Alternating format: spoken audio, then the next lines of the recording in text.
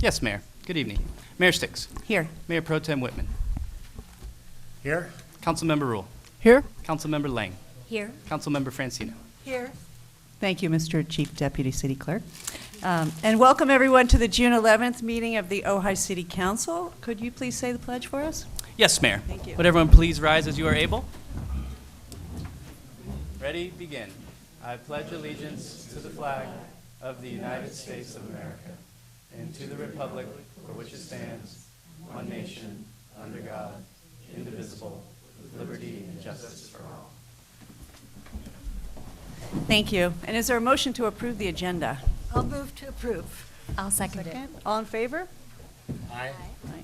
Okay, wonderful. Okay, we have no commission reports or presentations, so we will move on to public comment. And just a reminder, these are items not on the agenda, so we cannot comment on them. We can agendize them for the future. So we'll begin with Ron Solarsino, then Joel Fox, and then Tara Jeffrey.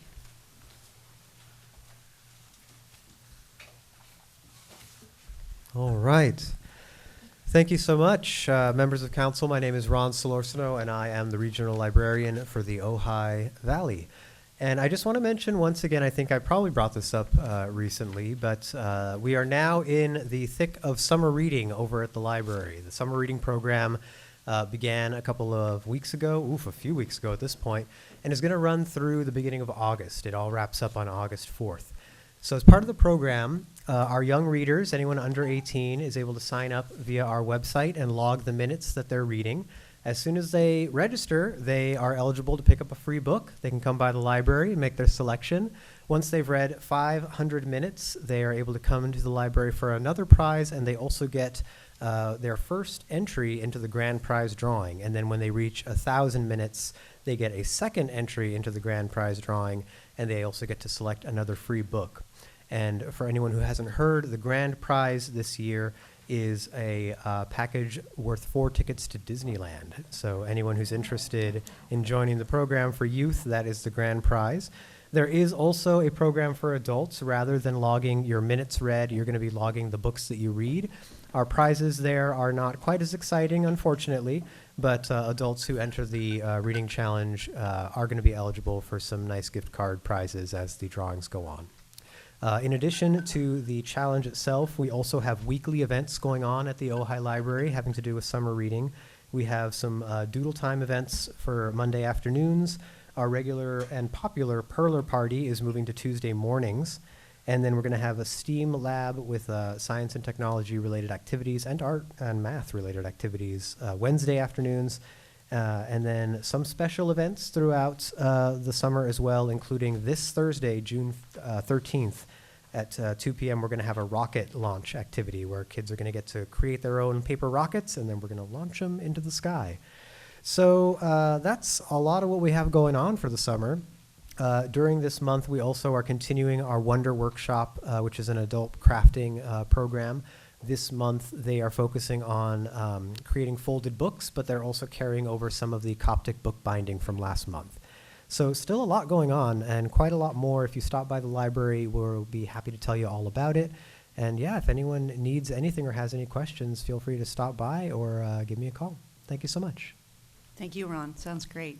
Next, we have Joel Fox, then Tara Jeffrey, and then Larry Steingold. Hello, I'm Joel Fox, and I'm a member of the Ojai Valley 4th of July Planning Committee. And I joined because I love the fireworks, I love the parade, and I've been on the board for about 7 years. In the past, there's been problems with budget. We've come up, it's been very thin. We're an extremely thrifty organization. We operate on a very low budget, and we're all volunteer. We're doing okay on that front, but I just wanted to bring it to everybody's attention who's here and who's listening to know that we need volunteers now. Some organizations in Ojai are doing great, such as the Music Festival. They have full-time staff, all year round. They're doing great. Other organizations, such as the Boy Scouts, are just kind of becoming ghosts. There used to be a lot of troops. There's very few left. And the 4th of July committee is down to kind of just a handful of people, like 3 or 4 people really, who come to the handful of meetings we have. And then on the day is also really very thin we need more people. So I just didn't want it to be a surprise next year if there's like, we have problems pulling it together, because it's just getting there. So anyway, just letting you know, that's what I have to tell you. Thank you. Thank you, Joel. Next, we have Tara Jeffrey, then Larry Steingold, and then Elena Pasquarella.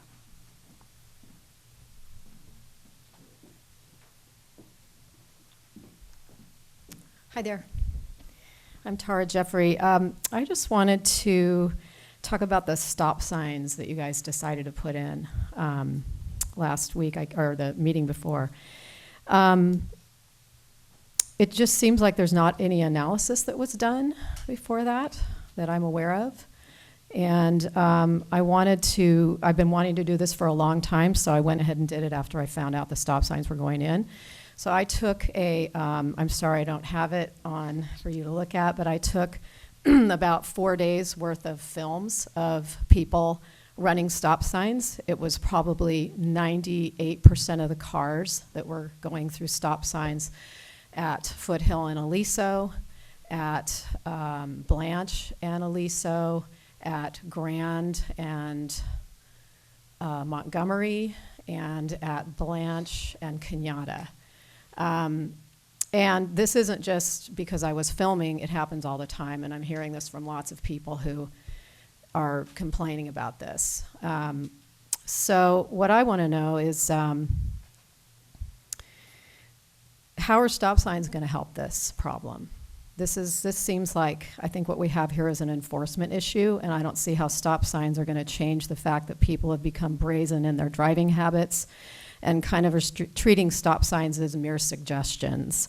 I know you already voted on it, but I think it remains a pretty bad idea and will adversely affect a lot of people who already try to avoid high-density traffic areas. Surely there must be a more creative solution to this problem. At the very least, an analysis needs to be done and/or the idea scrapped. You can start by vigorously augmenting the enforcement of moving violations, I think. So I just really encourage you to revisit this idea if it hasn't already gone through. I know you voted on it, but I know sometimes you bring things back. So please reconsider your decision. Thank you.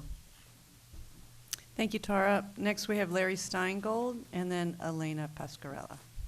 Good evening. Larry Steingold, citizen and voter. I've been chastised by asking questions online, and having an opinion. The budget committee that we don't have anymore, okay, is designed to advise, suggest, recommend, help. It's gone. You're now the budget committee. And I did hear that somebody wanted to put the budget on the consent calendar, which means it would go straight to consent and not for review. So I think we do need a budget committee, no matter how cumbersome, time-consuming, erratic. Ask Johnny Johnson to come back one last time. Come on, you can do it. We need somebody because you're voting for it. This gentleman and the city approved it or applied for it. And that's a good thing, all right, because that's the job of government, the machinery. But we need a budget committee because you're not all the answers. We need outside people to look and just give a suggestion. Maybe go, hey, maybe not. Maybe to find a typo and the math isn't right. I don't know. But we need something other than the people who vote on it and the people who created it, and nothing personal, okay, because that's the job, right, to run the government, to run the machinery. And regarding to Ms. Jeffries, last year or a year before, you talked about speed analysis, because Mr. Whitman said we need to have a study because we're liable if we do things just haphazardly. Where's the traffic study? I mean, come on. I mean, this is the business of government. You've got to do these things, the roads, the curbs, all this stuff, the homeless situation. But to go back, but we need a budget committee to see where the money's going to make sure it's all right, to help, to be an assist. So please reconsider putting a budget committee back on. Thank you, Larry. Next, we have Elena Pasquarella.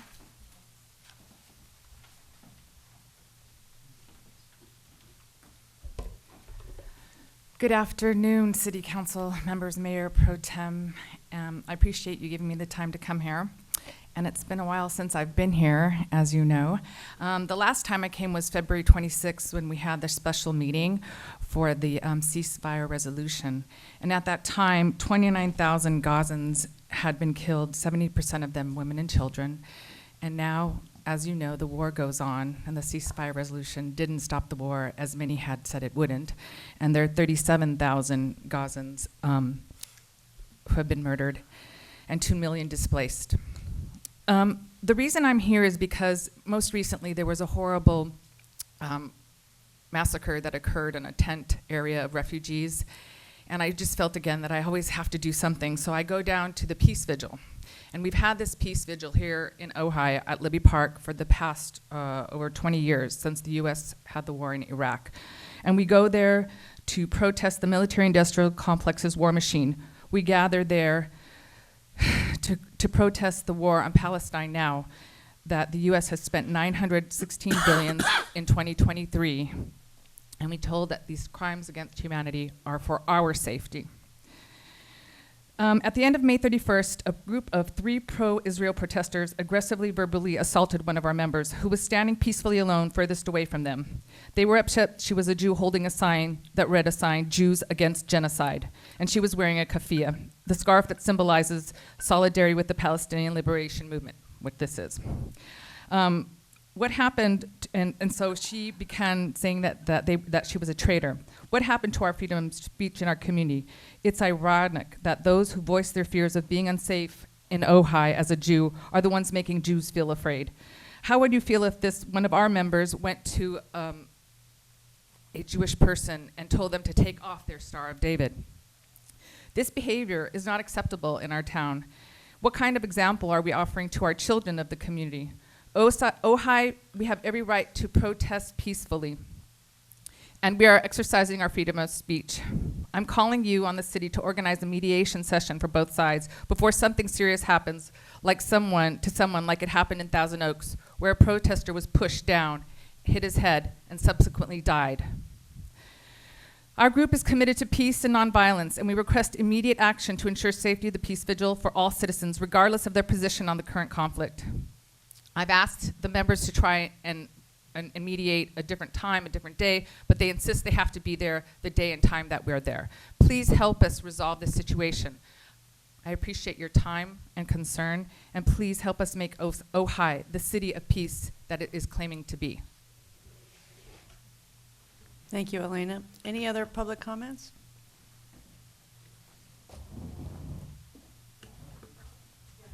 This is general public comments. Yep.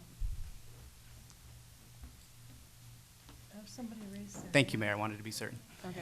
We'll give our Zoom participants just one opportunity to raise your I hand. guess we have one in the house. Weston. Okay. It sounds as if it might be about things we're going to discuss later on, but it's really not.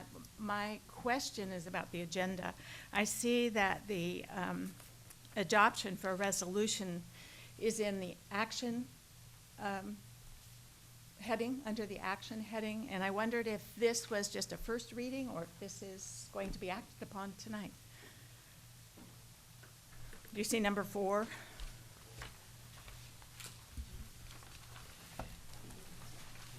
Mr. City Manager? Yes, Mayor, that recommendation from staff is for I just wanted action. clarification. Right. Through the mayor, recommendation from staff is that the city council direct us to enter into a purchase agreement on behalf of the city.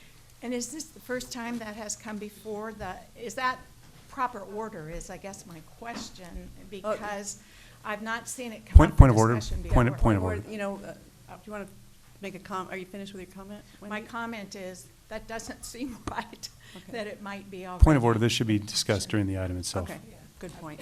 Thank you. Okay, any other comments online, Mr. City Clerk? No raised hands on Zoom, Mayor. Okay, all right, thank you very much. Well, we will move on to the consent calendar. Is there a motion to approve? We do have 2 public comments, so let's go ahead and take those first. First, we have Brian Akins and then William Wyrick, and these are both on 1F. So we're pulling 1F? Yes. Well, the council controls Yeah. pulling something, so Yeah. you could still vote on them all together, We're but you taking could take public public comment comment. first and then decide to pull something if you want. Hello, Brian Akins. I'm here on this item as the Chair of the Historic Preservation Commission. I just want to thank you for getting this resolved in the meeting 2 weeks ago and bringing it here for the consent item to move forward. I do have a candidate that put in an application last year that would like to be considered for this, and so as soon as we can find out who's doing the interviewing, if we can move forward on that. She did attend our last meeting, so always somebody wonderfully waiting to be on our commission. So thank you again for getting this and putting it on the agenda. Thank you. Thank you, Brian. Next, we have William Wyrick. Just a real quick comment on governance structure. There's a reason council members are always odd. Most boards are odd numbers. Because you don't want to have a potential gridlock situation in decision-making. Problem I have with this is, first of all, the nominating committee must unanimously decide. One person on the nominating committee can stop a nomination from going to council. I don't understand why that's just not a majority. Just my quick comment would help break up, amend that little potential gridlock issue. Generally, unanimous decision-making is not well advised because it gives any one person veto authority. Second, if the nominee fails to garner a majority of support of full council, it goes back to the nominating committee, unanimous again. Back and forth, back and forth, and back and forth, potentially endlessly, if the majority of council cannot agree with the nominating committee. I would suggest at some point the council ought to be allowed to proceed with a nomination approval after a certain number of tries or something. Otherwise, you could just be circularly going on forever, potentially. Thank you. Thank you, Bill. Any comments online, Weston? No raised hands on Zoom for our consent calendar, Mayor. Okay, great. All right. Is there a motion to approve the consent calendar? No, actually, I wanted to discuss Yeah. item F. Okay, all right. Is there a motion to approve everything else? I'll move to approve everything else. I'll second it. All in favor? Aye. Okay. Mayor Pro Tem? Yeah, so I think the method of selecting vacant commission seats is ill-advised. So I'm advocating that we keep a simple process, allow a council person whose turn it is to nominate a commission member and require that any nominated commissioner receive a majority of council support. There's a legal maxim that says bad facts make bad law, and the meaning of that is when we strictly apply sound legal principles that end up with a special hardship for somebody, oftentimes the law tries to create exceptions, and the exceptions end up in bad law. And I think that's what we're doing by making this convoluted method of selecting our commissioners. I respect that the commission members and commission chairs want to have some degree of autonomy or authority in the selection process, but I would expect our council members in making their nominations to speak with and give due deference to what they hear from those commission members, not just chairpersons, but commission members. So we heard that commissioners were upset because prior council members had abused the selection process in their perception, and they abused reason by making appointments to commissions without regard to the best interests of the commission and how it operates or the best interests of the public. We also heard that in our first foray into a new selection process, a council member upset because their selection for a commission was rejected by a three-council majority. And I was part of that majority, and that vote was based on one factor alone. The rules for selection of the Planning Commission in particular include the following statement: at least 2 members shall be chosen from persons having distinctly separate training and experience from the fields of architecture, art, building, construction, civil engineering, land use planning, land use law, urban planning, or landscape design. So a city council majority believed that among the applicants for the commission, only one person met the qualifications. And that, what, at least my understanding, was the only reason that there was a rejection of the selection and the putting forward of the person who we thought met the qualifications. The applicant had a master's degree, the person who was not selected, that the majority of the council wanted to appoint, had a master's degree in community planning from Harvard and had worked as a municipal planner for multiple decades, and had actually served on our planning commission for 4 years. And from everybody, but the commission chair, I heard that she was a fantastic planning commissioner. I've seen her in work, I've seen her at work. Was a really great asset for our community. So none of the other applicants, including the one that had been nominated, met the qualifications that I just quoted. So the selection process that is proposed allows a commission chair to effectively prevent or veto someone who the majority of our council believes will best serve our community. And I don't think that that is a proper rule for us to adopt.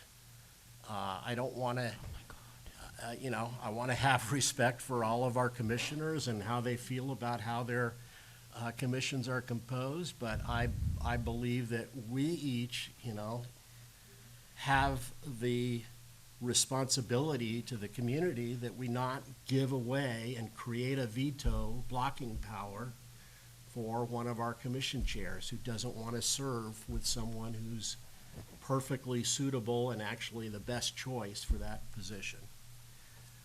So I don't think I have a majority support for changing the rules again, and I'm as tired as everyone is of this topic. But I'm just making a record that I'm going to vote no on adopting these 5 ordinances that we have. I think there's a lot of other things that are wrong in what's been drafted, and a lot of that, and I'm talking about the stuff that's been added in because of commentary that was made at the last meeting. But I'm not going to make a motion for us to do something else because I don't think I have the support, so I'm just going to say I'm going to vote no, and that's why. Through the Okay. mayor, please. Yep, Councilmember Rule. So with all due deference, Councilmember Whitman, I have to say that you've completely misunderstood the situation. First of all, while it wasn't in the ordinance, we agreed that a majority of the committee would bring forward the nomination. This was pulled off of consent. There was no way for the other members of this commission to know, of this council, to know who was the best qualified. They didn't see, they weren't part of the process. I was put in a very bad position because I had very good reasons for rejecting the candidate and choosing the one that I did, who, by the way, has land use law experience, but none of that actually came up because it was a favored candidate who was put up and there was not due diligence. The council members on this council did not have the resumes of the people who had actually applied. They did not know their qualifications. They did, I think both candidates, or at least one candidate, called each council member. But to pull something off of a consent calendar and then to vote on it with no ability to in any way share information was the primary problem.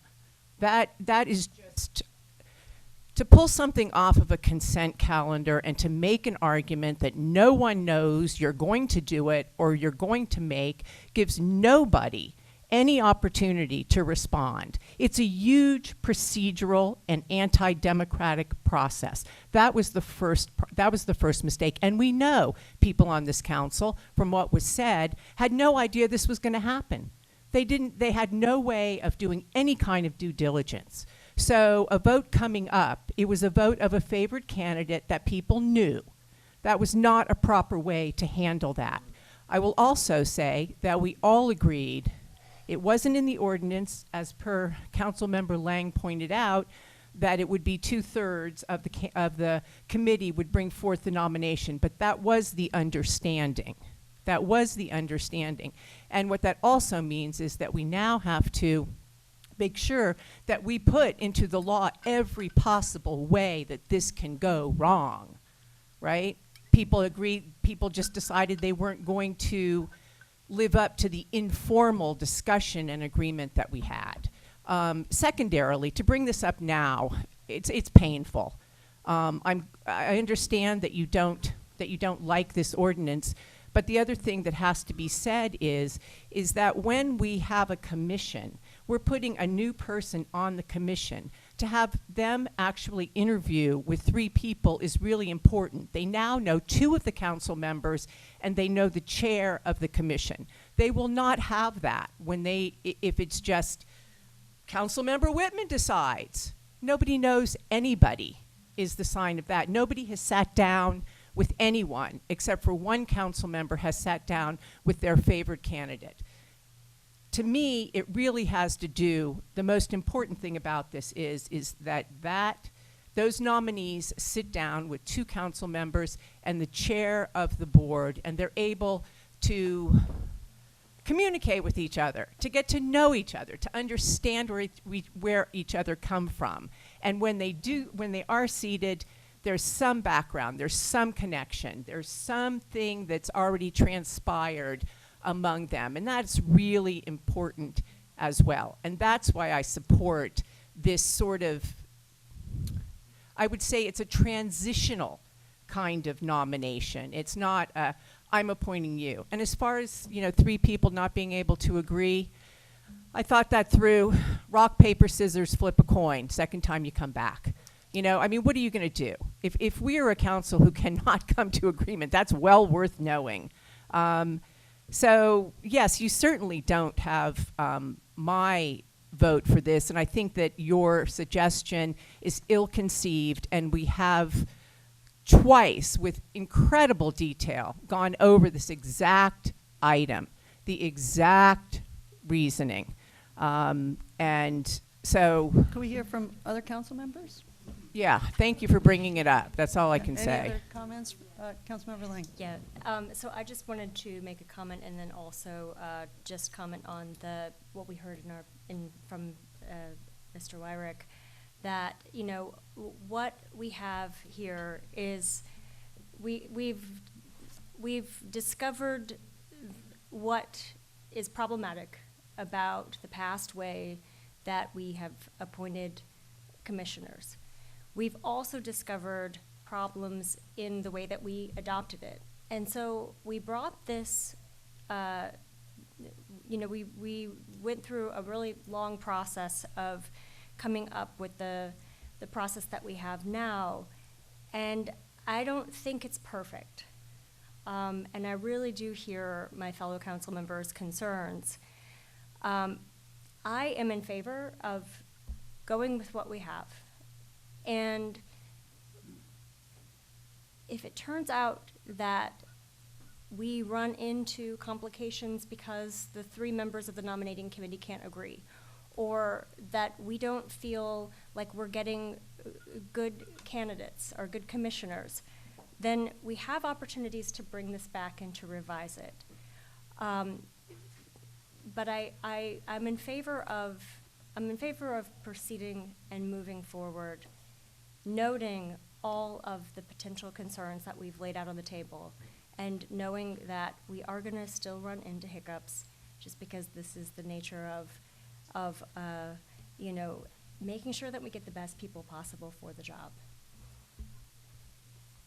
Member, do you No, want I'll just say there is no perfect process, and it's all an experiment. We'll see what happens. I really like, you know, part of me is uneasy about requiring the majority of 3 versus 2 and, 2. But I'm curious to see if this council can, its motivation for trying to find, it's motivation to work together.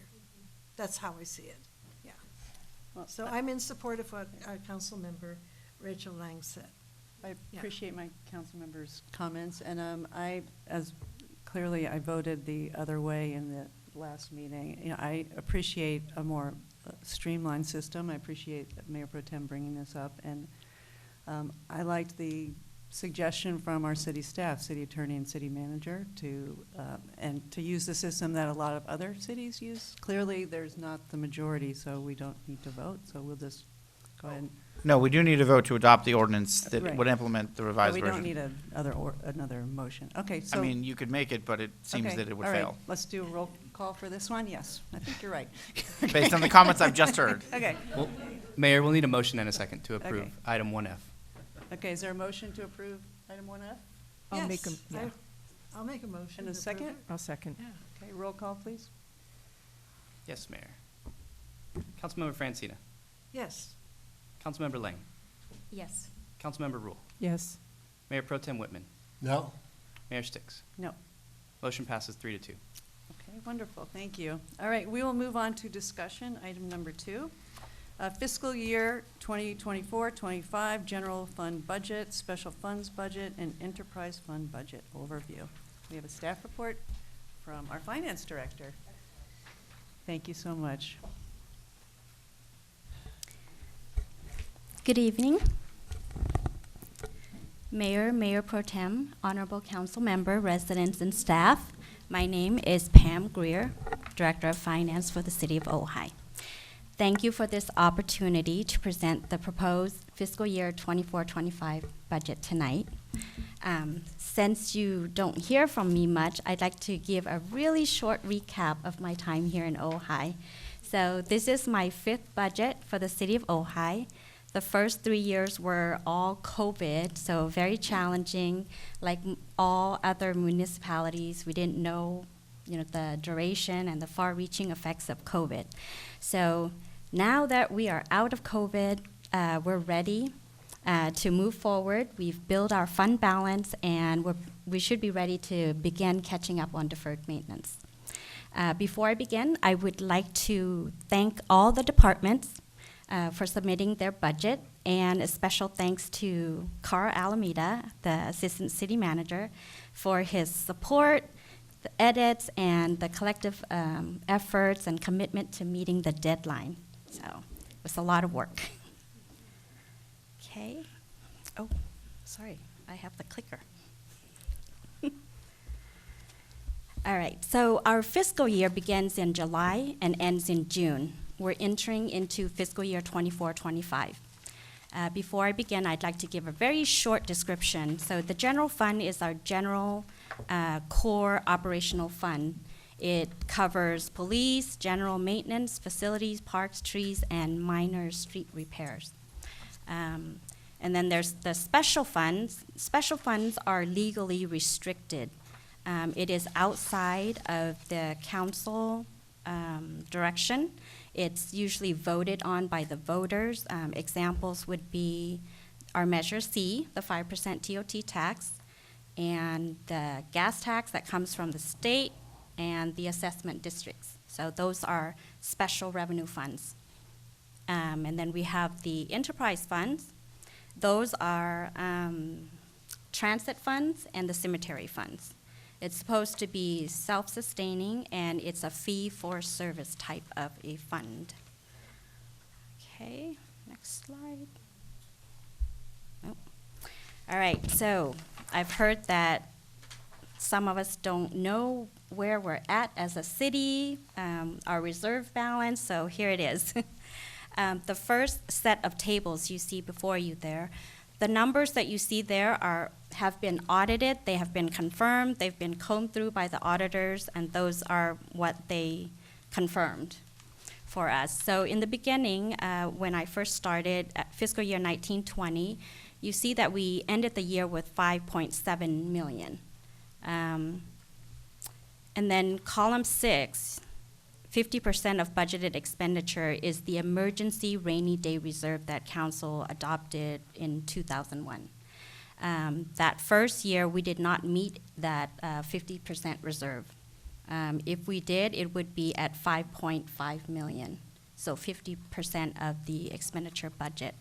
Second year, fiscal year 2021, we ended the year with 8.6 million, and we were still short of the 50% budgeted expenditure by about 500,000. And then this last 2-3 fiscal year now, we've finally met the 50% plus extra unallocated, unreserved fund balance. So that's something that we could reallocate, think about. This current fiscal year, we're starting the year with 17.9 million. So the estimated revenue, if the estimated revenue and expenditure come in as expected, we should end this fiscal year with 20.7 million. So you still have to back out the restricted money, which is externally restricted outside of City Council. We will still have our 6.3 million for the 50% reserve with a 13.2 million unallocated. So if everything comes as expected, we're in a very good position. This next fiscal year, with a balanced budget starting at 20.7 million, we should end with 20.7 million as well. And then we still have to back out what is estimated as restricted. Okay, so this is what this table represents. Okay. Now, how did we come up with the proposed budget? So, part of the council priority is ensuring fiscal stability. How do we accomplish this in this budget? We are conservatively estimating revenue. If we get more in, yay. And then listed there is our top 3 revenue sources: the TOT, transportation, transit occupancy tax, property tax, and sales tax. And then the cannabis tax, which was implemented in 2020, November of 2020. We have 3 retailers in town. It's trending down right now based on competing other retailers in the neighboring cities. And then there's the bigger items, part of our revenue that are the larger items is revenues from other agency. Within this category is the motor vehicle license in lieu fee. It's a good source for us. Now, what else do we do that is not revenue related? So we've been paying into a 115 savings account to be used when the actuarial try to figure out how much we should pay based on what we have as the liability. They take into consideration, here's your liability and here's your asset. So and then they figure out, okay, how much we should pay, how long people live, all that other consideration. So the city has been paying into the OPEB, which is the other post-employment benefit. It's retiree medical. We've been contributing $100,000 per year into that particular fund. And then the unfunded liability portion, we started this about 2 years ago, paying into it about $100,000 per year. And this budget includes $100,000 in each of those. And I know that there has been question about how much do we really owe in pension. So And it does change based on how, whether you, the investment does. So right now, it is at 23.3 million for the pension liability.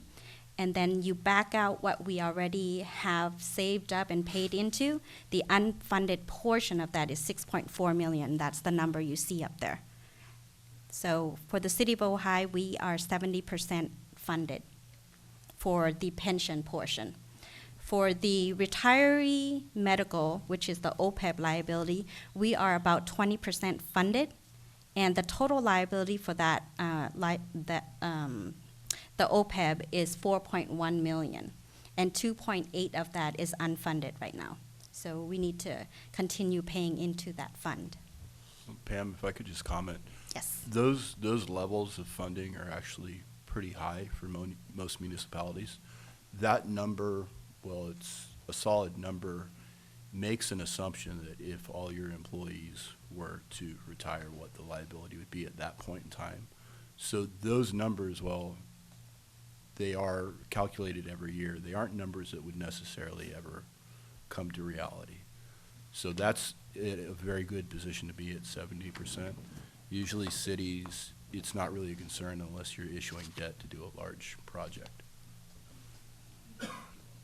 And we don't have debts outside of this pension OPEB, meaning like a bond, where most cities, they issue bonds to pay for stuff like this. And the last point, if I could jump in, the pension liability and the other post-employment retirement medical liability isn't due all at once either. These are very long-term amounts owed to the pension programs and the retired employees. So they're a little bit different than your household mortgage, say, that's eventually due in 30 years. These don't have an end date. As long as we stay a member of PERS, as long as we stay a member of the OPEB programs, then we make our annual payments. Then that's the amount we owe in full, but it's not like we have to pay 6.4 million tomorrow. Okay. Other priorities that guided the budget process is strengthening our infrastructure. And how did we do this in this budget? Well, we've budgeted a lot of money, more money, into street resurfacing, your parks maintenance, replacement of vehicle facilities maintenance. So that is included in this budget. And then the last item that guided the process is increasing organizational efficiency. How are we doing this in this budget? We are including investment in technology. We're buying new software so that some of our processes are not manually created like this budget. It's all in Excel and Word. So that's also in this budget. And then investing in our staff by sending our staff to training and developments. Next. Okay, 15-year view of what the tax revenue looks like for the city of Ojai. The top line there is your 10% TOT tax. And then the darker green line below there is your 5% TOT tax. That was implemented in June of 2020, even though it was passed in March. Because of COVID, council decided to delay the implementation. And then the pink line, oh, it looks purple up there, sorry. That is your property tax. And you can see from there, which of your tax revenues brings in more money. And then the brown color is your sales tax. And then the very line at the bottom there, it looks red on my screen. That is your cannabis tax. So, Can I ask a question now, or should I wait? I'm hoping I can get through Okay, it, I'll wait. and then hopefully I can answer some of your questions. Okay. Okay, so I will move fast. This is a summary, bird's eye view of all your, two things. There you go. The green is your revenue, and the red is your expenditure.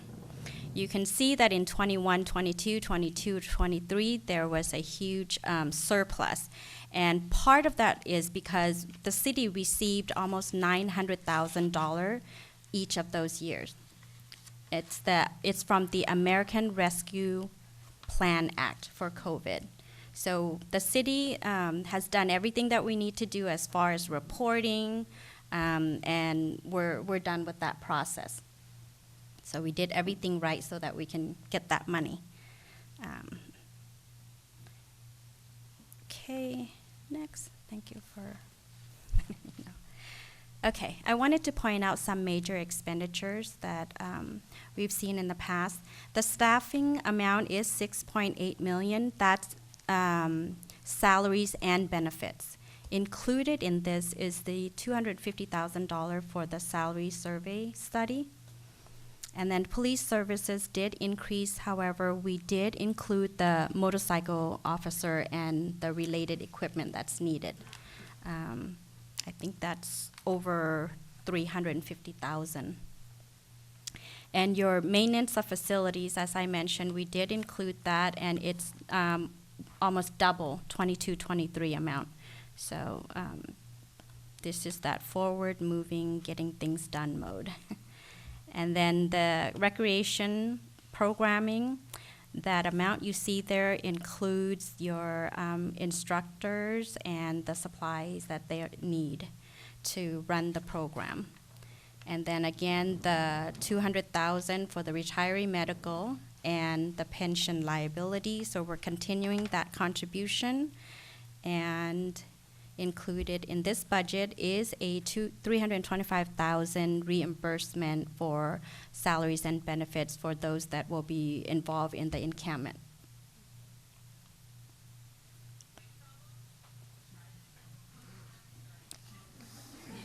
Okay. Other notable items.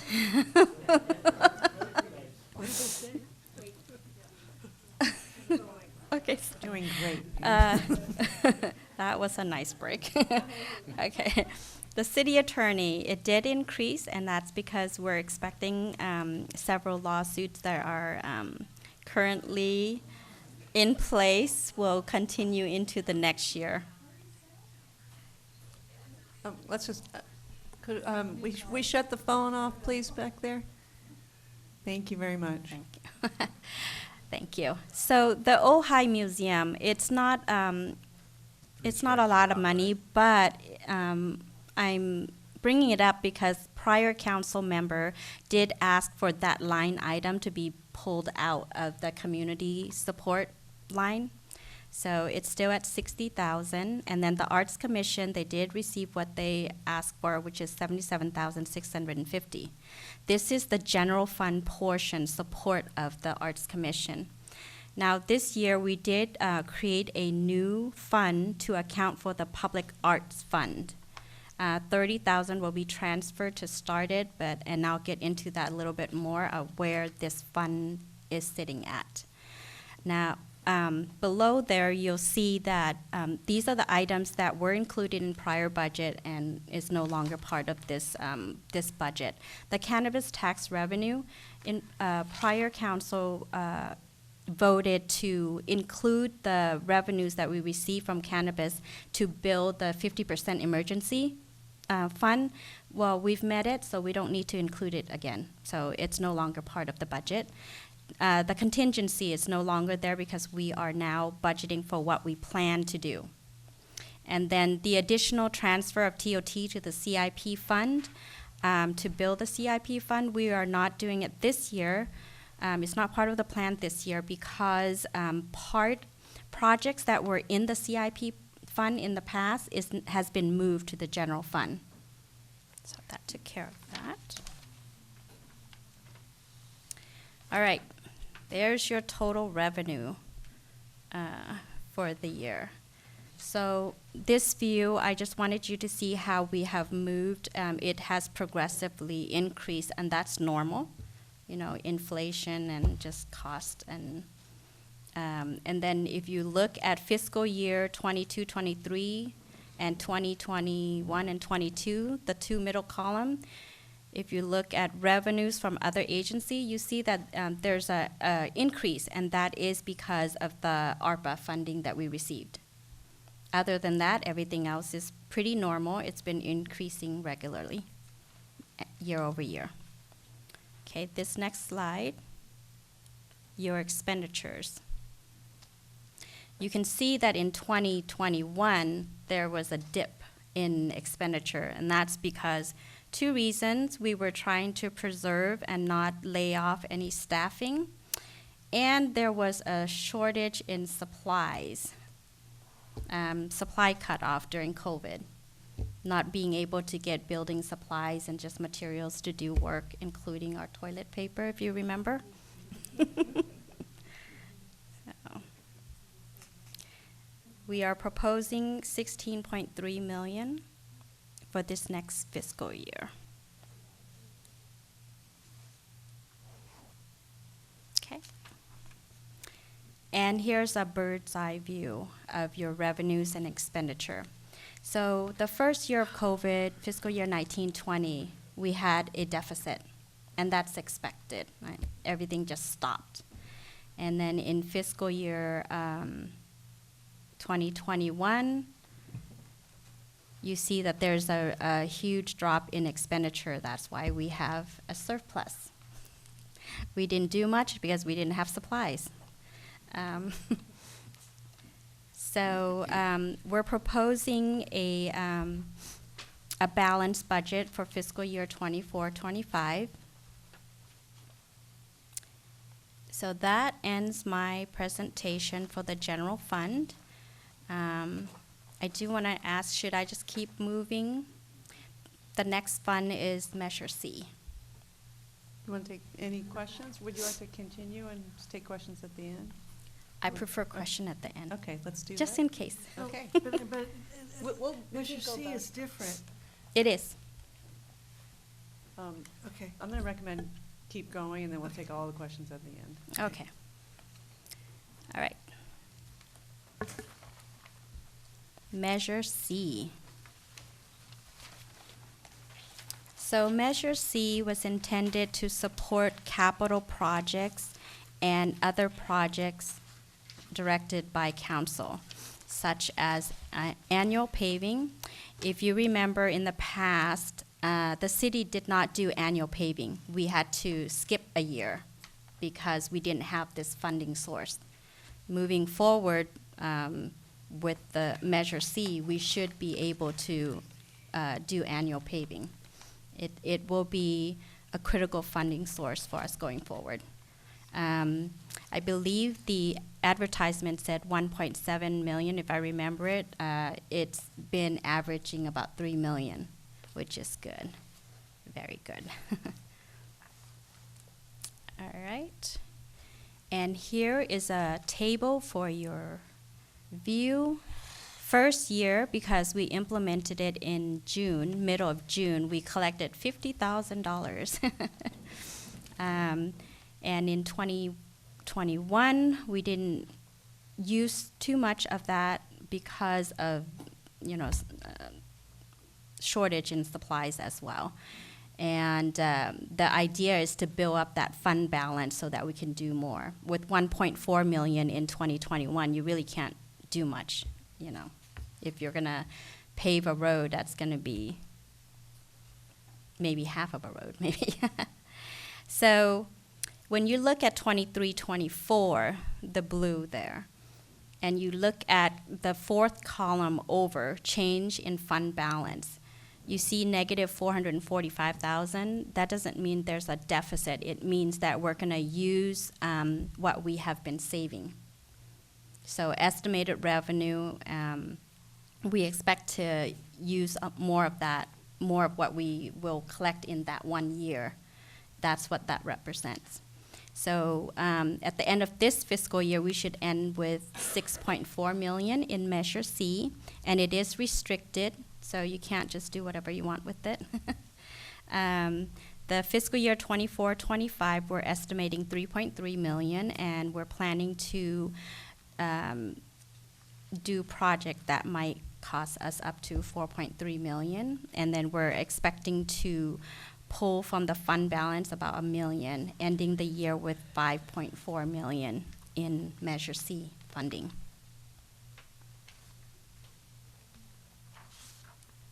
Whoops. All right, so this is the equipment replacement fund. We've planned about $1.3 million in expenses. That includes about $173,000 in electric vehicles and about $400,000 in a new bucket truck, and then about $60,000 in getting a new John Deere Gator. So some of the other items that you see on there are technological improvements for staff and the city. For finance, we're hoping to implement a new ERP system so that some of our processes can be less manual and more efficient. And you can see on the right there the funding sources that, based on the type of activities and purchases, some will be covered from Measure C funding. And transfer from other funds mean that it might come from general fund, it might come from some other funding source other than the equipment fund or Measure C. All right, so this is that new public arts fund that I mentioned earlier.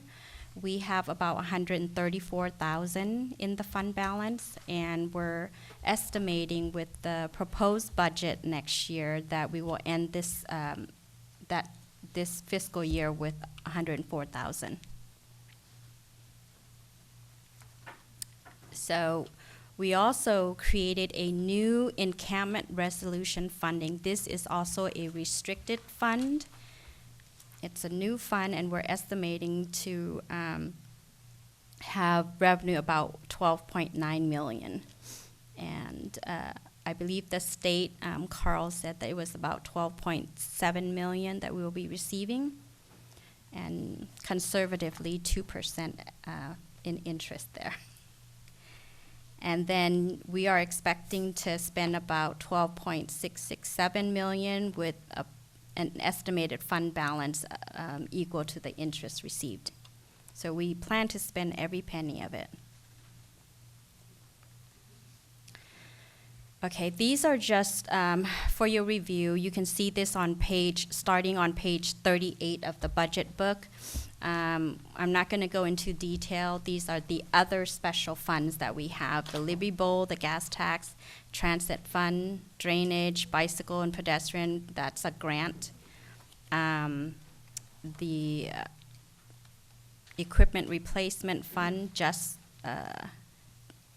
for that purpose that the city set up. Your different assessment funds.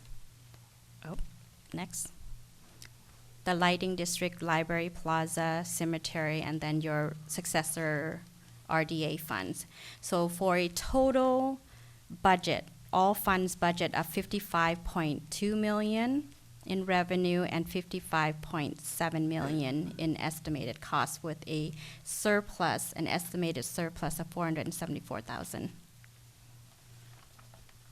Almost there. That's great. Okay, and the next 3 slides is only a review of the CIP. The CIP was presented by the Public Works Director. I believe she's online if you have any questions, specific question. This is just to show you. It is on page 40 of the book, or section I of the budget book, if you would like to look into it. And this is another view of the funding sources for the capital improvement program. And this is your fund balance. You start with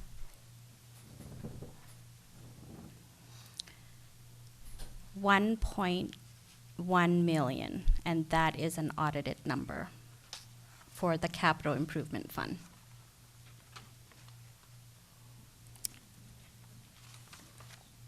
That ends my presentation. Thank you so much, Pam. That was wonderful. Very detailed. Any questions from council? Here I am. Council member? Okay, so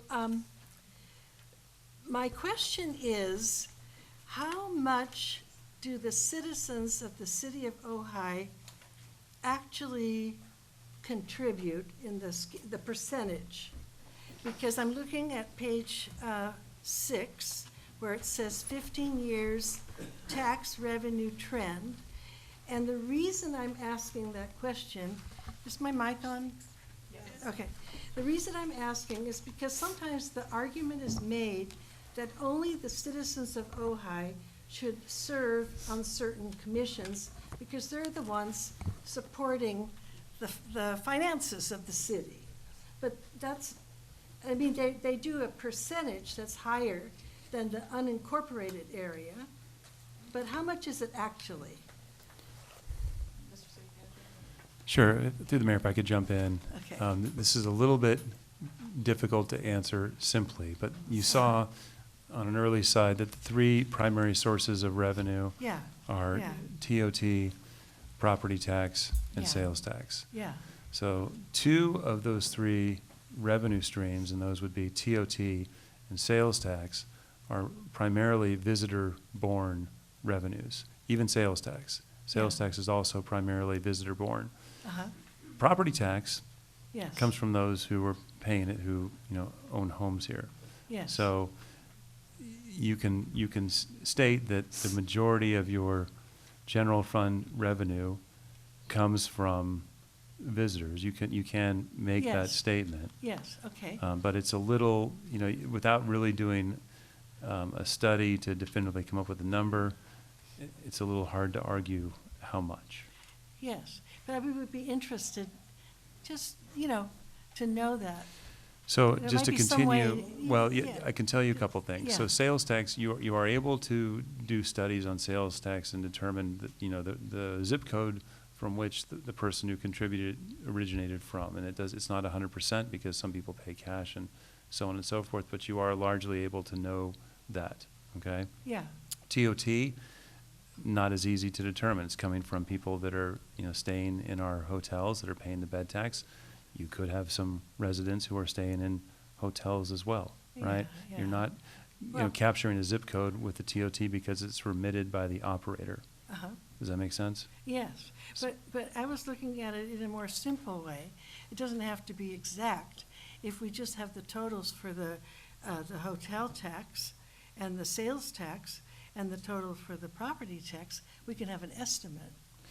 You can make an argument that the majority of your general fund revenue, which as you saw from the presentation, is not all the revenue you receive, but you can Yeah. make the argument that the majority of your general fund revenue is visitor-borne. You can make Yeah. that argument. Okay, I'm happy with that response, thank you. But I have another question. My understanding is that the gas tax is, I don't know quite how to ask this, but with more and more people using electric vehicles, there's a change in how that's going to play out, right? Because now they're losing less gas tax. That will probably affect the total received, but I'm sure there's a way well, that would be through the EV chargers. Uh-huh. Yeah. There are some options for the city to take a look at with the right sorts of voter approval to tax electric vehicle charging, to replace some of that lost gas tax revenue. Whether or not to do that is a policy question, because certainly our climate goals may promote Yes. electric vehicles, thus that's Yeah.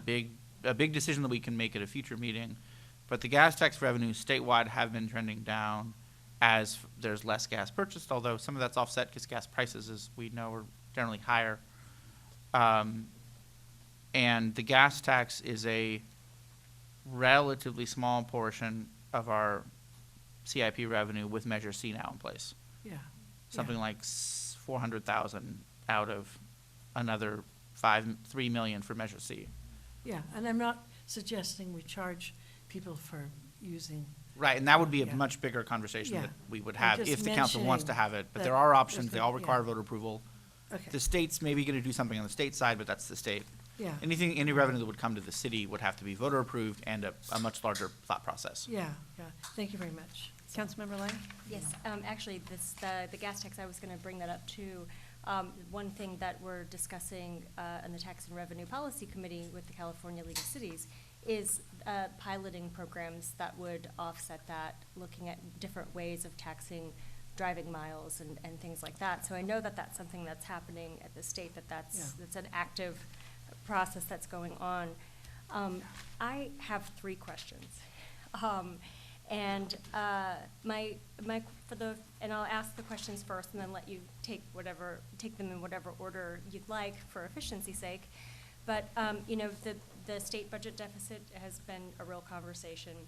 And, you know, we don't know the potential impacts on cities of the state deficit and the ways in which the state's gonna make up for that. So my first question is, you know, do you foresee any challenges or I know most of our budget isn't dependent on state grants and funding, but is there any awareness about the ways in which they might try to add fees or taxes to cities? So that's my first question. And do you want to just, I'll let you respond to that. So I've heard that, not that this would happen, but I've heard some talks about the state possibly increasing sales tax.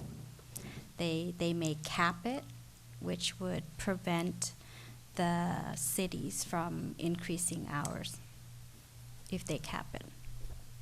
Thank you. And I forgot to start by saying thank you so much for this excellent work. It's really,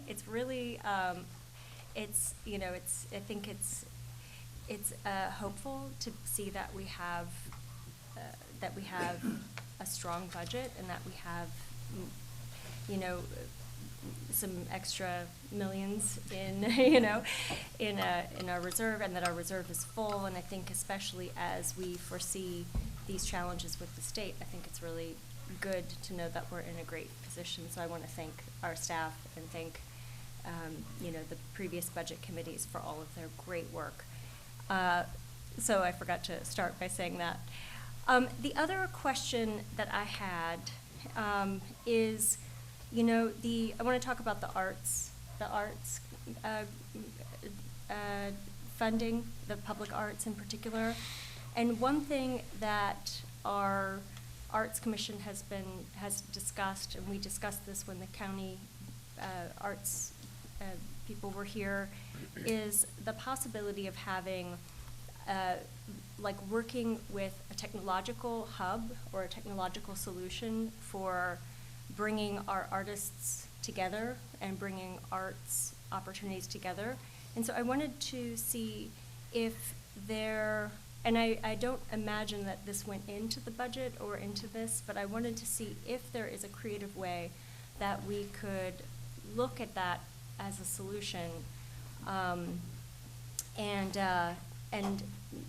you know, work with the Arts Commission to really bring the arts more into a central focus for us. So I'll take that through the mayor. I might recommend that we're recommending that you introduce your budget tonight. You come back at your next meeting with some minor adjustments and adopt it. After adoption, we would like to have a bigger discussion, and it was called out on a slide, but it wasn't really mentioned, that we'd like to discuss the $4 million delta that you have above the 16 million general fund expenditure reserve. And I think that would be an opportunity to talk about how you want to expend that money, or if you want to expend that money, you may not. Okay. So that would probably be a logical Great. place for that. And you're right, we did not budget anything in the budget for something like what you described. Okay, thank you so much. Mhm. And then finally, and I talked with the city manager about this today, but I wanted to just ask this because we've had a number of questions come in about climate. And there has been some disappointment expressed by members of our community with regard to climate not being a major priority in the budget. And the city attorney assured me that there are climate measures in here, so I wondered if I could just hear from you about that. Sure. Through the mayor, what we'd like to do, a couple things, couple recommendations. First of all, in this budget, there's approximately $1 million that's being spent on climate-related measures. If it's, capital improvement, if it's a vehicle, if it's a change-out of equipment, et cetera, et cetera. We would be happy to take council direction and come back prior to proposed adoption of the budget and give you a list of all those items, where they are in the budget, and provide you a total for that. I would also recommend long-term, and this would be following the budget, because I've now heard from several of you multiple times an interest in trying, and it's good. It is one of our goals and objectives, but what is unclear is a target. And so one way you can do that is you can establish a policy that says, in the budget, we would like to achieve a number or a percentage, so that we have something that we're trying to hit. Now, keep in mind, you also saw from the budget, what is the budget primarily made of, the general fund? Well, it's primarily made of monies towards salaries and services. So you do have money coming in from Measure C, and also other parts of the general fund that you could push towards that, but you don't have a giant amount of money. So you can't just simply say, for instance, I want 30% of the general fund to be towards climate. Well, you could, but if you did that, there would be ramifications. It would be probably a reduction in service, because you're primarily paying for people to do work, or you're contracting for a service, like the sheriff. Other questions? Councilman? So I'm, and we don't have to go into this. Thank you. The Public Arts Fund, a new fund that's restricted in nature. So if it's a new fund and it's restricted in nature, I'd like a little bit more information on what that new fund is, and how it came about. So that would be one thing, because you and I had a conversation about the arts and the arts budget and those kinds of things, and I'm assuming that was integrated into this, but I'm not sure that it was. Not that I'm saying that it wasn't. I'm just saying I don't know. It was like 2 weeks ago. That's pretty short turnaround. So I think a little bit of information on the Public Arts Fund, and then we also discussed Ojai Day and how that interacts with the public art, and whether or not it lives in Ojai Day, or it is at the discretion of the Arts Council to involve the arts in that. Yeah, so I am interested in what the new fund is, though, but we can take that offline, or you can explain it very briefly. Sure. No, I'll just take that really quick, Mayor, if I could. Actually, Mr. Alameda will explain the new fund. Okay. It's not any new revenue, it's just a new apportionment, if you will. But just quickly to speak to your other comment about Ojai Day, this is also the time, if the council wants money earmarked for a certain purpose, we are looking for your suggestions. We're hoping they're largely minor in nature as we move towards proposed adoption. However, it is your discretion to change anything. It is your budget. And you also can tell us if you want additional meetings and that types of things. Thank you. Right, and so just really briefly to the council, I had asked for a line item in the Ojai Day budget for the mandala, just because it's been, it wasn't chosen to be funded this year, but because of the way that we did the funding, it got funded. But to me, that is the primary example of public art and community involvement and education and all of that. So I did speak very briefly with the city manager about potentially just having a line item in the Ojai Day budget that would move that forward de facto every year, because I think it's really important. So that was our discussion. It was very brief, but I will bring that back, or it will get embedded, or whatever. And if I could just jump in one last time, I do believe that the amount that was discussed was de minimis. It was less than $5,000, probably closer to half that amount. Yeah. Okay, any other, Mayor Pro Tem? Oh, I think Carl was going to answer a question, and then I had a couple other questions. Sure. So on the new Public Arts Fund, there's actually per se no changes. It's just delineated in a different fashion. So the Arts Commission, just as all commissions, still exist in the budget. It's on page 129. So those activities that are now kept with the Arts Commission are items that are general funded. So the big one being the arts grants, some of their programs, the series they do, the educational things they do, they all still exist in the general fund. Where I found there to be a very large degree of confusion amongst staff and arts commissioners was the 1% for public arts. When there's a project that comes forth, a development project, they have to pay a certain percentage into the public art fund. That formerly was housed in the general fund, which is not a great way to do it. So now we're taking it out because it is a restricted use, unlike the general fund. It now has its own fund because there's limited uses that it can be used for, the acquisition of public arts, the maintenance of public art. So that's why it's bifurcated now. That makes perfect sense, thank you.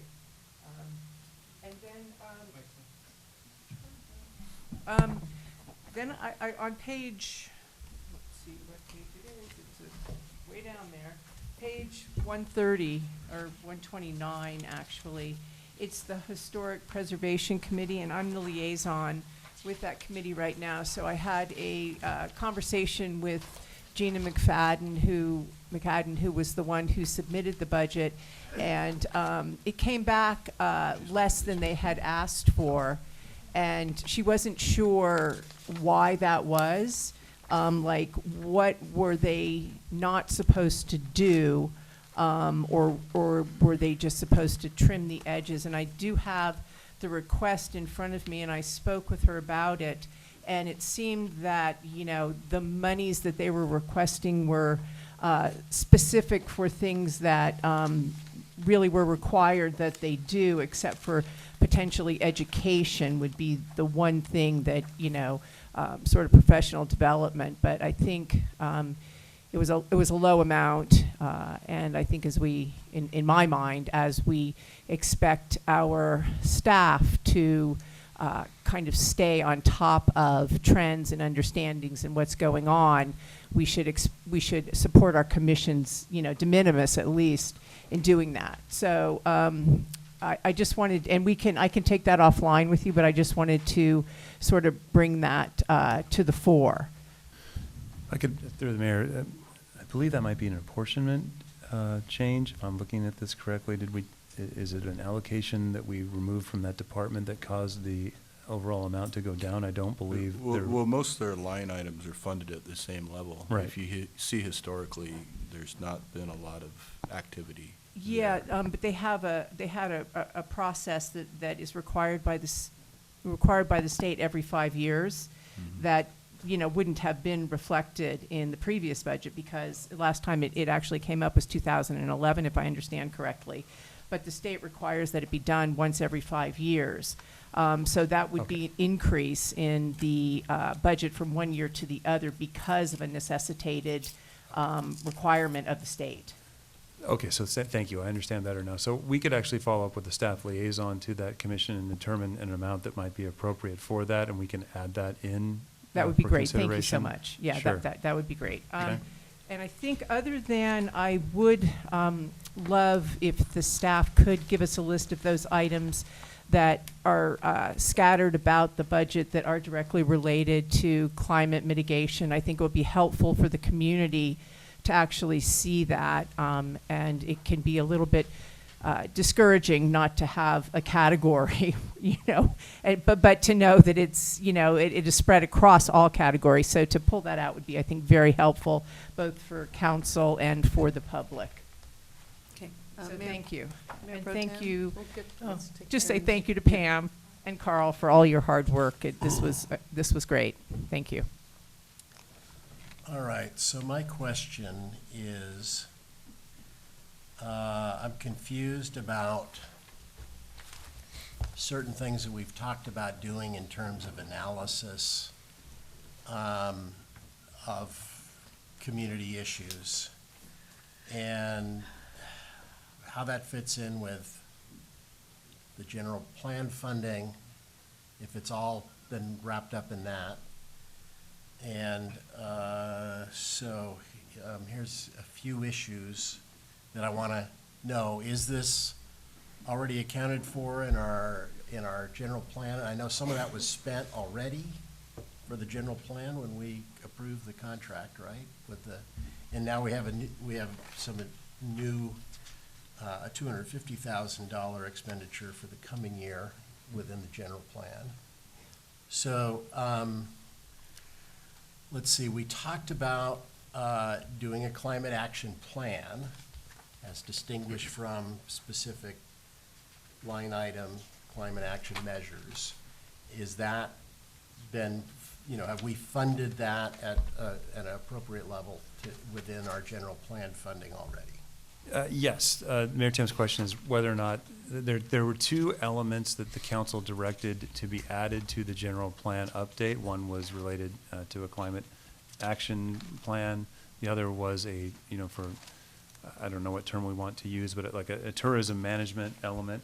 Those are both within the prior directed general plan update, and those are both elements that you will be receiving for review. Those are underway. Okay. And then my next plan is, or my next question is, and I guess in follow-up on that, it'd be nice, I would love to see it kind of broken out, and I'd also love to see the climate action measures, broken out so people can not just see as a bulk number, we're doing these things attached to that.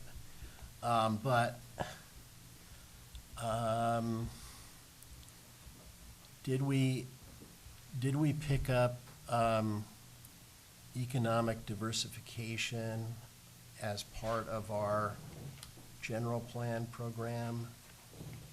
I believe that's going to be addressed through the tourism I'm calling it, the working title I'm using is probably poor, but yes, tourism management, economic development.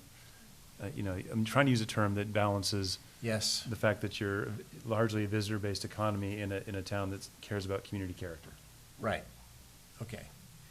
And then, so do we have, in general, money budgeted for,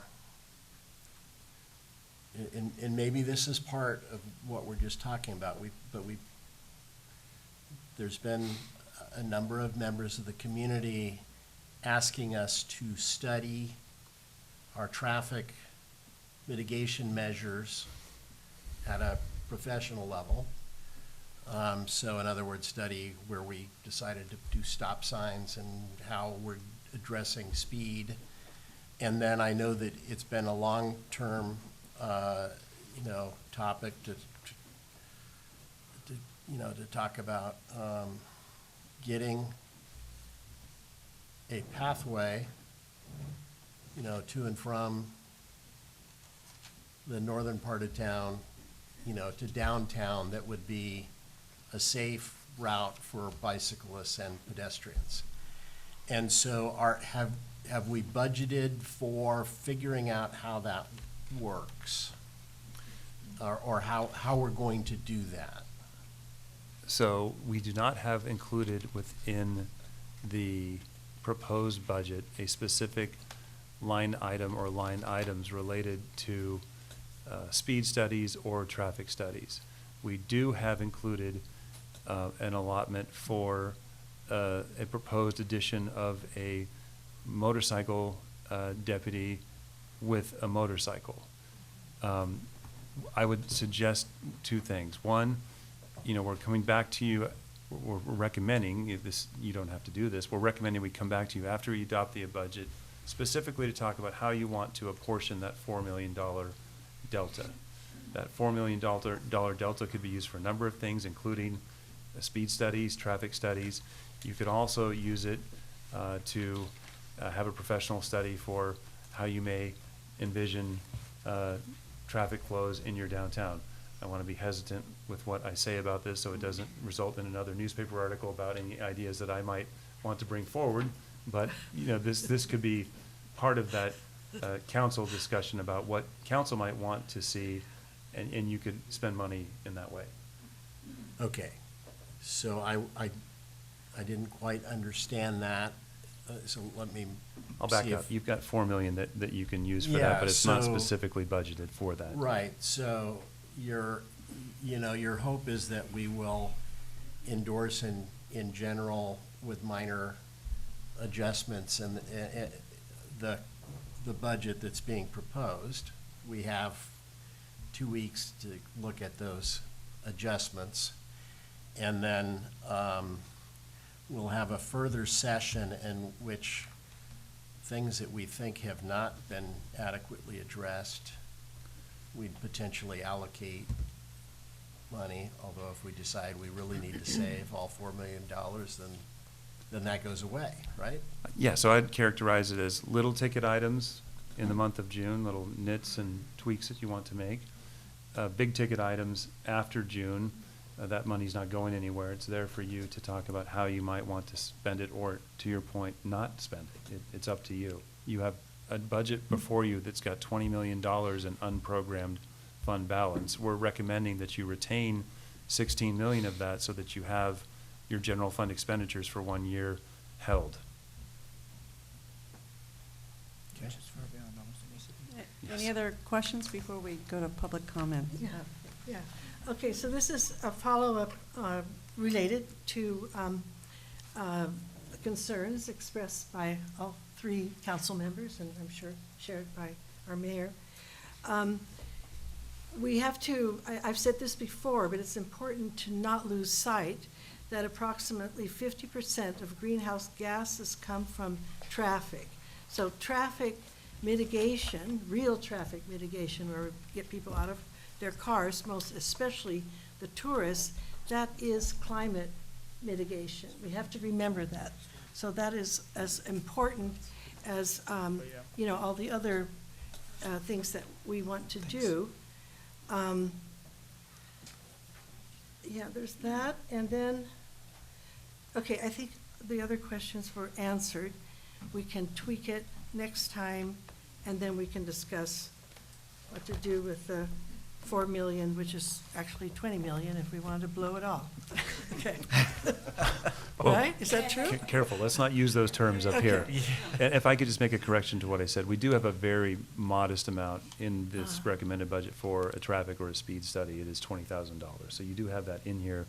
If you want to do something much bigger where you're looking at your greater streets in general and pathways east and west and north and south and that type of thing, that would probably not cover that entire amount. Yeah. And maybe while we're on the subject, studies show that. Remember, life- we're in questions, though, not comments. Okay. Okay. I'll wait. Okay. All right, well, I want to thank the council for asking such astute questions, and it sounds like we share a lot of them, so that was really helpful. Yeah, you have another one? I just have one more question, and that's just because we heard it in the public comments. But I was wondering if you would mind just reminding us of why we didn't go with a budget committee this year? Oh, yeah. I wanted to ask. Good, thank you. It's my belief and the belief, of most city managers that the city council is the budget committee. We spend the most time with you. We bring you up to speed on what the operations are. You're the most aware of the functions of the city and the ins and outs. You get a weekly update from me. Most of you are in daily contact with me. And so you have some familiarity of our operations and our needs and the unique structure of government fund accounting, which is different than private sector accounting. It's my belief that, going first to an outside group of citizens, and plopping this down in front of them and asking for input, you can do that, but you've not spent the time with them. They've not been brought along the way to understand all the various challenges and concerns and ins and outs that you are apprised of every week, and so they're really at a disadvantage. It's a very, they're looking at things from a 100,000-foot level. You as our policymakers are much closer. You're probably more at the 20,000-foot level. So we could certainly, reconvene that. You'd have to decide who amongst you would serve on that committee. We'd have to ask members that have been on it if they wish to remain on it. But I would say that that's really the city council's primary function, is that you are the budget committee. You are the most informed and the best prepared to do that. And it's not something that people can just step into and necessarily make an educated decision about, because it is unique. Government fund accounting is not like private sector accounting, and you guys know the ins and outs of the municipal corporation. And along the same lines is, I mean, it's pretty common practice for cities not to have budget committees, from what I understand, or This is the first city mixed? I've ever been in that has had something like that. Okay. Now, sometimes they're from the budget, sometimes from the city council itself, it's common to have a city council budget subcommittee, and that's, the council would designate, 2 members to serve in that role. That is very common. And subcommittees meet with staff and offer recommendations. That's very common. But having an outside group that's not even, an official, it's not like your other advisory boards where you're putting it through the normal paces. It's just a strange animal. And again, it really puts the folks on that committee at a disadvantage because they're not receiving the information that you're receiving on a weekly or daily basis. Okay, thank you. How about we wrap up quickly? Yeah, I just Okay, have- what, 2 more questions? Go ahead. Yeah, Councilmember. so on page 76 of 195, and I'm always interested in this, is property taxes. So it looks like we get... Need your microphone, I'm sorry, Councilmember. page 76? Oh, well, can you hear now? All right, right on. So property taxes, gotta love property taxes. So page 76 of 195, there is the property tax trend, and it says that proposed in 2024 will be 3.025 million, and I assume that that's the amount that we get. And then down below, it says, where does City of Ojai 1% property tax go? So what I'm understanding is that the 3 million will round down. The 3 million is 1% of property taxes that are collected for the real estate in Ojai. Is that correct? Because it says, where does the City of Ojai 1% property tax? What does that 1% refer to? I'd like to have the finance director respond to this because I can see why there might be some confusion on this. Pam, you want to take that question, please? Yes. So the value of all the properties in Ojai get taxed 1%. Okay. Okay, but we do not, the city of Ojai does not receive the entire 1%. Right, that's what So, I'm questioning, yes. So part of the 1% is allocated out to various organizations, and it's the image that you see below there. Yeah. That's the percentage that the 1% is split out into the various the county flood zone, the library, Ojai utility, general county fund. Right. They get 16%. We get 12.6% of the 1%. Okay, that was my property tax. question. So 12.6% property owners, of the property, 1%. here, I'm gonna recap here, Oh, sorry. just so I'm clear. Mhm. Okay, the property tax in Ojai is 1%.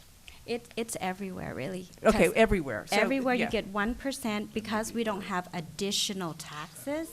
Ojai we only tax 1% of the total value. Right. Yeah. Okay, so 1% of the total assessed value, Mhm. whatever that may be. Yes. If you've lived in your home for 40 years, it's not what someone who Right. bought the house next door. Anyway, 1%, and of that 1%, 12.6% is what comes to Ojai. Yes. Okay, that's just my question. That was really what I wanted to know. And does Yes. that 12.6%, is that 3.25 million? Yes. Thank you. I got that clear.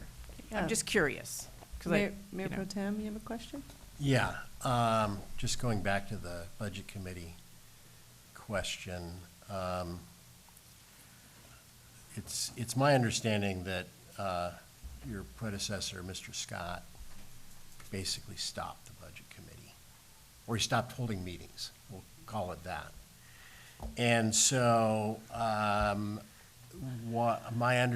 so is my understanding correct that to form a budget committee for the 24-25 tax year assessment would be way late in the game, and that would be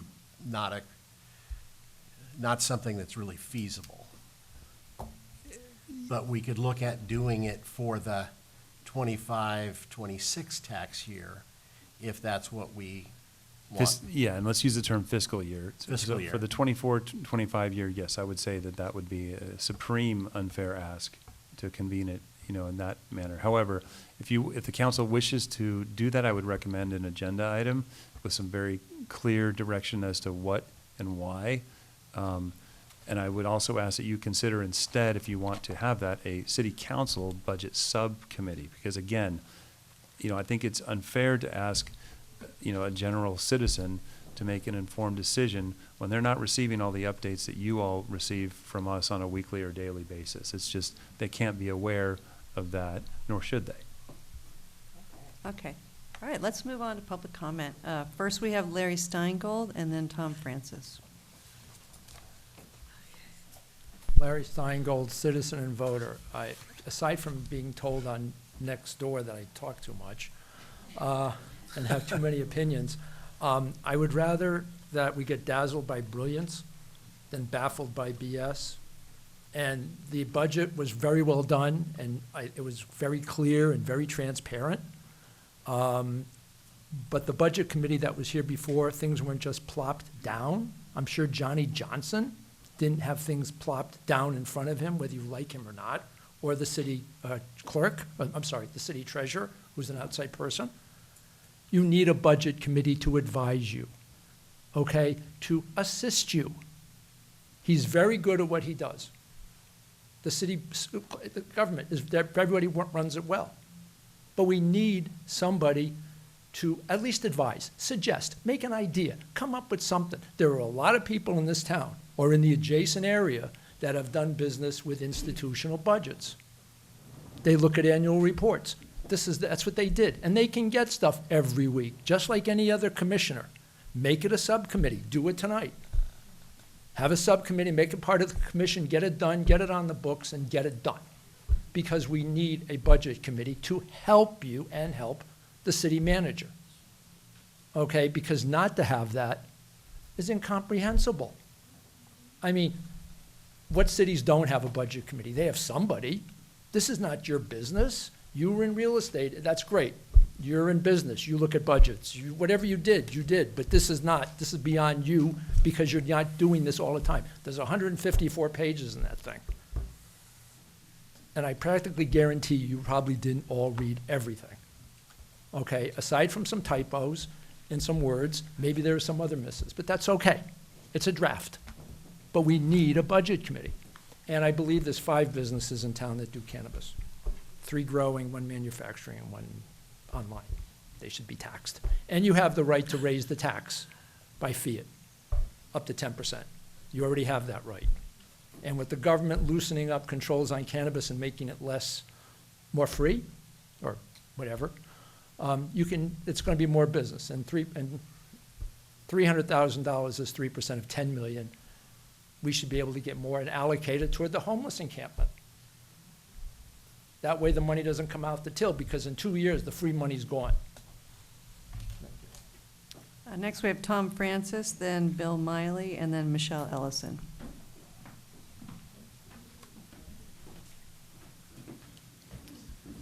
Good evening, Mayor Sticks and council members. Thank you all for your service, and also all the staff. I really appreciate all of you. You guys work really hard and do a lot for our community, so much appreciated by me. Just want to remind you, Ventura County, our average temperature since from pre-industrial times to now has increased 4.7 degrees Fahrenheit, and we are the fastest warming county in the entire contiguous United States. And having that in mind, when I look at the budget, I feel like we might be able to do more to address that really immediate threat. Because if it continues to warm, the planet continues to warm, and our county continues to warm at the present alarming rate, it gets to a point where some of our native trees won't survive, and they'll actually migrate north. They'll live somewhere else. We could lose our oaks. We could lose our citrus. So I would really like to see an opportunity for the community to be a little more involved in this process, especially people that are interested in trees and climate, because tree canopies definitely, obviously, help with the heating that we're experiencing. And what I've noticed is those of us that worked to pass Measure C back in 2020, we went around the community and told voters that the reason we needed Measure C, this extra money, was for the climate and was to pave our roads and to take care of our city's infrastructure. Before Measure C, our road paving was covered in its entirety by our general budget. So now, for whatever reason, the general budget doesn't pay for our roads at all. It's all being proposed to be funded by Measure C funding. And then we potentially don't end up with very much left in the Measure C budget, which is supposed to be for roads and climate and trees. There's very little left when the road budget takes all that money. So I've heard that there's a potential opportunity to do more for the climate by dipping into this $4 million delta. I think it's really important for the city to get to a place where every year climate action and trees are a substantial portion of the general budget and not an afterthought that's a fraction of Measure C. So one way to do that would be to perhaps move some of the road budget back into the general fund, because the general fund has been increased massively by being able to move the road budget into Measure C. And some of this predates to the council members, so I'm just trying to bring up a little history so you understand that our budget has actually increased considerably due to the fact that the road budget has been moved out of the general budget. So I would really appreciate just in closing, I would really appreciate Thank you, Tom. for the community to get more input about how to do Next we have Bill Miley, and then we have Michelle Ellison, and then Kim Crane.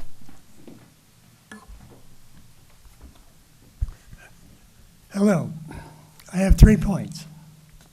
First point is I missed the community grant part of the budget, and we have reserve. Number 2, on page 2 of 5, the total amount of funds in this year's 24-25 budget is, wow, close to $55 million. And I'm quoting, with an expenditure of $54.7 million, compared to a general fund of $16 million. Our regular annual tax revenues, as I understand, is about 12 to 15 million. Where's the source of the rest going to 55 million? And I challenge the statement, an expenditure of 54.7 million. How can you expend a reserve? And last, this year I understand the budget was developed without our Finance and Budget Committee participating. All cities, in a survey I did, in Ventura County have either a Finance and Budget Committee, a Budget and Audit Committee, a Finance Committee. Our budget, our Finance and Budget Committee has support in the municipal code. It has a designated membership of the elected treasurer, the elected mayor, the finance director, and the council-appointed public members. They're not just plain public members. I urge your council to reactivate this Finance and Budget Committee to get more public participation, who are designated, Treasurer Steve Olson, and make it more transparent. Thank you. Thank you, Bill. Next we have Michelle Ellison, and then Kim Crane. Good evening, all. It's my first time here in Kent Hall. It's nice to see you all, used to the council chambers. I'm Michelle Ellison, a resident of Ojai, and I'm just here. We need to do more, much, much more for climate. The budget as drafted is woefully insufficient when it comes to decarbonization measures. So I just really want to emphasize the opportunity before us right now. You know, as drafted, we have $360,000 in the CIP budget. That's 3%, just 3% of the $17 million in the CIP budget alone. And then there would be more money available somewhere within the general fund as well. As I'd heard that there was more allocated for climate, but I'm not sure exactly what that is. So I'm curious to know what those other line items are. But even if it were $1 million allocated towards climate, that's still not enough. So I just really want us to bring our attention to the crisis at hand. I'm here for my children. That's why I show up at city council meetings. That's why I'm advocating for decarbonization, is because I'm looking out for our collective future, their future, and we can do more. So I would recommend, instead of say 3% of the CIP, why don't we look at 20% annually? Until we achieve zero emissions as a community, I think we should have that as our target. So I would say let's look at allocating a minimum percentage, and maybe it's 20% of our budget on decarbonization. And I'm specifying decarbonization because a lot can fall within the umbrella of environment, but decarbonization is getting off fossil fuels. So I think that really should be our emphasis. And this allocation in our budget would reflect our priorities. A budget is a reflection of our collective priorities. So I think by designating, earmarking every year in our general fund, in our CIP budget, and then also this special, wonderful $4 million Delta Fund. How amazing would it be if we could use most of that for climate and bring the community together and get creative about, could we create a fund to help low-income households electrify and use clean energy and reduce their utility bills, putting solar on. I mean, there's so many creative ways we could use that funding. So I'd encourage you to think big when we think about that $4 million Delta fund as well. So, and I just think, when we look long-term or the next 5 years, I really encourage this council to put in place a plan to be a zero-emission city within the next 5 years. That's what the CIP plan outlines, a 5-year plan. We can and must do it. So I think let's revise the budget to reflect that. Thank you. Thank you, Michelle. Next, we have Kim Crane.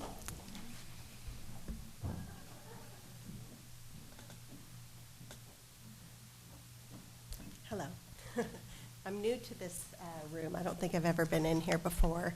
I've been a resident here for about 25 years. I've raised my kids here, local business owner, and I have a real strong connection and feeling about this town. And I know, I don't know if I'm on the wrong subject or whatever, but I really came today. I'm sorry, Ms. Crane, we're on the budget. If you'd like to speak on another item, could you please wait for I that? will wait, yes. Okay, thank you very much. Okay, any comments online, Weston? Oh, I don't have a card. Do you want to? Oh, okay. We'll let you. Thank you, Brian. I think I turned it in first. Excuse me. Brian Akins, I have my HPC hat on at the moment. Thank you to our liaison, Council Member Rule, for relaying that information. The big item in that budget submittal was $10K. This is an amount given to us, an estimate by Mitch Stone, who is San Buenaventura. And this goes back to the information that was shared that in the education classes that we have been taking, which is about 2,000 in the budget and well worth it, they suggested that the cities, especially the ones that are more historic, focused, update their information, their survey of the buildings that are in the city every 5 years. And you're eventually going to get structures of merit coming to you in the next couple of months, and that would be a reinforcement for that. Cool, more time. So I am, let's see, and so I'm going to switch hats, and I'm going to put my museum hat on. I'm the president of the board of the Ojai Valley Museum. Behind me, I have our treasurer, Bill Wyrick. I do appreciate the fact that the previous city council had actually moved the museum in as a part of the city. We think of ourselves as being Ojai's heart, soul, and stories. Current story going on, just an invitation, drop by the museum if you haven't figured out whether we're going to have agriculture in the future or not, and what happened in the past to get us to that. Just a brief commercial. So for the $60,000, we do appreciate that. Last year, this council also recognized that as a partnership with the museum and included that in the budget. I talked with our city manager, Harvey, about that and just kind of giving an understanding, and I appreciate his support in presenting that to you in the budget. So Thank you, thank you, thank you. Thank you, Brian. All right, any comments online? Yes, Mayor, we currently have 2 raised hands for agenda item number 2. First, we'll have Roger, followed by Stephen. Roger, Actually, I'm not, this is Roger, I'm not wanting to speak on on the budget. I'm here on behalf of Pickleball, so I don't know, do I raise my hand later? How does that work? Yes, Roger, that'll be agenda item number 5. Thank you. Next, we have Stephen, followed by Trent. Stephen, you have the floor. Thank you. I'd like first to acknowledge the hard work of Pam and Carl in putting this budget together. But I have to say, when I started looking over it over the weekend, I was shocked to see the minuscule budget priority given to climate mitigation and adaptation in the 24-25 draft general fund budget. This inadequate allocation is inconsistent with public priorities, starting with the initial community polling at the start of the general plan update pre-COVID. Importantly, the meager allocation of 3% of the budget is inconsistent with the stated priorities and campaign promises of the current city council members. This community remains highly vulnerable to the effects of climate change, including severe flooding if we're targeted by an atmospheric river, another severe drought despite the current good fortune with Lake Casitas, and another Thomas fire. If you have any doubts about our vulnerability, just check your latest homeowner or renter fire policy and speak to all of our community members who have had their policies canceled. This is a direct expense that we all bear as a part of the climate crisis. So what should be done tonight? I say that the 24-25 general fund allocation to climate mitigation and adaptation should be increased to at least 20% of the budget. In the current fiscal year budget, these funds should be allocated to the replacement of outdated, inefficient, and polluting water and space heating system in city-owned facilities. This will have a significant and immediate benefit by reducing municipal energy costs, along with the major source of greenhouse gas emissions from our city buildings.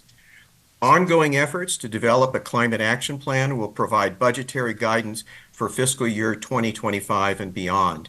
We need to start accounting for the greenhouse gas emission reductions that our policies provide. Right now, what's in the budget is absolutely inadequate. We owe it to our community to demonstrate the city's commitment to reduce our greenhouse gas footprint by 50% no later than 2030. A 3% budget allocation will simply not get us there. Thank you. Thank you, Steve. Next, we have John. Excuse me. Next, we have John, followed by Karina. John, you have the floor. Hello, hi guys. I just wanted to make a quick comment on the purposes and needs of a budget committee. I agree with Larry Steingold and what he mentioned, and I disagree with the city manager. I don't think that a budget committee is an unnecessary function. I think that the budget committee will help with oversight.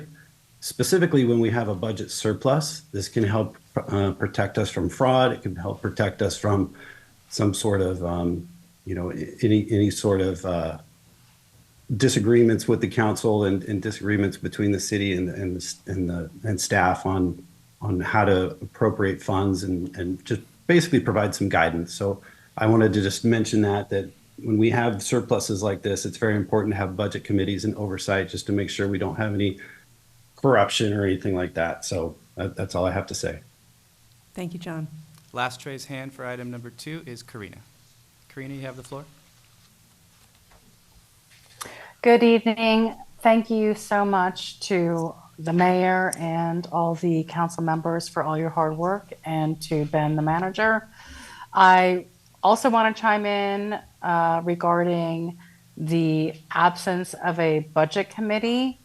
I don't understand the logic. I don't know why the city thought it was necessary to get rid of it. Like John and Larry said, it's so necessary, and the council deserves that support from a committee whose expertise are in that area. And even though there is a surplus, there is so much room for improvement, and I urge you to return to the Budget Committee for the next budget cycle. Thank you. Thank you, Karina. No more raised hands, Mayor. All right, we will move on to discussion. Who would like to begin? Councilman? Yeah, I just wanted, I'm not quite sure what to do at this point because we've spent almost 2 hours on the budget. And I know that the majority of the people here, I think, are for the next items. And the whole issue of what constitutes climate mitigation, zero emissions, that is a huge concept. It's actually a very controversial concept. And we're talking about lifestyle changes, which you can't mandate. I mean, if we did simple things like get the school board to give kids PE credit for walking and riding their bikes to school, that would take a lot of the cars off the road. And many of our you can't isolate we can't isolate our problems. Our problems are, it's such a huge discussion because people are leaving the valley for jobs in the morning. They're coming into the valley because they can't afford to live where they work. I mean, that's all part of a larger discussion of the 50% of the greenhouse emissions that are coming from traffic, and we can't discuss all of that tonight. So what should we do at this point? I mean, I'm not ready to change to 20%, but can we leave some wiggle room for the next time? If I could jump in, I Yeah. think, what we're recommending is this is, the little asks Yeah. now versus the big asks later. So I'm suggesting that you provide some, which you've already done, some general feedback, which we've received, and we will use that when we Okay. come back with the budget for its adoption in 2 weeks. Bigger ticket items, you can save for that discussion when we talk about the $4 million delta. You can also have a separate discussion about establishing a clear climate policy, if to address what you were just speaking about. That would be something I would recommend for a later agenda, because that's not Okay. on the agenda tonight. Okay, but to jump to 20%, like, we've heard from the public, some of the members of the public, that it's just too it's not enough. But we can, I'm still not clear if we can address that later. We can address it later? The budget can be amended at any given time. Okay. And that's a big change to make between now and the end of June, or between now and the next few months. That's a Okay. major reallocation. And what I Okay. was trying to put out there earlier is a big chunk of your general fund budget is on salaries and services. Yes, yes. Okay? So you are in a fortuitous spot where you do have some extra money that you could use towards, climate mitigation activities and measures. You can do that when we come back to discuss it. I think that's the appropriate time. Okay. But I don't think that we're asking you tonight to jump in and start carving up things in such a dramatic way, because that's not what we put on the agenda, for a major discussion like that. And we can create a climate policy at council's request and direction that achieves that. But I wouldn't suggest that between now and the end of June. And deferring that discussion about whether to set aside, to create a climate set aside, and if we create one, at what level, it can be set up as a discussion item in the future for the community to weigh in on that. Some have weighed in tonight. I suspect others would weigh in more if they knew up front, hey, we're talking about a set aside and what that should be. And hence, that would be a good future item. Through the mayor? Councilmember Rule. Yeah, I agree that it is a community-wide discussion, and it should involve all of the community about that. I mean, I am in favor. I don't know how if you're looking for a motion from us at this point, because you've gotten our feedback. I mean, I could make a motion that we have, a different motion that we have, that we schedule a community outreach meeting on climate and climate mitigation and how to use our delta if we have it. I mean, we've heard from a couple of people, but a couple of people aren't the community. There's a lot of people that would like to weigh into. So to the city attorney's point, I think it's a community-wide discussion on what we do about this climate mitigation and what that would look like. And that is, to Councilmember Francina's point, it's a huge topic.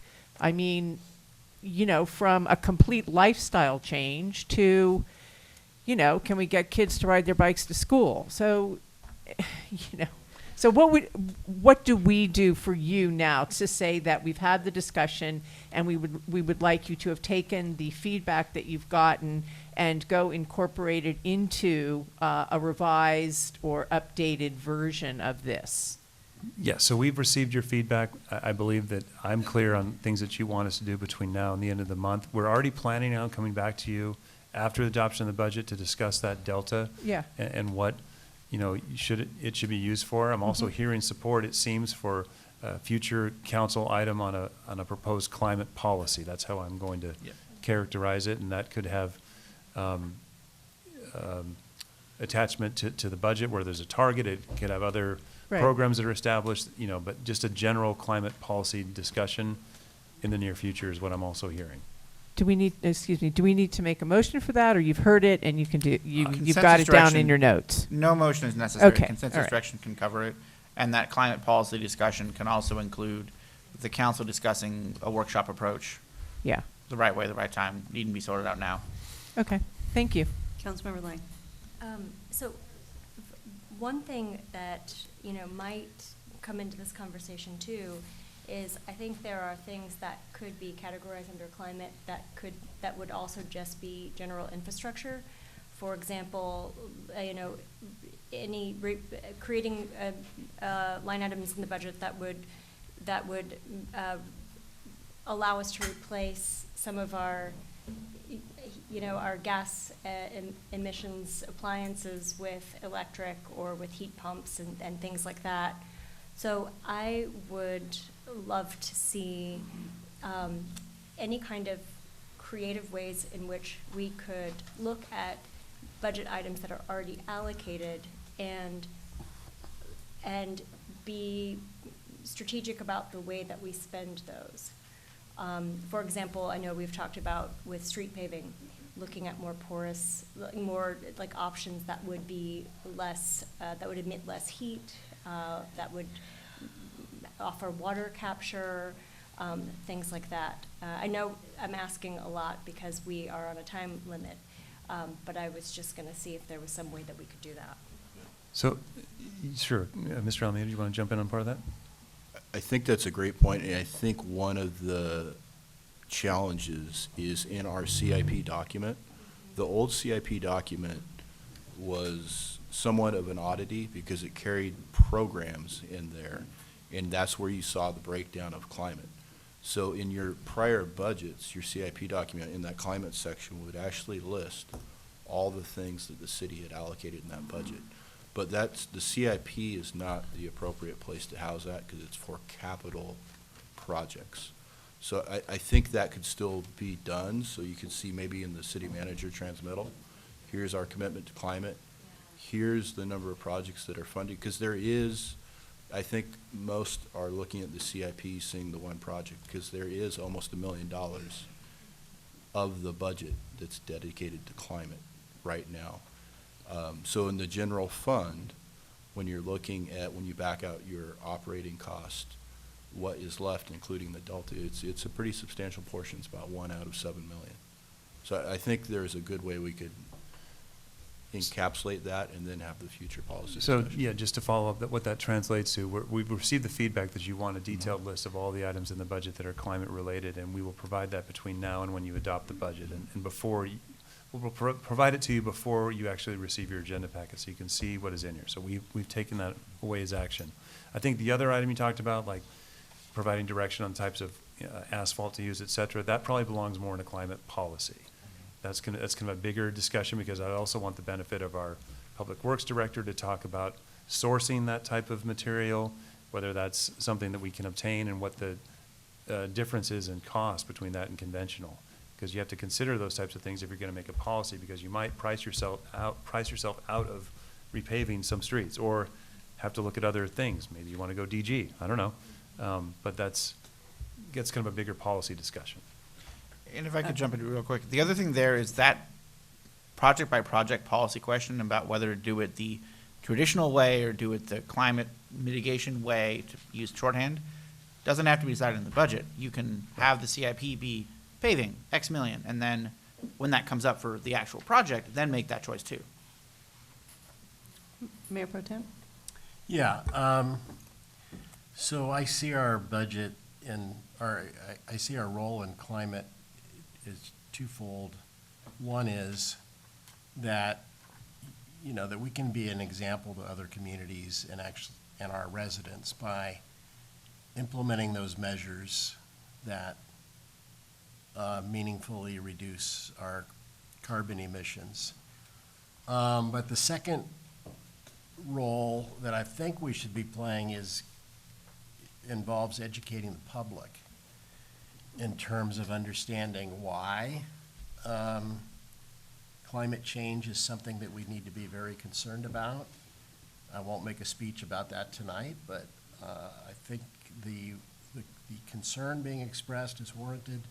But also, I think that there's a lot of people in the community who would say, I'd like to participate in reducing the city's carbon footprint, but they don't really know how to go about it.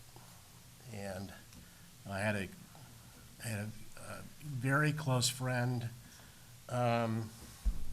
who worked for the county as a pediatrician, and his job ended up transitioning into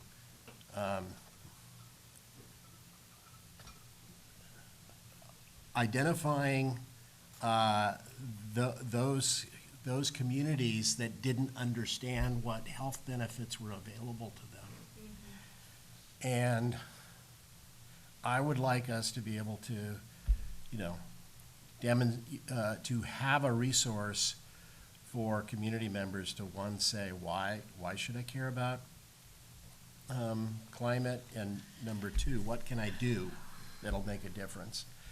And I know there's all kinds of programs, some of which are in the process of being rolled out, that allow people to, that the government will fund people of certain income levels to change out their gas appliances for. So what I would like us to do, though, as opposed to putting it off to a future measure, we had Phil White, who was the former air pollution officer for Ventura County, or the Air Pollution Control District, did an inventory of city-owned equipment, and I would like to see us, for the June budget meeting, kind of get an analysis of what it would cost to do these switch outs that this is the May 30 letter. What would it cost us to do these changes from gas appliances to efficient electric, and whether there's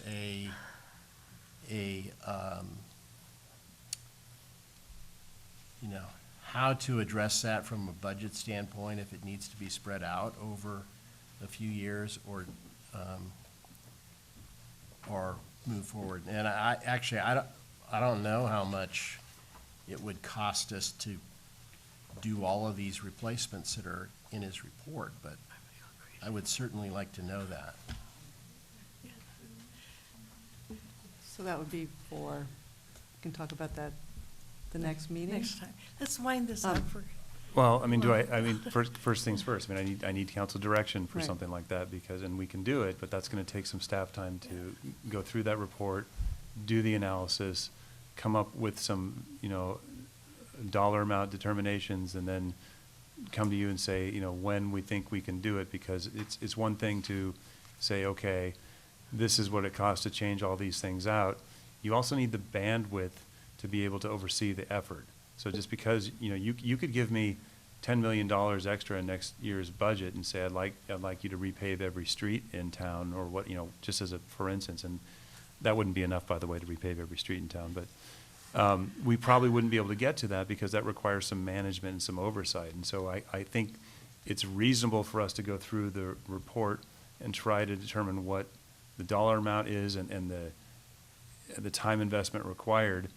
We can do that. Your budget's a living document. I don't know that I will have that finished between now and the end of the month, maybe. So that would be a future agenda item, potentially? We could do that, yes, and then Okay. you can, I think that's more reasonable because I'd want to spend some time with the Public Works Director. I might want to bring in some other folks to help me with that, so, Okay, yes. thank you. Well, I would just like to thank our Finance Director, Pam, and our Assistant City Manager, Carl, for giving us a structurally balanced budget. That's a big deal, and I think we all need to celebrate that. It's very exciting. And, you know, it's just a note to the public, we are introducing and not adopting tonight, so that's where we are. And we have $20 million. We have a whole year of reserves, $16 million, which was a goal. It's been one of my goals ever since I was elected, and that's stunning. That's really wonderful. And then we have $4 million to figure out what to do with. So that's really wonderful too. So I think it's just, I think we should all acknowledge the hard work, especially considering, you know, Pam, you were here during COVID, where we came from, which we kind of came from zero in the spring of 2021, and it was pretty dicey. So 3 short years later, in some ways, here we are in a really good place. I have heard from many people about the climate, and we definitely hear you, and that is clearly a top priority of this council. So we've given staff direction to move forward on that, and you know, I actually sent the city manager a list this afternoon. I'm sure you didn't get a chance to look at it, of all the line items in the budget, like equipment replacement fund, you know, tools and equipment, major equipment, all electric, you know, retrofitting the trolley. There's a whole, you know, there's a list of about this many items in the budget that potentially are climate issues, or climate actions. And also trees. The trees are in there too.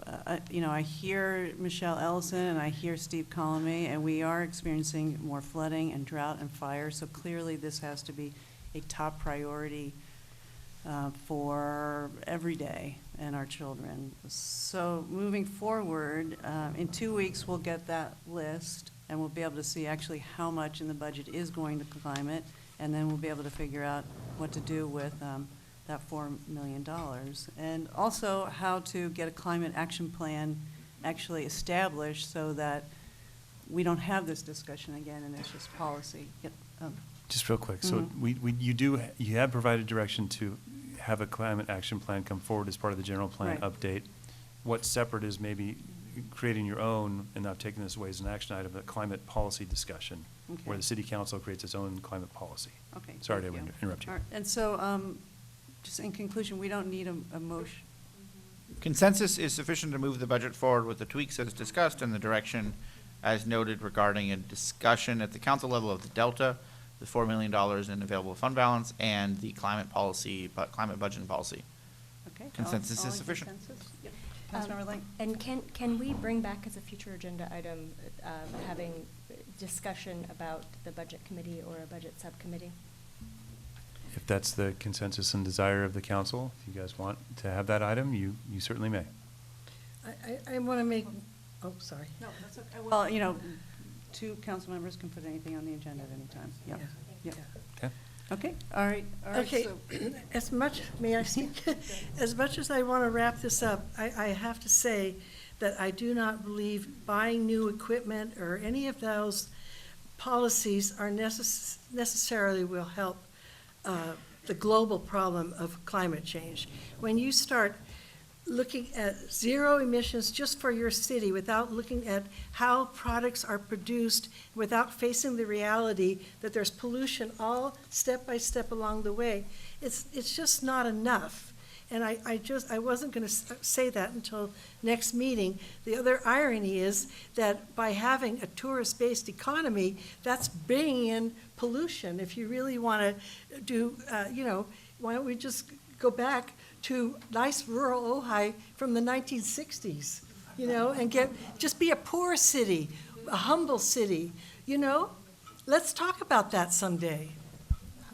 You know, through when the I mayor? say poor, I mean a more moderate, you know, a whole different kind of city. I'm gonna. Without, you know, I appreciate. mansions and Ojai Valley Inn supported economy. We appreciate your comment. I think it's Yeah. really time to wrap this It up. is time so to if wrap we it could up. It have was a time a half hour ago. Quick can we wrap this up? We can wrap this up. I think the point is, all of this discussion needs to I be can't had in a take it community anymore. forum. Okay, So all let's right. do it and Well, move on. Let's take a brief break, and then we will be back with the remainder of public Now comment. we're going to go Thank to you. our one bathroom where there's going to be a line of 50.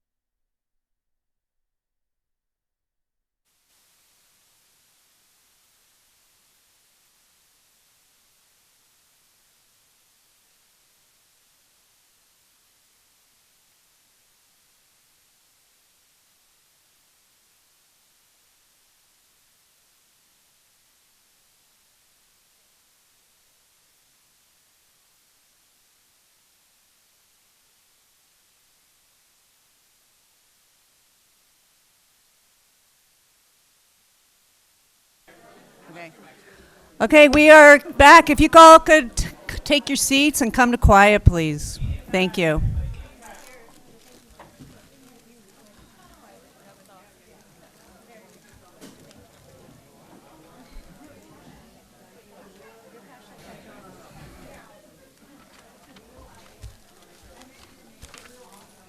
All right, thank you for coming to quiet.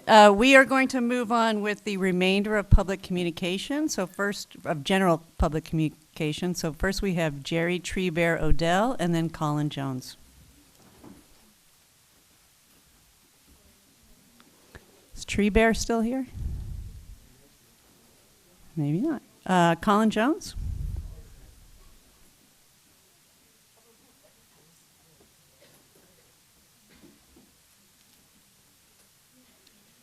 Good evening. Good evening. I wasn't intending to speak when I came here tonight, but there's been a lot spoken about climate change. And so I'd like to point out for the years and years of the council meetings and the hundreds of hours of staff time that went into the REACH code, which resulted in an ignominious end, and I believe affected one home in Ojai. A UC Davis study says that the average household cooking with natural gas produces about 300 pounds of CO2 a year. So I take a moment to compare that to the CO2 released in pouring concrete in one pickleball court. Every ton of concrete manufactured is about 2,000 pounds. It actually releases 1,300 pounds of CO2 into the atmosphere during its manufacture. So a pickleball court, 60 by 30, 4 inches thick concrete, will release 53,000 pounds of CO2 into the atmosphere. It's not that I'm against the pickleball courts, because I'm not. I just don't think you guys know what you're talking about. On another note, regarding the budget committee, there's not much history of transparency or honesty here. So listen to the people. Thank you. Thank you, Colin. Anyone else online? No raised hands on Zoom, Mayor.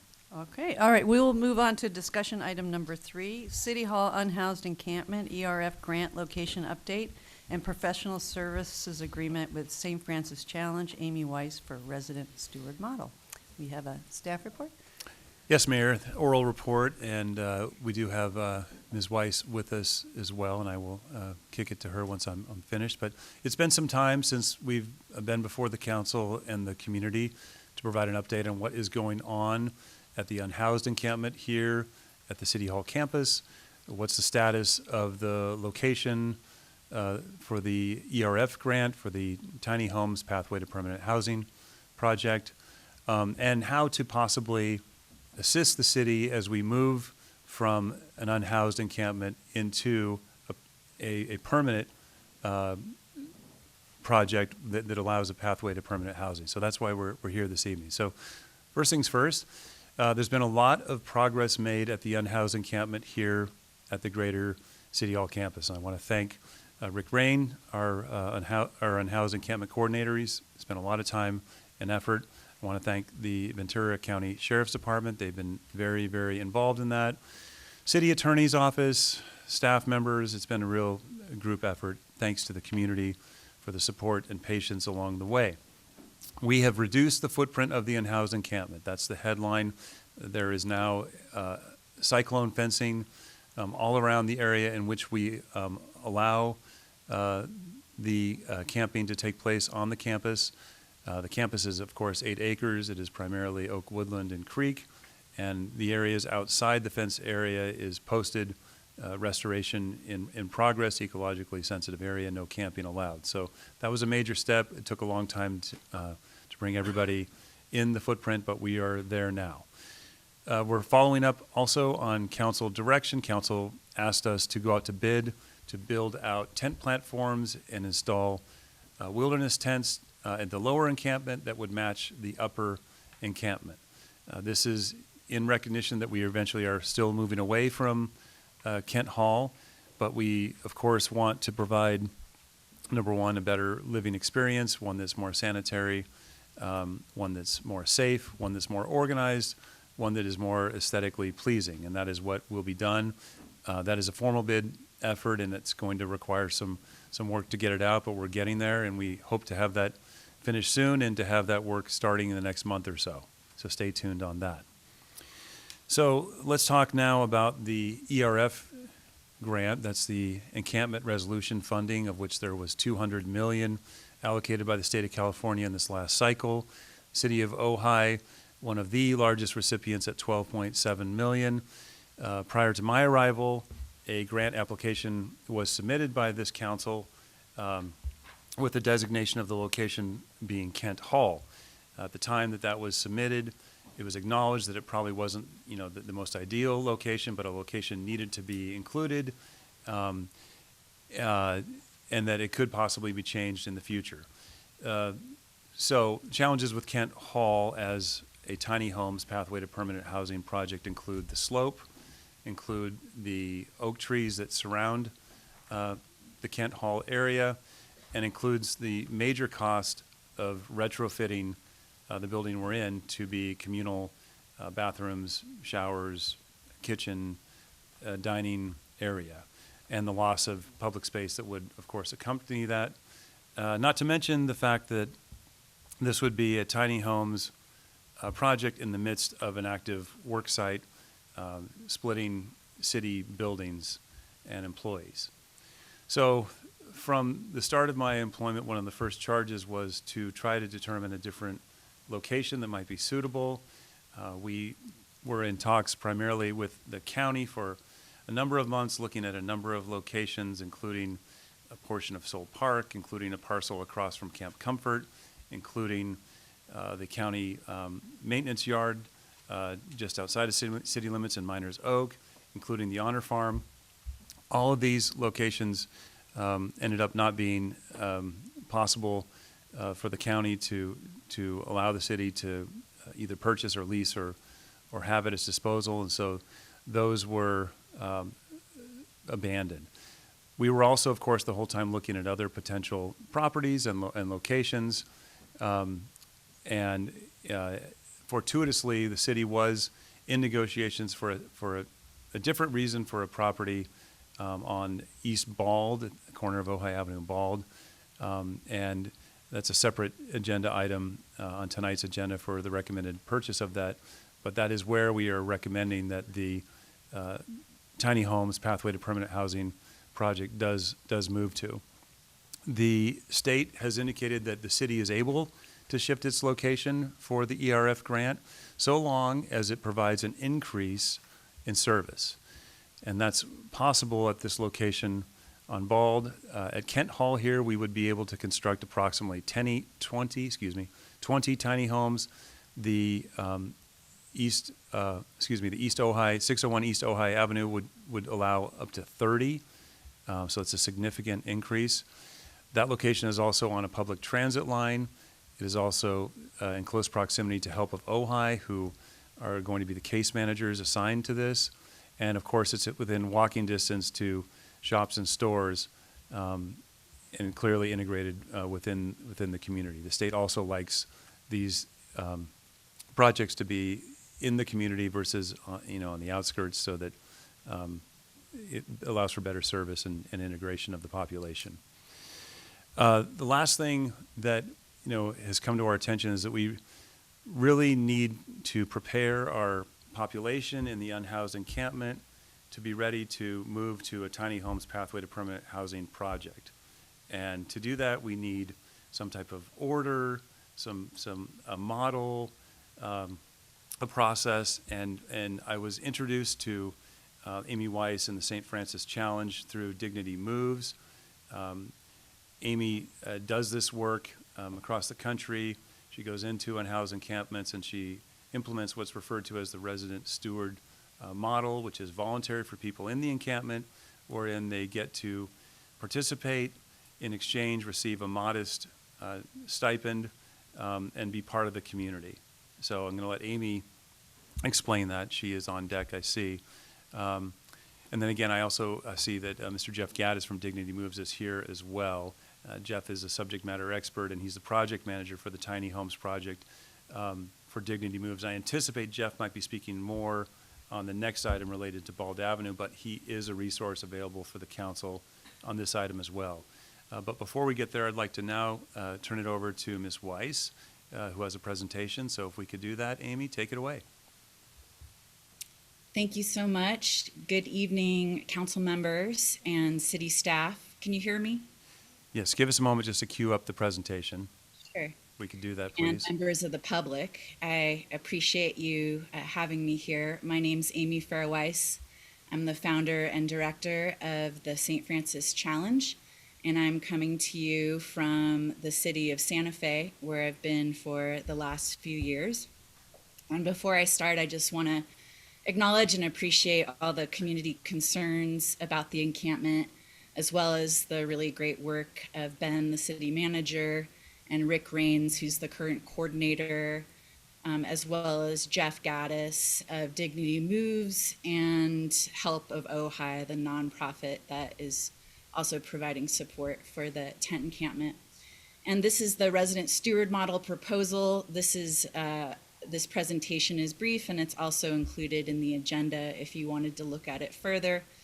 This is a program designed to support on-site operations, co-living, resident wellness, and community integration. And my hope with this project is to transform this tent encampment into a true village. And can we have the next slide, please? There are urgent needs for the existing tent encampment that Ben was just speaking to, as well as many members of the community who would like to see more support given. There's more need for on-site services, and there's more need for engagement to assess and serve on-site operations. There's more organizing support needed to address community concerns and engage community members in on-site activities, as well as coordinate with local nonprofits. And there's more opportunities needed for the residents there to be engaged in income and personal empowerment opportunities without jeopardizing their existing benefits, and that's how this program is designed. Next slide, please. One of the solutions for those challenges is the St. Francis Challenge Resident Steward Model, and I worked with large encampments in San Francisco for since 2015, and this is one of those sites where we were implementing this work. And the lead resident steward, which will be me if this goes forward, will be living on site. So I have a trailer that I'll be living in on site, and I'll be conducting baseline and ongoing assessment interviews with the resident, city services, and community members to figure out what the individual and community needs are. I'll be developing and implementing activities to support on-site operations, resident wellness, and community integration, as well as supporting the transition of the current encampment residents who will be moving into the cabin village. And also I'll be recruiting, training, and supervising residents to become resident stewards who can earn up to $1,000 a month in income or essential needs that wouldn't jeopardize their current benefits by supporting the residents and community. Next slide, please. And this is really a value-based model, and it's all about living up to these values, practicing them, and being accountable to them. And so there's a yin and a yang. You belong and your needs matter, but we also expect you to be a team player and consider your impact. And we care about everybody's safety, and that means we need to stand up for our safety sometimes when people are doing unsafe things. And sometimes people don't belong in this kind of setting because they are a danger to others. And that's what my role will be, is to support the community in assessing that. And you can see these additional values here. You might love your neighbor, even if you don't like them. That's really important. And following shared agreements, honoring the spirit of the law. Next slide, please. And a bit about my organization. It was founded in 2015, and we're fiscally sponsored by the same organization since then. And we've been insured by Great American Insurance without incident since 2016. Like St. Francis said, do what's necessary and do what's possible, and soon you'll be doing the impossible, which also includes ending street homelessness. We were the first California nonprofit to organize not just with unsheltered residents, but also with city services and house neighbors, because everybody's concerns matter to us. And we also advocated for the types of code changes at the state level that got passed in 2018 that allow us to do this kind of work now throughout the state. And we piloted a safe, organized space resident steward model back in 2017 in San Francisco. And I've been in New Mexico, like I said, for the last few years, and I was commissioned by the city of Santa Fe to do a report for them, and they've moved forward with doing a cabin village here in Santa Fe. Next slide, please. And just a little bit about me. This is my educational background. I also have 20 plus years of experience in doing direct service work and organizing and policy advocacy. And this is a recommendation from Elizabeth Funk, who, when I moved to New Mexico, she was just trying to get a foothold in San Francisco, and I passed the baton of all my information and knowledge to her, and she really took it and has hit a home run, and she's doing great work throughout the state with Dignity Moves. Next slide, please. And this is what the timeline of activities would look like. The first month, I'd be doing baseline interviews with all the residents. I'd be meeting with community members and stakeholders. I'd be working on village shared agreements with all the residents and developing a name for this village, and also selecting and onboarding at least 5 resident stewards. Months 2 through 6, this is going to be July through December, having weekly meetings and activities for the residents, as well as activities with the community on site. And then in month 6, we'll do some follow-up interviews with residents and community, and hopefully the cabin village is ready for a transition. And a lot of the people who are living in the tent encampment now will hopefully have already found housing with vouchers in that time as well. Next slide, please. And this is an estimated budget for the next 6 months. A little under half of it would go to staffing and fiscal sponsor fees for my nonprofit, and adaptation of the resident steward model, and then a little over half of it will actually go towards stipends and incentives and site improvements and activities on the site. And I think we have the final slide here. And this is going to be my canine assistant, Rio G. She'll be coming with me and doing this important work if I get the approval. Thank you so much for letting me present to you here tonight. Thank you, Amy. And I just want to also add that it is recommended, if council provides direction, that this be pulled from the city's ERF grant award. And it has been put into our budget revision we're submitting to the state, should the council provide direction tonight. Thank you. Thank you so much, and thank you, Amy. Really appreciate that. Any questions from council? Yep, Mayor Pro Tem? So,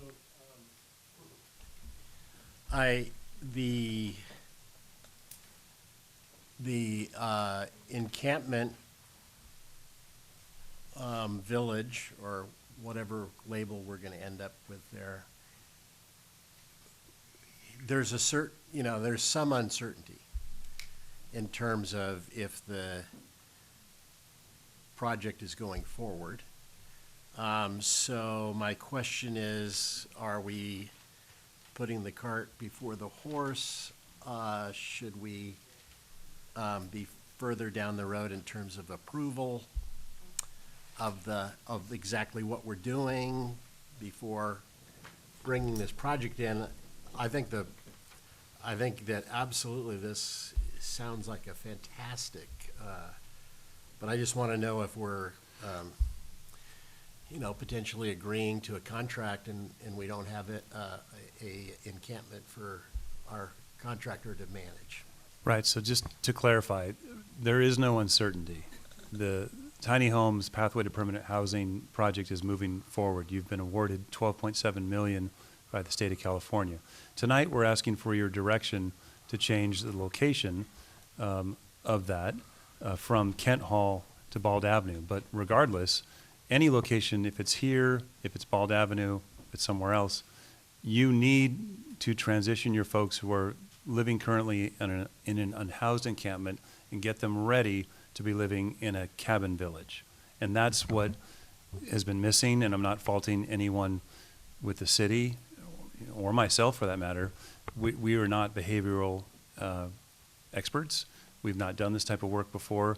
This is a unique model, and when I heard about it and was described to me, it kind of hit me like a lightning bolt that this is exactly what is missing. This is the type of order and community that we need, especially when we're trying to move folks from living in a tent to living in a tiny cabin. And Ms. Weiss has done this type of work.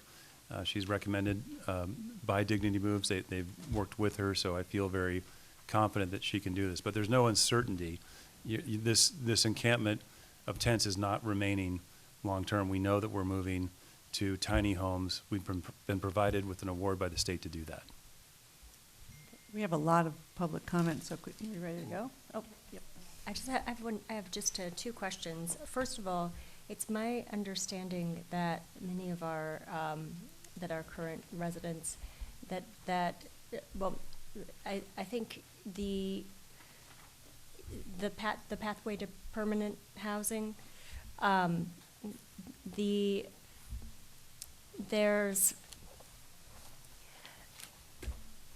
do we have, I'm gonna pause that question because I think that there's something else that I want to ask, and that is that I just want to make sure that we're meeting all of their needs, and that especially those who aren't able to work or that who can't be resident. Certainly, so I can jump in. This is, the resident steward model is voluntary. It's not compulsory. So yes, not everyone will be able to serve in that role or will want to serve in that role, and that's fine. But it's contagious, right? In a good way. And it builds community, and those that want to will, part of the requested allotment for the professional services agreement is to allow for these modest stipends to be paid out to encourage that type of activity. But it is voluntary, 100% voluntary, and some people will not be able to participate. But I will tell you, a number of our residents have skills, and we could put them, those skills could be put to better use than they are now. Mayor Just Protem? just one question really about procedure. Should we be addressing just this contract as an item and then move on to the next item, which is the purchase and the location and all that? And I just don't want to have confusion in terms of when people come up for comment. And It's a fair question, but I think you should, because like I alluded to earlier, regardless of what you decide with a location, you need this model. That's my recommendation. We need this to be implemented in our unhoused encampment to help create that community, to help prepare for that transition, and to help instill order and, to be fair to those who are living around it. I think it's really important. And this is going to be in place in the time from now until when the tiny homes are hopefully available. So this is, Amy's not moving into the tiny homes project. She's going to be moving here to Kent Hall, right outside Rick's office, in her 15-foot trailer with Rio. Thank you. Good question. So just to reiterate that for the public, so this is item number 3, and we'll be talking about the resident steward position, Amy Weiss, for the St. Francis Challenge. That's number 3. And then item number 4 will be about the site and the purchase of the property. Okay, so let's go ahead and move to public comment for item number 3. First we have Bill Miley, then Betsy Van Light, and then Brian, no, there's the extra card, right? Okay, and then William Wyrick.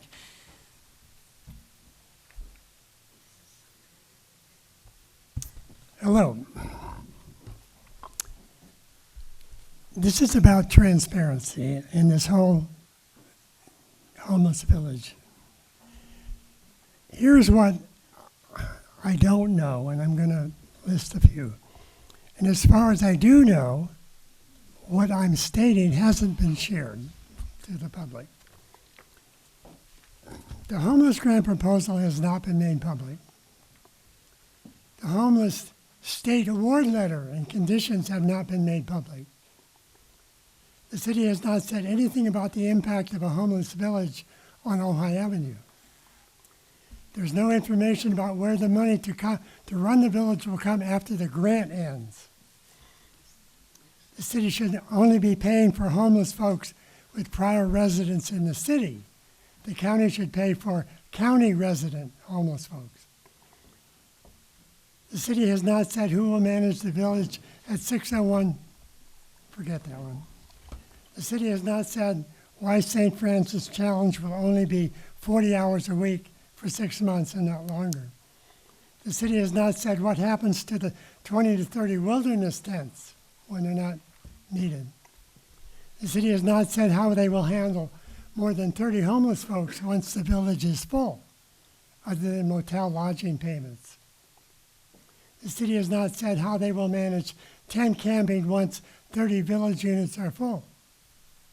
State law says, as I understand, if cities can't provide shelter, they must let homeless folks camp on city property. How will that be handled? The city has not said what role Help of Ojai will play. The city has not said whether Dignity Homes will be building village shelters with or without toilets, sinks, mini kitchens. In summary, there needs to be much more transparency to this whole development. Thank you. Thank you, Bill. Next, we have Betsy Van Light, then William Wyrick, and then Serge Voda. Sorry.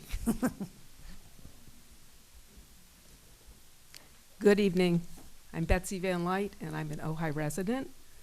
I'm strongly in favor of this plan for the tiny houses at 601 East Ojai Avenue and the support from St. Francis Challenge.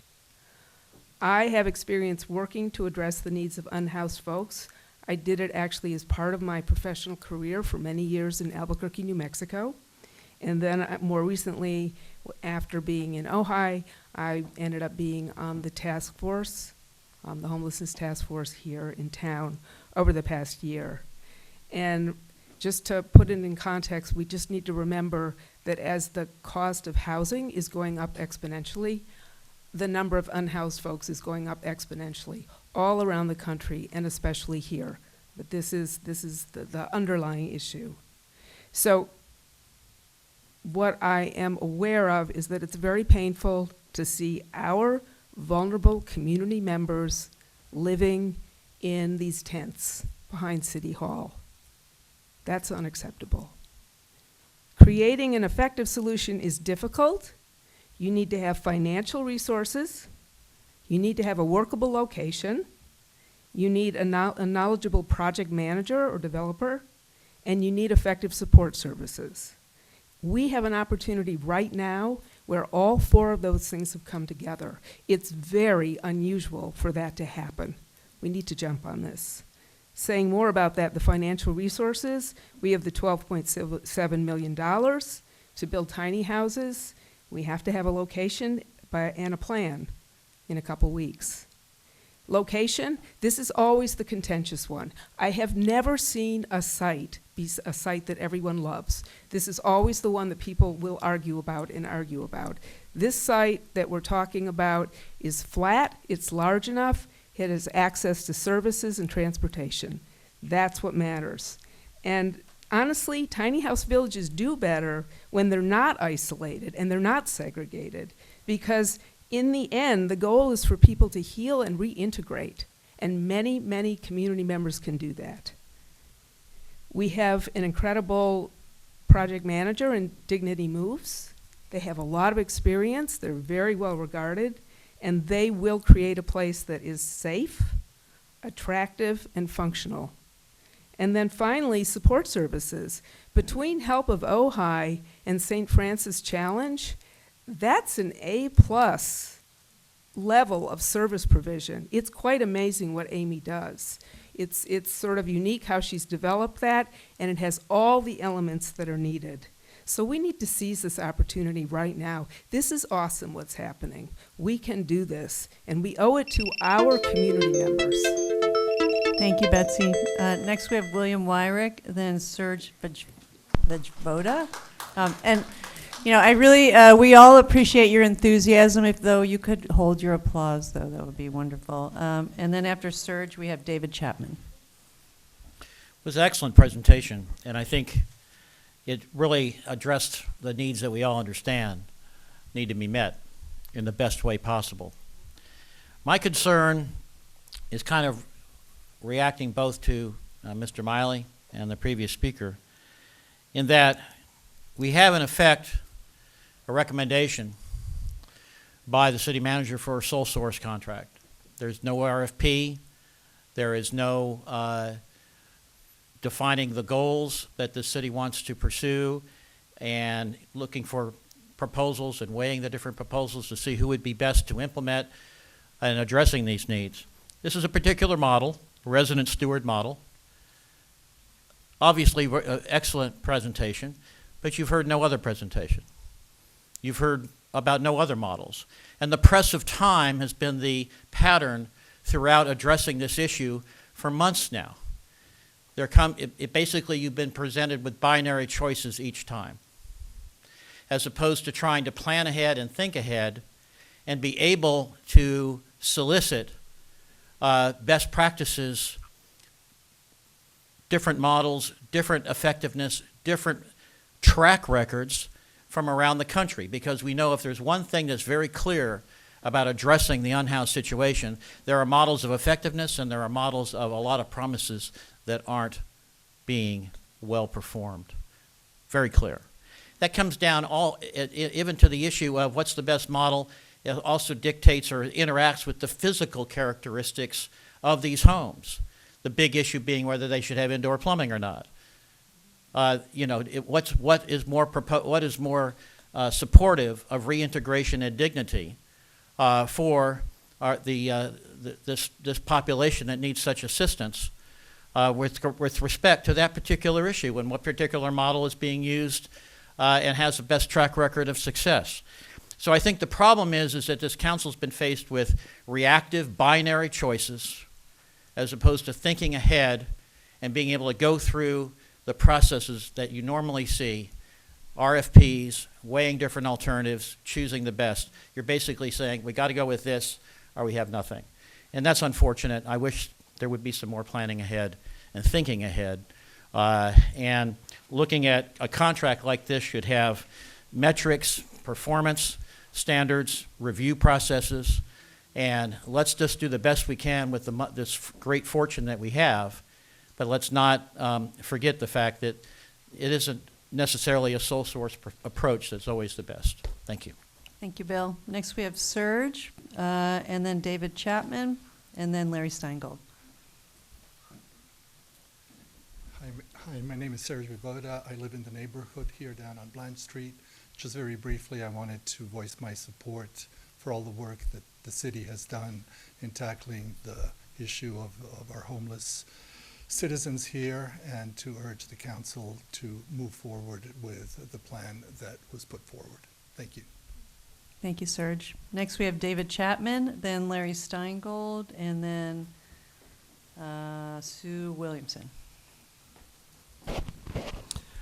Mayor and Council, I strongly urge you to support the purchase of the parcel at 601 East Ojai Ave and the hiring of Amy Weiss, both to provide much improved living conditions and support for our unhoused community.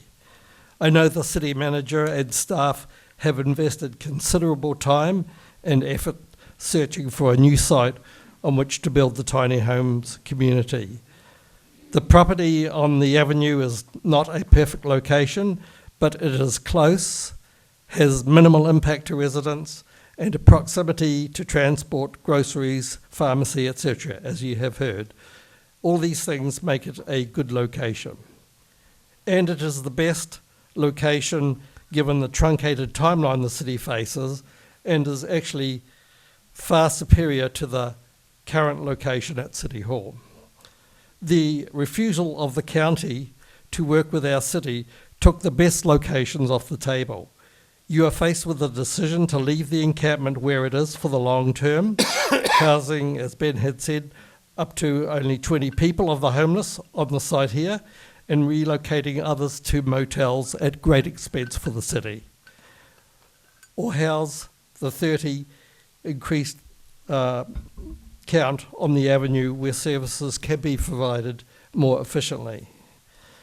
The majority of the letters opposing the East Ojai Ave site are from people who have not been close to the issue and not aware of the tremendous efforts put forth by the city administration to locate an appropriate site for the project. While there are clear legitimate concerns, most of the questions asked in the letters to the council show a complete lack of knowledge regarding the project. Education is the key to gaining support here. Many of the concerns expressed in the letters are all present at the current location and have been for a very long time. Building tiny homes by itself is one thing. However, successful care models involve having supportive services on site. I am heartened to see the proposal to hire Amy Weiss of St. Francis Challenge to provide the stewardship to our unhoused. I urge the Mayor and the Council to support the hiring of Amy. Regarding the business impact, Seafresh is understandably concerned, and should this purchase move forward, the city should make every effort to mitigate any negative impacts to them. With the purchase, this site becomes city property and therefore will allow the Sheriff's Department more authority to police the site if needed. The condensed timeline to find a suitable location for the city's homeless was put in motion. Thank you, David. Next we have Larry Steingold, then Susan Williamson, and then Jennifer Fleischman. It's a great location for the tenants. It's a wonderful location. It's perfect for them. I just want to remind everybody, I'm sorry, Larry, to interrupt, that we are talking about the steward program, and the item number 4, the next item is about the location. I understand. Thank you. I agree with Bill. I mean, sole source, Amy's program sounds wonderful, but there are alternatives. I have no idea what they are. But there have to be alternatives and programs that do work within the confines of the homeless or the unhoused population. But we just need another, just something to look at besides hers. Other than that, if it works, it works. And then we can talk about the location. Okay, thank you, Larry. Next we have Sue Williamson, then Jennifer Fleischman, and then Wendy Lerner. Hi. Everybody said what I wanted to say, so I just would like to second that I think it's really great to hire somebody. It's too bad we didn't have more choices, and this, because there was a lot of time between when we got the money, I guess, but maybe not enough. But anyway, I think it's great to hire somebody that can actually deal with all these people, because my experience and my friend that lives there, it's going to be a challenge. And somebody who knows this kind of situation and has dealt with it in other cities is really going to be helpful. So I would support hiring that woman. Thank you, Sue. Jennifer Fleischman's next, then Wendy Lerner, and then Daniel Alstott. Hello, Jennifer Fleischman, Ojai resident, homeowner, and voter. First of all, thank you all for the effort you've made, and especially our new city manager who's worked tirelessly. I want to say, Andrew, thank you for dissecting these issues, because I think they are two different issues. The hiring of, the management of the property versus the location, and I think it's important to look at it like that. However, there was a lot of language in that agenda item 3 that, people have mixed into their comments, so I hope I don't overstep. But I have a few questions. And first of all, I think Bill Weirig is correct about, having some options, and also Bill Miley about transparency. Options would be good to look at, although I think the presentation was great, and it seems like no matter where it is, some sort of oversight is important. So I would support that. And I support the project in general. I think it's amazing. I have some questions about, what I read on agenda item 3, and it said that the original reason that the city negotiation, it's about like the lot on Ojai and Bald, what was the original reason that they were negotiating it for in the first place? It said they were going to buy this lot And then they decided to change. So why were you looking at buying the lot in the first place? Can you answer, Ben? Do you want to finish your comment? Well, because that was a question. So I want to know what was the initial purpose of that lot? And was that publicly talked about? When was it talked about? And did we all get to weigh in? Was it at a prior city council meeting? Is this common thing to do, to buy a lot and not talk to the public about it? So, and then, and then when was the council briefed? I read in the next agenda item, which I don't want to conflate, but it relates to this question, that, the negotiations was in a closed meeting, and then there was some discussion about, the project in that closed meeting. So I just want more information about that. And then I'll come back and make more extensive items about the law, comments about the new location in item 4. Thank you, Jennifer. Thank you. Mr. City Manager, do you want to respond? Well, Mayor, I've written down a few questions you want to go through public comment, that I can respond to all the Sure. questions rather Yep. than just that one Let's do question. that. Okay, next we have Wendy Larner, then Danielle, and then Curtis. Connect. Good evening. I don't want to be repetitive, but I think there are, in the presentation, which was wonderful, there are some assertions and conclusions drawn about the program, and without any kind of study of its effectiveness or reports about it. Like, I'd like to know the number of people who went from this program to permanent housing at some point, the number that regained independence, the number that recovered from with effective treatment because they were, this was handled in this transition, and how many were referred to other facilities for treatment that helped them, and what this triage, it's going to have to be a triage. Who's going to really be helped and who can't be helped in these circumstances? And how is that all played out statistically in this particular model? And is there evidence, in the way of facts and figures and reports that show this was a successful model?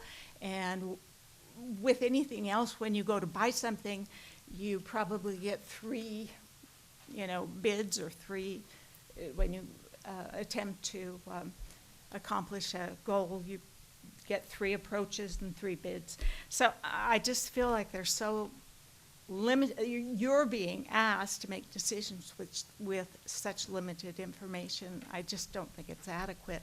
But I thank you for letting me tell you that, or mention that. Thank you, Wendy. Next we have Danielle, then Curtis, and then Shelley Griffin.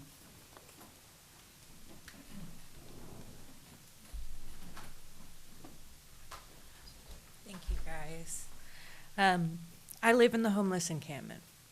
You guys have done an amazing job helping us, and we appreciate it. But there are concerns even I see. I work. We don't have showers. We can't even get the guys to regularly come down and empty the toilets. And then they're talking about, all I'm hearing is that we're talking about putting in communal bathrooms and communal kitchen. How does that work for those of us with health issues? The elderly who can get, like my grandmother passed away of C. diff from the hospital. What's going to happen to the public bathrooms? What's going to happen to the public kitchen with all of us, 3 of us at least, have food allergies? Who's going to manage it? Who's going to make sure it's clean so we aren't cross-contaminated? And who's taking responsibility if it happens? We worry about that. Most of us can't even get to the showers. And if there's a communal kitchen, the elderly who are in walkers, how are they going to get over there to cook half the time? They're sick. They don't feel well. They don't have the energy. So the property's great. Tiny homes are great. Please exit the idea of doing communal things for people who can't even make it to the bathroom. How are they going to cook? Some of us will do anything we can. All of us are here. We're listening. We want it to work out, and we hope it does, and are so grateful for everything you've done, because you've given us a place to be. But just think about not what can happen, because it will happen. Someone with food allergies will get sick in a communal kitchen. Someone will catch something because no one cleaned the bathroom. And it'll be the elderly who are affected most. There's 3 who live here.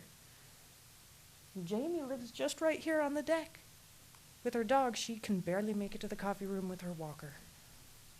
It's not something she can do.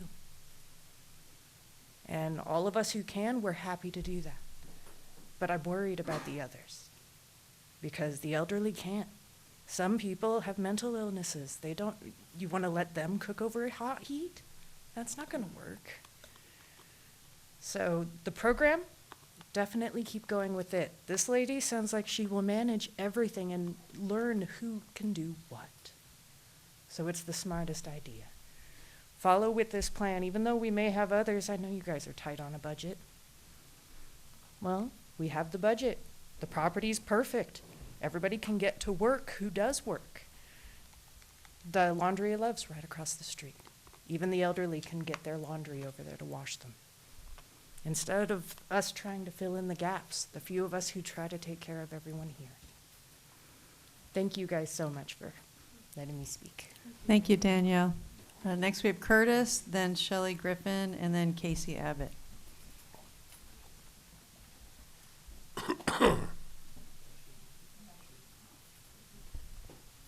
Hi, Curtis Connect, live down the street here. The first time this is the third time. The first time I think that I spoke here about this was in January, and the thing I was concerned about then was, has been mentioned tonight, with hasty decisions might be made because there was a deadline for the $12 million, and then now there's a deadline. And then tonight I'm listening and I just think, you guys have done an amazing job for having had to make hasty decisions, because that's just the nature, I think, of living, especially. There's no great solution, but I am completely in favor of hiring Amy Weiss. It sounds like a good program.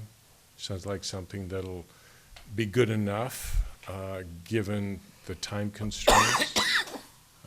So I just want to, I think what Betsy said earlier makes a lot of sense to me.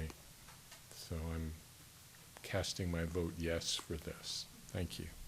Thank you, Curtis. Next we have Shelley Griffin, then Casey Abbott.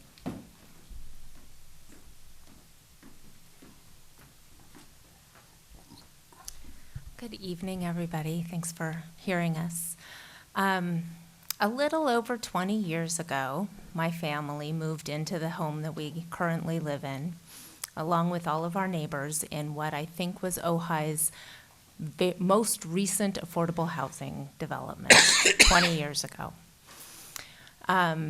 It was wonderful and exhilarating, and I can't tell you how grateful we are that the former city worked with outside organizations to put that together, and I feel grateful every day that we've benefited from that, and I long for the city council to do the same for other families. I'm thrilled with the other housing development that's going to go in. But it was a years-long process. We went through a lot of steps. The city council heard from all constituents. There was so many discussions around it, and I'm concerned about this because I have so many questions, and there's not enough time to get them answered. I would like to hear if this is permanent housing for people, if this is meant to be a specific time limit, if people aren't adequately following the rules that have been set, are there teeth to actually being able to do something about that? Or is it just kind of a hey, please don't do that? You know, I want to know that the neighborhood that surrounds it, which I live in, is being talked to about it. And I went door to door yesterday when I first heard that the parcel was being looked at, and none of my neighbors know anything about this. So at the very, very least, I'm asking you to come and talk to us in the neighborhood. We can be your best advocates, and, you know, I don't ever want to be your worst enemies. I would hope that you would bring people in to talk with the neighbors about what's going on and answer questions and hear the concerns in both English and Spanish, because there are a lot of Spanish-speaking families who are not going to show up at a city council meeting, who live in that area and also have concerns. So I'm asking for a lot more vetting, a lot more of questions to be answered, and to hear from the community. Thank you. Thank you, Shelley. Next, we have Casey Abbott and then Marcy Tosher.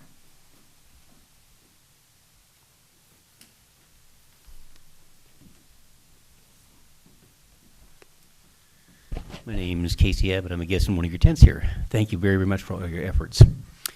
I'll be very, very brief. I really put the card in to speak expecting a whole lot more NIMBY attitude coming from Bald Street. I'm hearing zero of it.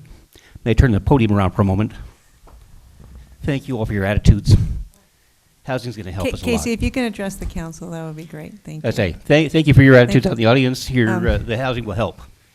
Council, looks like you got a lot of things going all in the right direction. More power to you. Thank you.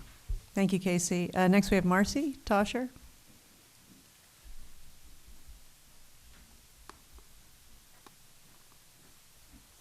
Hi, everybody. I'd just like to address a few of the points that were raised.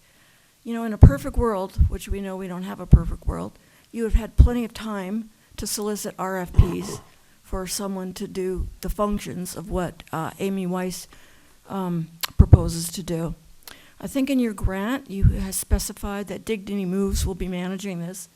Dignity Moves recommends Amy Weiss. Amy Weiss set up Dignity Moves, it sounds like from her presentation.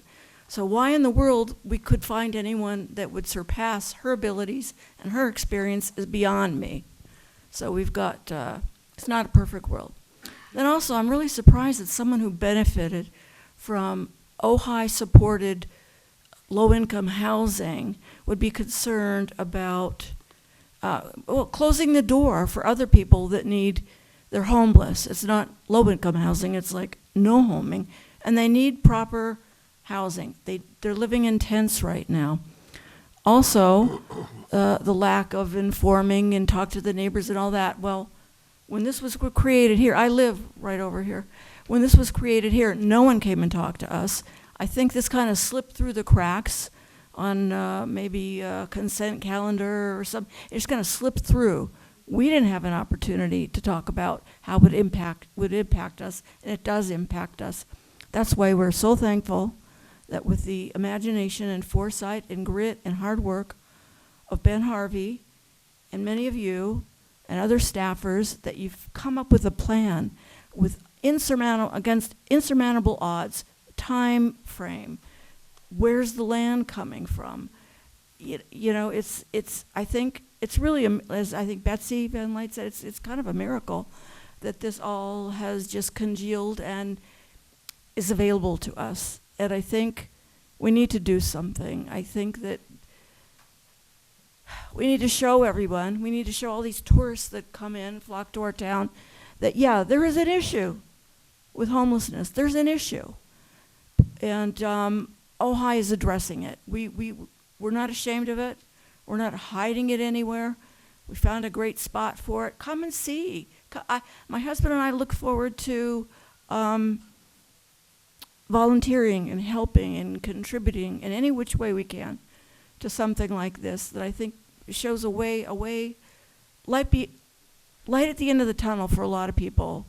And I think all the details of bathrooms and the kitchens, and that can all be worked out. Maybe some units can be for handicapped and all of those details can be ironed out. But you got 2 weeks, you got to move. You've got a person ready on board to move her trailer in, get things going. Let's do it. Thank you. Thank you, Marcy.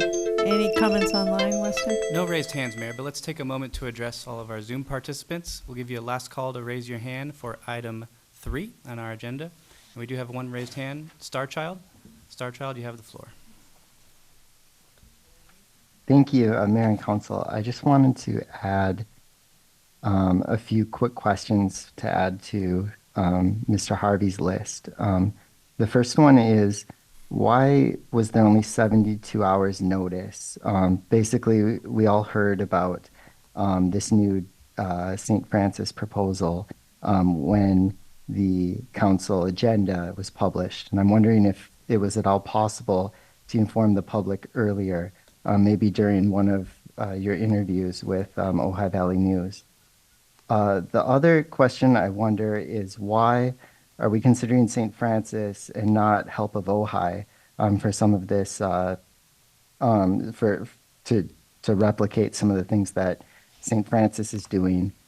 I noticed that the person who runs St. Francis was recommended highly by the person who runs Dignity Moves, and I wonder if we looked at any other options or if we just sort of got that recommendation and only looked at St. Francis.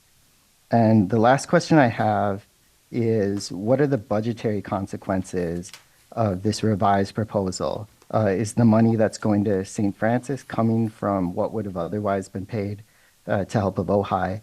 And why are we preferentially paying sort of an outside nonprofit instead of our very own Help of Ojai? Those are all the questions I had on this item. Thank you.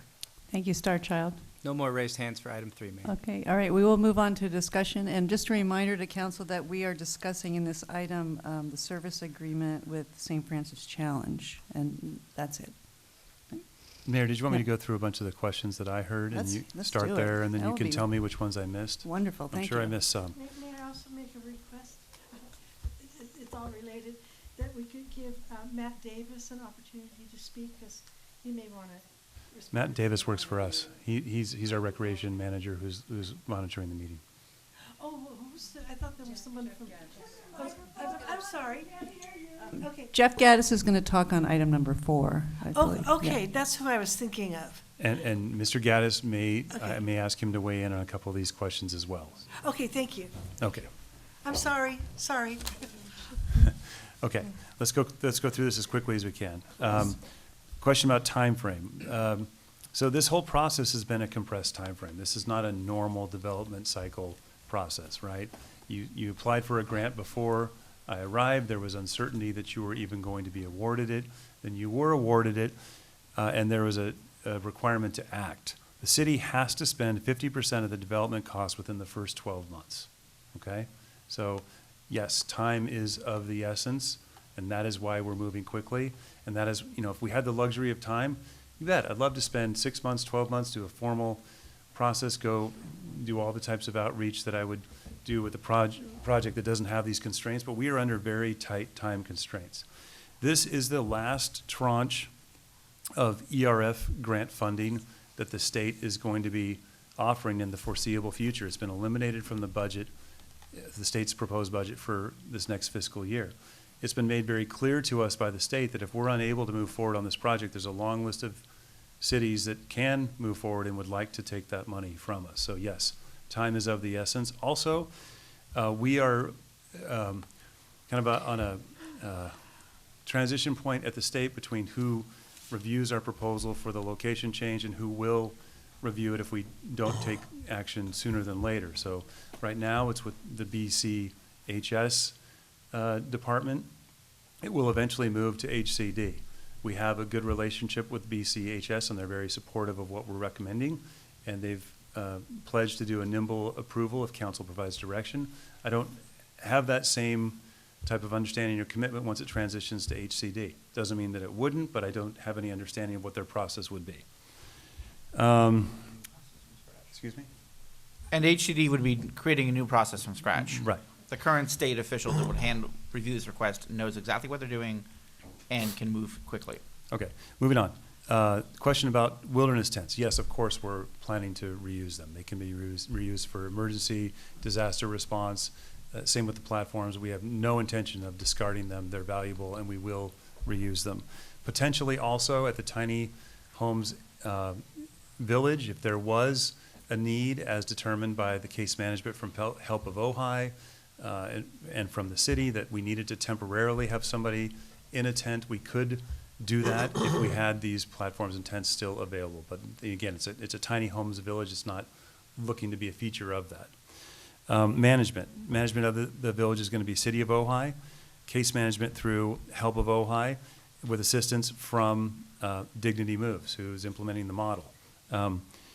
St. Francis Challenge is only here for that transition period from encampment to the tiny homes village. Amy is not going to be moving over and managing the tiny homes village. That will be the responsibility of the city, along with the caseworkers, along with the guidance from Dignity Moves, and the assistance from the county, who's going to be providing the behavioral health services. Why was a sole source used for this recommendation? Well, your municipal code allows for your city staff to use their professional judgment to determine a sole source for professional service. We don't, again, going back to the luxury of time, yeah, if I had a couple of years or, a year or longer, yeah, I'd love to have a formal RFP process go out for months, vet different people, but this came highly recommended. I've been very impressed with what I've seen with Amy's model, and it, like I said, it hit me like a lightning bolt that this was exactly what was missing in our encampment and what we need to transition over to tiny homes. Bathrooms and kitchens, and I want to have Mr. Jeff Gaddis speak to this. There's been a lot of talk about this, but this is the Dignity Homes model. And if I could just actually turn it over to Mr. Gaddis right now to talk about the communal bathrooms and the communal kitchens and why that's so important for this model to work, I'd appreciate that. So Jeff, can you hear me okay? I can. Thank you. Can you hear me? Yes. Okay, great. Thank you for having me, everyone. Thank you to the council, to the staff, and to the community that showed up and how much you care about this issue. What I would say to the bathrooms, common bathrooms and kitchens and showers is, for us, there's a cost effectiveness part of this, of course, because we can build more units, the ability to plumb and do sewage on these sites and then and build as many units as possible, because we're trying to bring as many beds onto these sites to help as many people as we can. But it cuts into the cost and our ability to, again, build more cabins. There are sites where we do build bathrooms and sinks into units, but those are much more expensive units. We're doing one in San Bernardino, $35 million home key project, 150 units, commercial kitchen, and we're going to have some bathrooms and showers, but we have the funding to do that, right? And the population meets that need. We have found with common bathrooms and showers that we can draw people out of their rooms from isolating as well and be in a more communal setting and connect with each other. We can do wellness checks more, easily. I did hear from the member in the encampment too about having your own sink in your own bathroom in your own kitchen, but those are also conversations we're going to have with people in the encampment who may be moving on to other different kinds of sites. We'll get them a voucher, get them an apartment, their own kitchen, but we're going to look at each individual and what the circumstances are for them and what their needs are, and whether this type of setting works or we're moving them into something else that would work a little bit better for them. We're going to have the time to do that over the next 6 months while we're developing the site, but it's really cost effectiveness, public safety, safety on the site. In terms of the cleanliness of the site, we keep these sites really clean. We have services on site that there's a public health codes and a lot of other regulations that we have to adhere to make sure that the sites, the kitchen, the bathrooms are clean. But I'm going to be in the encampments and have been as well, talking to the residents in the encampment about this, and with Amy and with help of Ojai to find out what's the best fit for them in terms of moving into the site and or moving onto their own space. So we'll work with them on that. But this is something that's been, battle tested for us in a number of sites that we built in terms of effectiveness, speed in the build, and the ability to help as many people as possible, which is the goal. How many people and how quickly can we get them off the streets and get them stable and into permanency? Thank you, Mr. Gaddis. Just moving on my list. These are intended to be a pathway to permanent housing. These are not forever homes. So this is intended to transition people from an housing encampment eventually into a permanent home. But these tiny homes are not intended to be the forever home for the residents. If council provides us with direction, yes, again, remember, we've had this really compressed timeline. We've had a need to, act. I fully would anticipate having community meetings to describe, more the tiny home project and what's going to be involved in it, the proposed layout, et cetera, et cetera. But again, I'd want council direction to move forward before I did that. Budgetary impact, as the staff report indicated, this is going to be drawn from the St. Francis Resident Steward model is proposed to be drawn from the ERF grant award of $12.7 million. If you move from a location at Kent Hall over to Bald Avenue, it provides you much more funding to develop. That's how we're able to do 30 tiny homes instead of 20 tiny homes, but it also affords you the ability to pay the modest $150,000 to implement this stability before we move over. It's going to come from that grant, and it doesn't steal from Help of Ojai, doesn't steal from other components of the award. Thank you. Okay, are we all ready to move on to discussion? Can I ask one No, question? no. But we finished questions, and now we're going to move on to discussion. But I do want to speak first because I do have I have a background with Dignity Moves, and I think this might help explain a little bit to the public who they are and what they do. I first met Elizabeth Funk, who's the CEO and founder, maybe a year and a half ago in a housing group. She gave a presentation about her program, and I was just struck with her dedication and also her huge amount of knowledge and experience. We are so lucky to partner with Dignity Moves and have their help here. They're leaders in the field. And then she was also at the League of Cities. She did a presentation that I think some of my council members may have seen. I spoke to her there.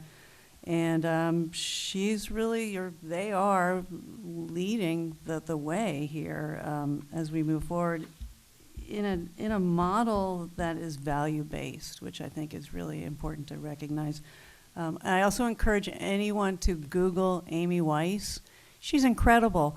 You should see her background and her experience. She's dedicated her entire life to helping unhoused, helping people who need help. She also ran for the mayor of San Francisco, which is quite interesting.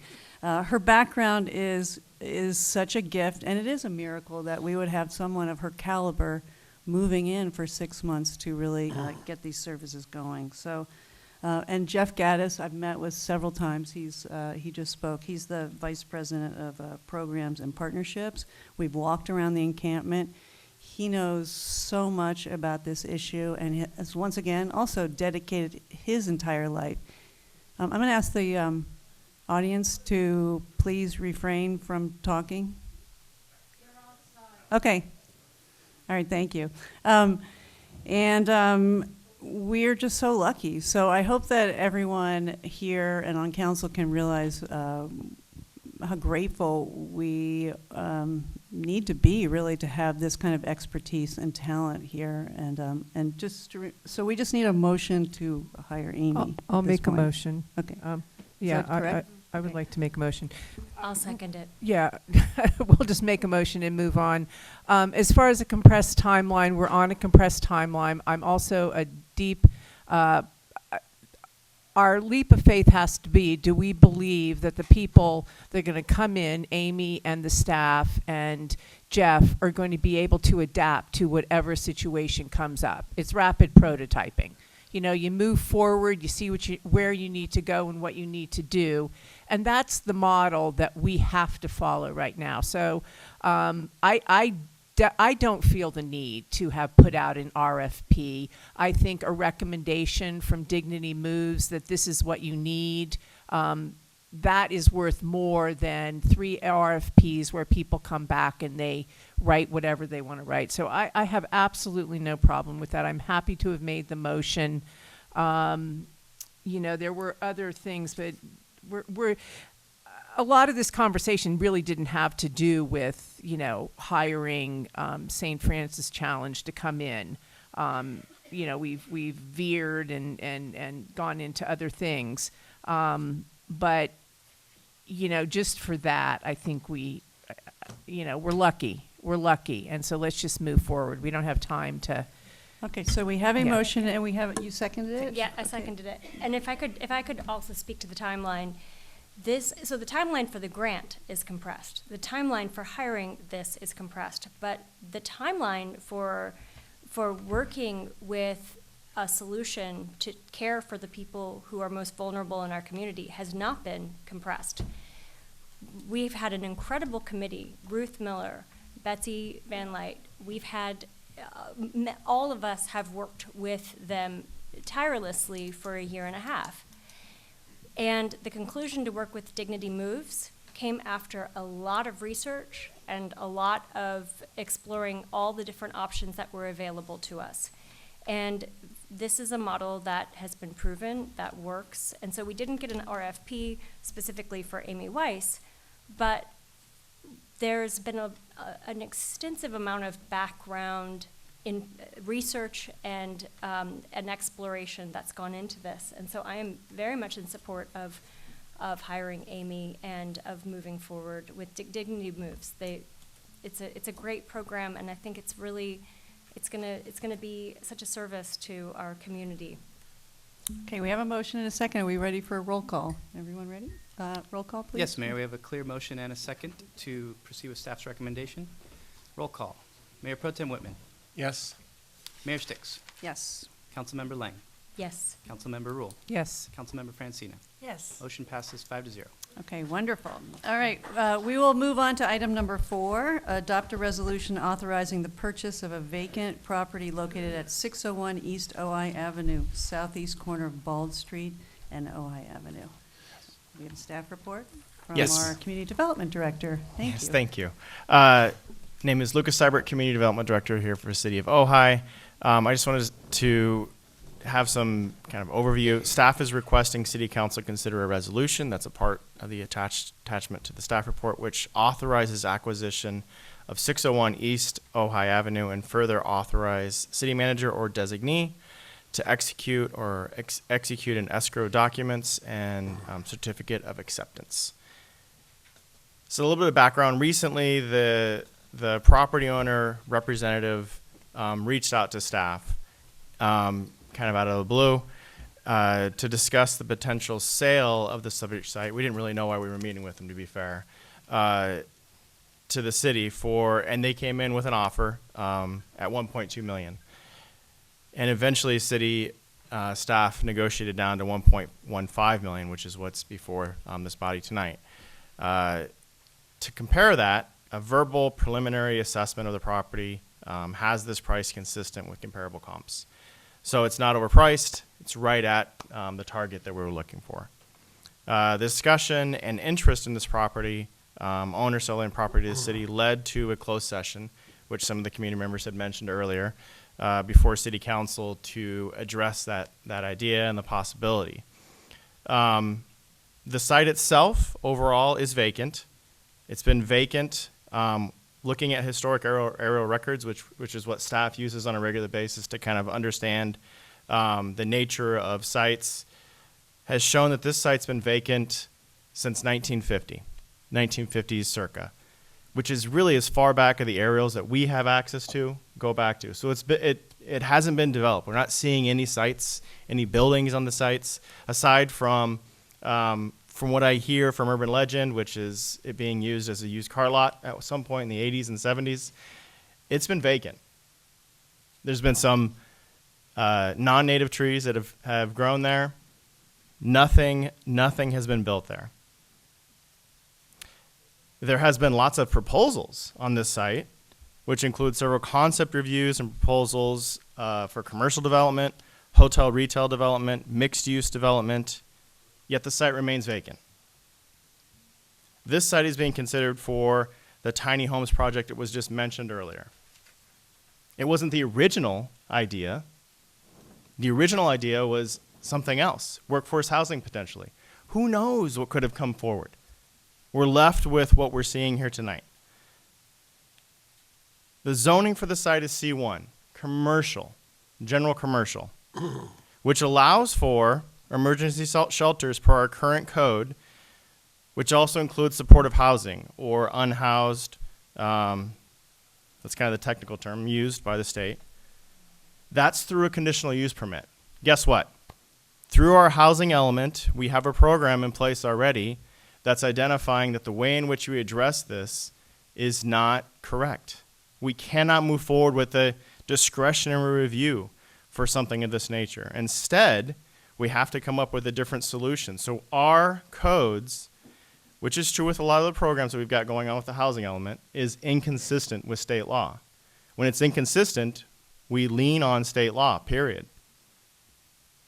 Now, with all that being said, if council adopts the resolution that's before the body tonight, the next steps to acquire this site include completion of the purchase agreement, which has already been sent to the current owner, which would be between the city and the owner, execution of a certificate of acceptance, and then execution of other escrow documents to complete the sale of the property.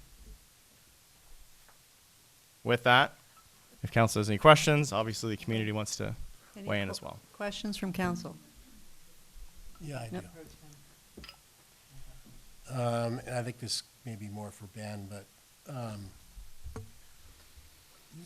my understanding is that I appreciate the members of the community who have said they think there's better sites for this project. But my understanding is, and correct me, that we don't have a time, we don't have a timeline that allows us to start assessing.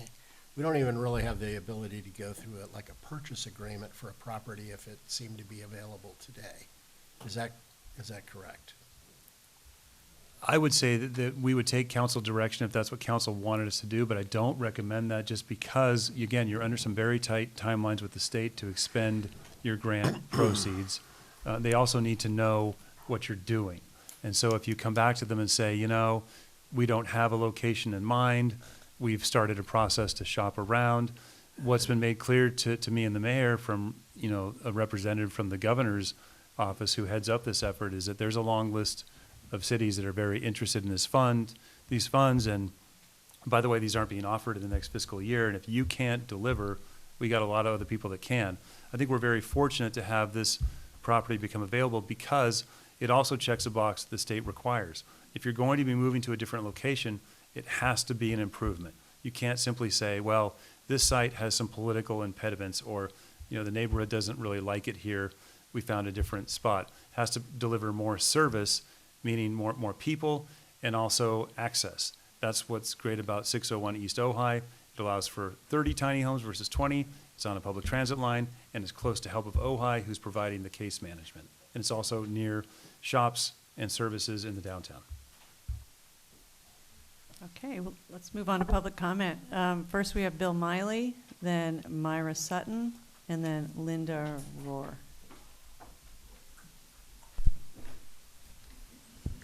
Hello.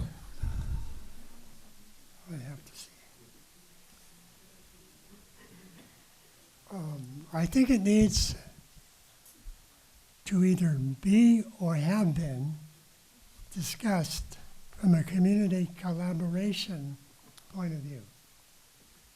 I would like to believe that you, as a council, know the following: the effects on the tourism industry, the effects on the business element, the effects on the citizens of the city, all 7,500, whether you've considered, and that you have already considered alternative sites like the bowling alley. And you know that this is going to be, quote, short-term, medium-term, and long-term. And that you have thought about the future of this homeless village being in existence for 50 to 100 years. And that you know what the law says about if you have a village that is always full with 30 units, and more people who are homeless and unhoused come along, you have to let them park on or you know, put their tents on public land, sleep on public land, because that's the law. I don't see, ouch, the tent village going away because of the expanded need for more places for homeless folks. And lastly, transparency with the public. Talk about, there's lots of things to do, lots of issues to be concerned about.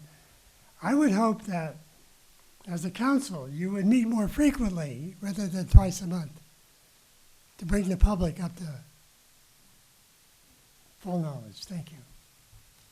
Thank you, Bill. Next, we have Myra Sutton, then Linda Rohr, and then Rory. Thank you. Oh, Corey. Okay, thank you. And then William Wyrick. Good evening. My name is Myra Sutton, owner of Sea Fresh.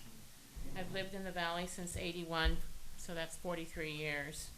We opened the restaurant in August of 1985, so next year we'll have been in business for 40 years. We're the oldest family-owned restaurant in the valley, with Vocali's being a very close second. Being a couple of blocks off the arcade, we've always felt like the stepchild, with the arcade being the golden child. We've been patient, wishing and hoping that someday the downtown would spread eastbound and catch up to us, perhaps with real retail spaces such as beauty salons, restaurants, or professional offices such as law offices, etc. Never did we imagine the growth would be this. While I'm sympathetic to addressing social issues, I'm troubled by the lack of transparency and the absence of notice for this hearing. This needs more time so that there can be more public involvement. It is essential to consider the perspectives of taxpayers who support and keep the city going. This is not the right location for this project, not on the main thoroughfare of Ojai. There has to be other locations that would be more appropriate. I urge you to explore alternative locations for this project, ideally not situated on the main road, to better balance the needs of community members. Were there notices mailed to the local residents about tonight's meeting? Where is the transparency? Has the land purchase gone through? Or are you still negotiating that? If it has, I suggest better use for this lot would be a city parking, which is so needed. The parking at the skate park and the street parking is not adequate for the city's needs and its growth. The project will absolutely have a negative impact, not only on our business, but other businesses and residents that live nearby. I am under the understanding that this $13 million grant is accompanied by a time constraint, hence causing the city to make very hasty decisions in finding a location, but I urge you to find alternative sites. This has not been thought out. Thank you. Thank you, Myra. Next, we have Linda Corey, then William Wyrick, and then Debbie Rubenstein.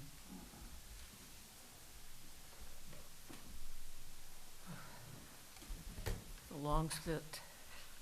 My name is Linda Corey, and I'm the owner adjacent to the subject lot at issue.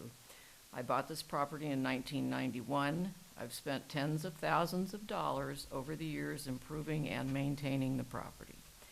I'm especially concerned with my property value decreasing due to the proposed project, not to mention the impact on my tenants and their businesses. First of all, with regard to the proposed project, I was never formally notified of the city's plans.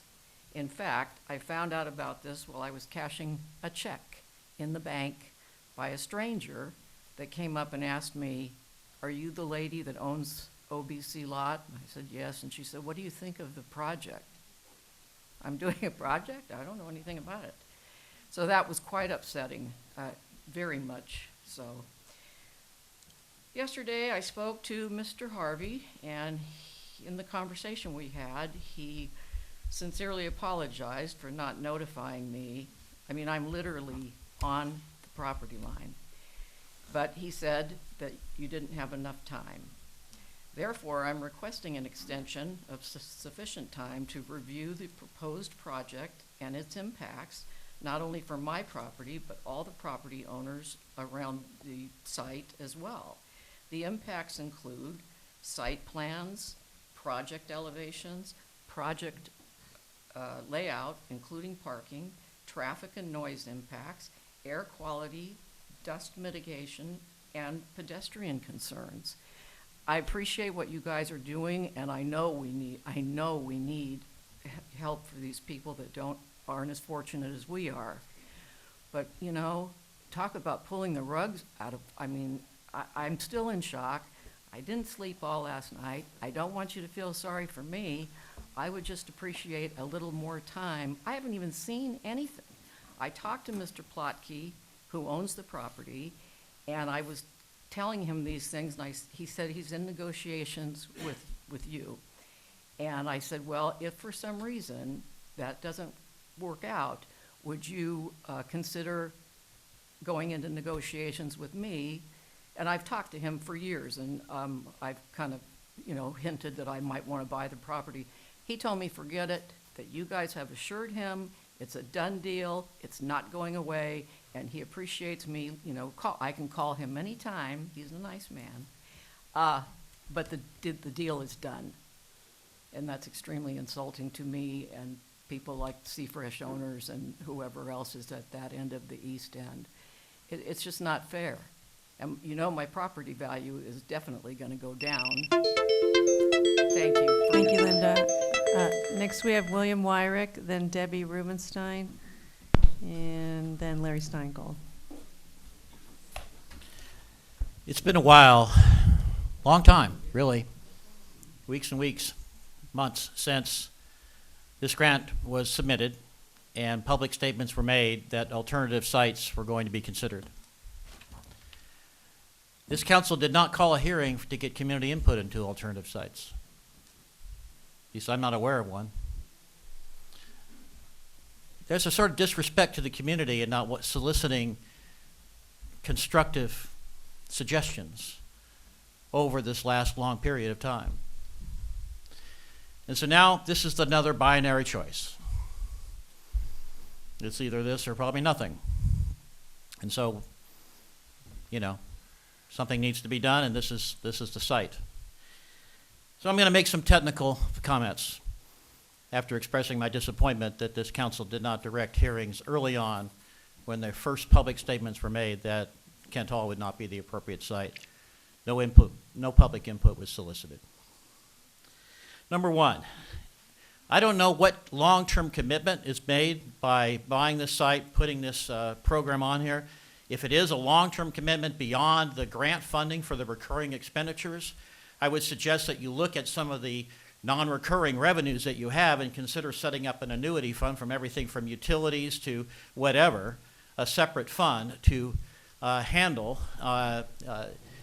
the ongoing expenditures that would be involved in this program after the grant recurring expenditure support expires. That's another option for setting up some sort of annuity type fund or restricted fund for that purpose that maybe the interest could help defer. Number three, please work on the design. At least try to get some public input on the design. I've heard some things, comments about like a wall or something. Probably not the right kind of way to set up integration into the community, which obviously is the goal. So at least maybe try to get some solicitation from the community on the design, for going forward. And then the last point I want to make is, please make sure that you have proper escrow stipulations. I see an opinion of value, Mr. Lucas, you mentioned opinion of value. That's not a certified appraisal. Most real estate transactions involving public entities involve certified appraisals. I would ask that you make sure that the escrow instructions, the purchase agreement, include all conditions that guarantee eligibility for reimbursement from the grant and also consider a certified appraisal, which apparently is missing from the current negotiations. Thank you. Thank you, Bill. Next we have Debbie Rubenstein, then Larry Steingold, and then Ruth Miller. Is Debbie here? Oh, okay, Larry Steingold.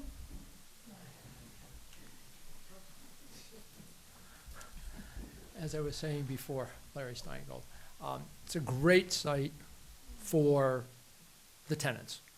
It's a wonderful site. It's perfect. It's got everything any tenant could want, aside from the noise and the outdoor plumbing, or the indoor plumbing, or the lack of plumbing. Because at 2 o'clock in the morning when I get up, it's dark, and I bang into things. So when these people get up at 2 o'clock in the morning and go to plumbing, I can't imagine what they're gonna trip over, unless the place is gonna be well lit. And you have no appraisal, no certified appraisal.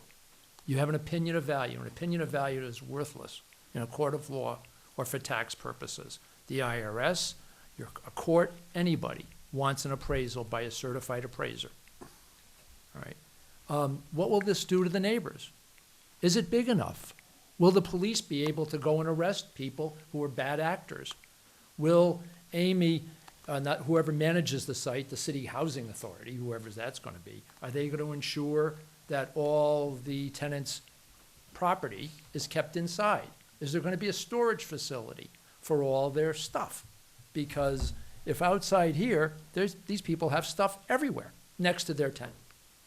It's got to be in a pod. It's got to be in something. It's not fair to them, okay, because this is their stuff. This is not the right location for the town. It's the right location for the people. Of course, take 12 million, buy a hotel. I'm sure Steve Edelson will sell something. Or somebody, you'll have 40, 50, 60 rooms. But this is not going to solve the encampment here because that's only going to hold 30 people. What's going to happen when 10 more here? Because we've got how many here now, 40? 45? We're going to stick them in motels?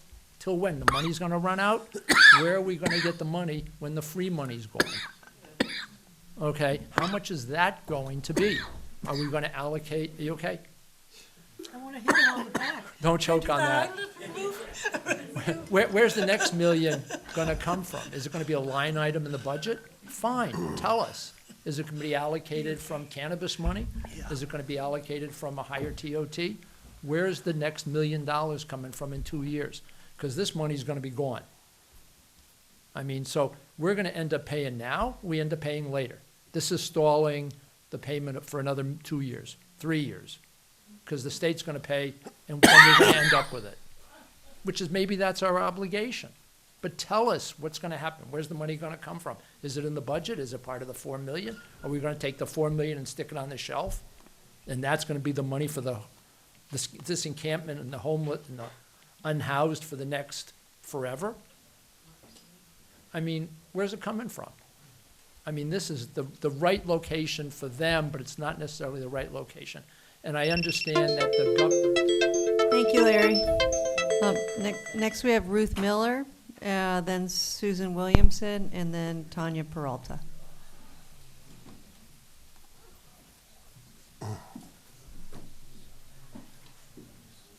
It's past my bedtime. Hi, I'm Ruth Miller. Thank you for your continued efforts to improve the living conditions for our houseless neighbors. You can make their conditions even better by approving the location on Ojai Avenue, which will help not just 20, but 30. By approving this location, you will give them the safety of a locking door, the dignity of convenient showers and a laundry, a kitchen, and a secure place to keep their food away from rodents and raccoons. The project will provide the basics that we, who are more fortunate, take for granted. Most of the residents don't have cars. The Ojai Avenue location gives the needed walking distance to services, the trolley, a bus service, grocery stores, and Help of Ojai. I have every confidence that Dignity Moved will build something beautiful that the people of Ojai can be proud of, not just for the aesthetics, but also for the humanity. The project will give the residents the opportunity to decompress from the trauma of living on the street. The 2 dedicated caseworkers will help them address their issues and offer them the aid they need to rehabilitate, whether through education, work opportunities, or other services. Let's not forget that the large percentage of elderly and disabled who need just a safe place to lay their head, to be warm in the winter, cool in the summer, and provide to their basic needs. The money is there, the location is there, the developer is there. By a vote tonight, you can change the lives of our most vulnerable neighbors. Thank you, Ruth. Next we have Susan Williamson. then Tanya Peralta, and then Jennifer Fleischman. Hi. Susan Williamson. I'm a resident of Ojai. And I had the opportunity to go to the Mesa development this weekend, and I asked them how much did it cost to build a tiny house with a kitchen and a bathroom. And he said it was the total for each unit was $100,000. And their plumbing system is such that it all goes into a central, doesn't go into the sewer system. It's like returning the water back into using it for landscaping. So I don't know what Dignity Moves, I have no idea, nobody's seen any plans, I have no idea what they're planning, but it seems to me, I'm hoping that they will be open to bathrooms and to conserving water, so putting in more ecological systems for their sewer system. And at $100,000 each, I don't see why they shouldn't be able to build each unit having a bathroom and a small kitchen. I imagine you guys went and saw that too, so you probably know what I'm talking about. So, and then I also wanted to just, reassure Seafresh that I will be happy to go there as much as I still go there. I will not be affected at all by the fact that across the street there's a wonderful little tiny house village. I think that people they like the restaurant, they'll go there. That's all. I just want to ask that there is going to be, I'm hoping there will be some input, that we'll be able to have input, and that the people that living here will be able to have input into what they get. I don't understand why you didn't choose the land across from the community garden, the maintenance yard. That's a big piece of property, and you could have maybe made an arrangement to store your stuff at a county location where there's nothing at all. And I don't understand why you didn't choose that property. I'd sort of like to know why that wasn't chosen. So anyway, thank you. Thank you, Sue. Next we have Tanya Peralta, then Jennifer Fleischman, and then Susan Carpenito. Hi, Council. So I'm Tanya Peralta. I'm a fourth-generation Ojai resident. I'm a local business owner. I have been for 25 years in this community. I reside in the city, and I also own the property across from the property that you are considering. I, too, was very upset that I just found out about this 24 hours ago, and it wasn't from anybody in front of me. I don't understand that. I know that when I've had to do work on my building, I've had to provide you with 100 labels of the nearest 100 people and jump through a lot of hoops for very small projects, and this is not a very small project. I want to make it clear that I support finding a location for the unhoused 100%. And Amy seems great, although looking at her website, I would question and just make sure that we're going through the design review process, because her website and those pictures don't look consistent with our vision. So I'm not going to go a lot into my concerns. I'm going to run through them quickly. I've spent the last 24 hours scouring availabilities. I've been a real estate broker and appraiser for 25 years, so I have a lot of local knowledge and professional knowledge on options that I do not think that you have considered. I want to also say that I was a real estate appraiser in this valley for over 10 years, and I can tell you with 100% confidence, you are overpaying for the lot. There has not been a similar size lot in a similar location that sold for $1 million.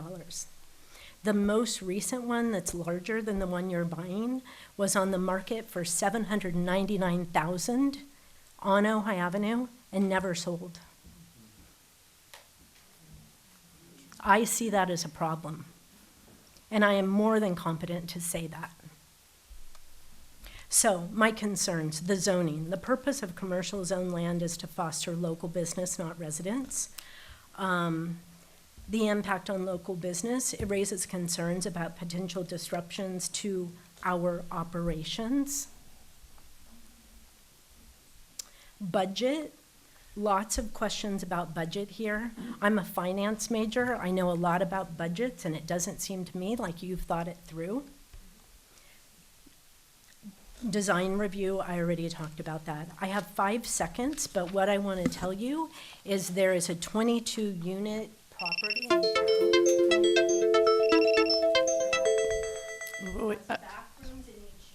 Well, I have to cut, I'm sorry, Tanya. Thank you very much. Next, we have Jennifer Fleischman. Excuse me, I'm going to ask the members of the public to please be quiet. Thank you. I'm sorry, there's no giving away time. Jennifer, you're up. Thank you. So, Jennifer Fleischman, again, I think we need an emergency town hall to discuss these things. I really do. Could we please remain The way quiet? this Thank has you. been rolled out is outrageous. It really is. Now, we want to support this project. We're wholeheartedly in favor of it. But putting this on Ojai Avenue with 4 days' notice, or however long it's been, is nuts. And I don't think you answered my questions, Mr. Harvey. In fact, I asked, how was this discussed in closed session? Right? And why was the property being negotiated in the first place?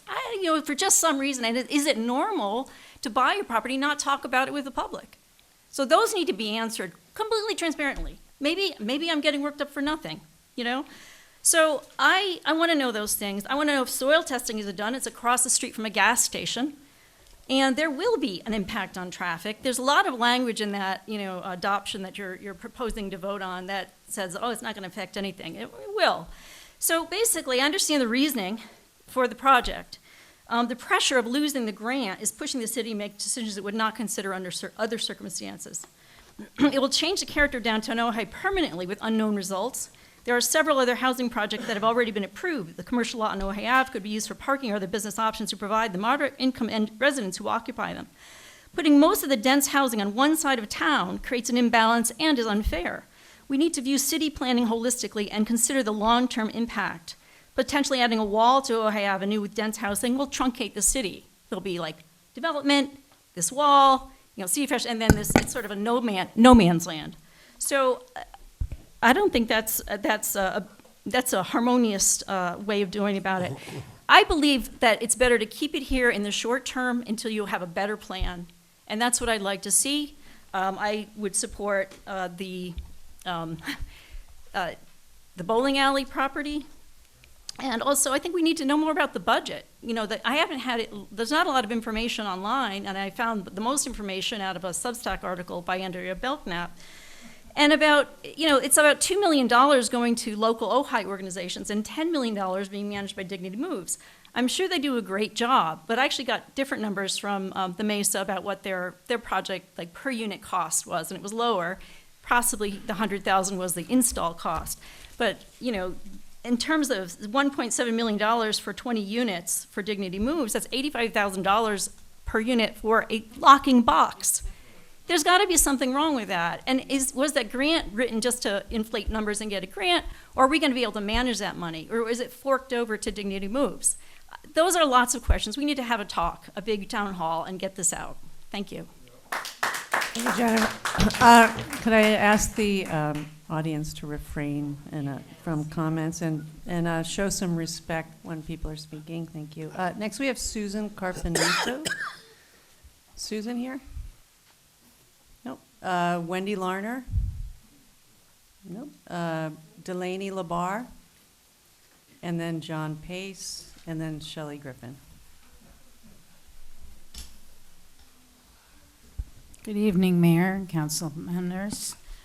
I'm Delaney Labar. I live here on Blanche, up the street from the community here. And basically, everybody has said pretty much what I needed to say. I would like to really urge everyone to realize, to really make the effort to not destroy the good in search of the perfect.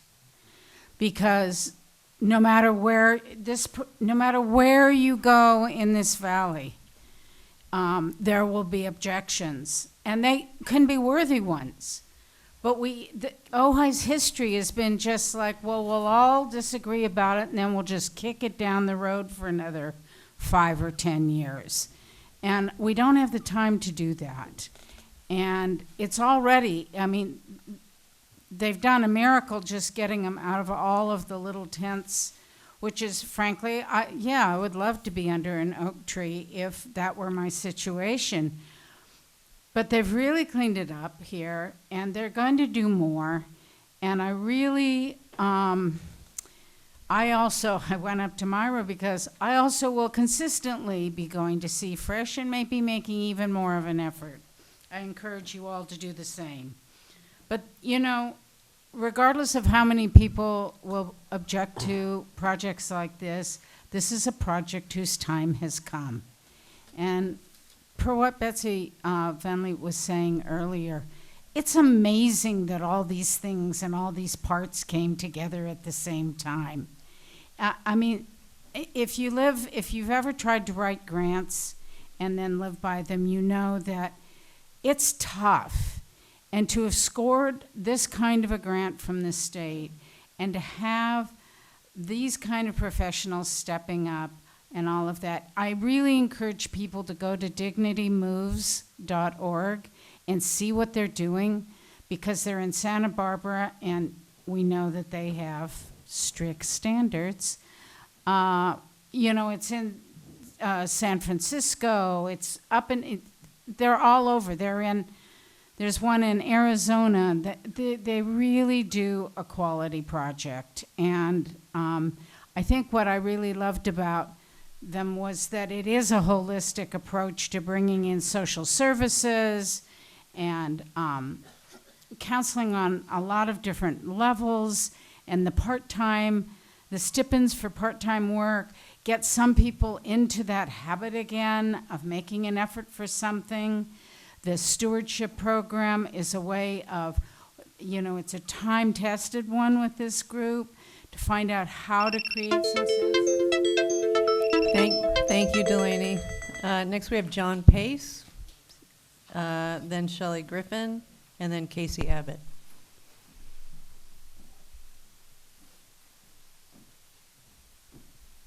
Well, I want to thank you for the time. And I think this program to do tiny houses is amazing, and I want to see it happen.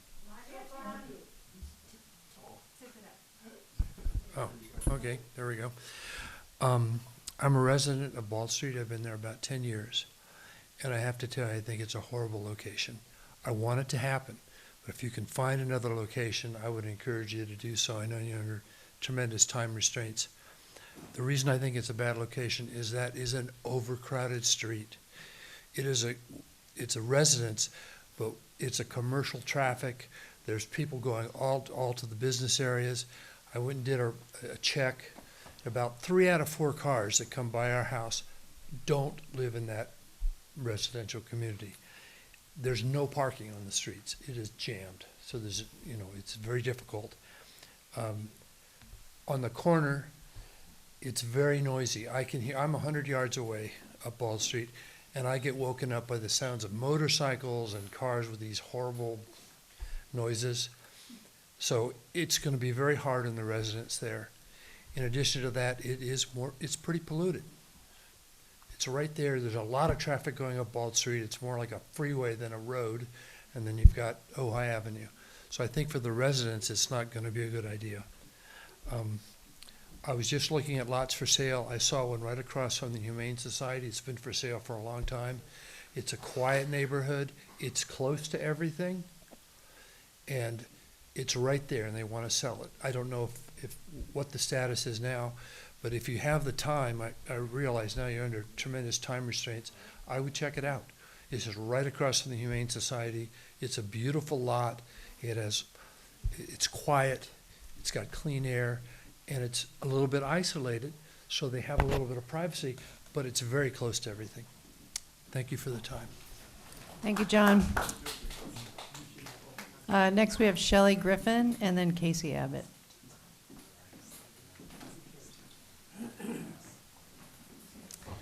Hello again. You've already heard from me, so I'll be brief. I just want to register my disappointment again in not being notified, as other neighbors have said. It's very much a working class neighborhood with lots of working families who aren't able to come to these meetings and weren't notified and part of the conversation. I noticed there's nobody from the school district here who also would be directly impacted across the street, and so I really encourage more conversation around it. Thank you. Thank you, Shelley. Next, we have Casey Abbott.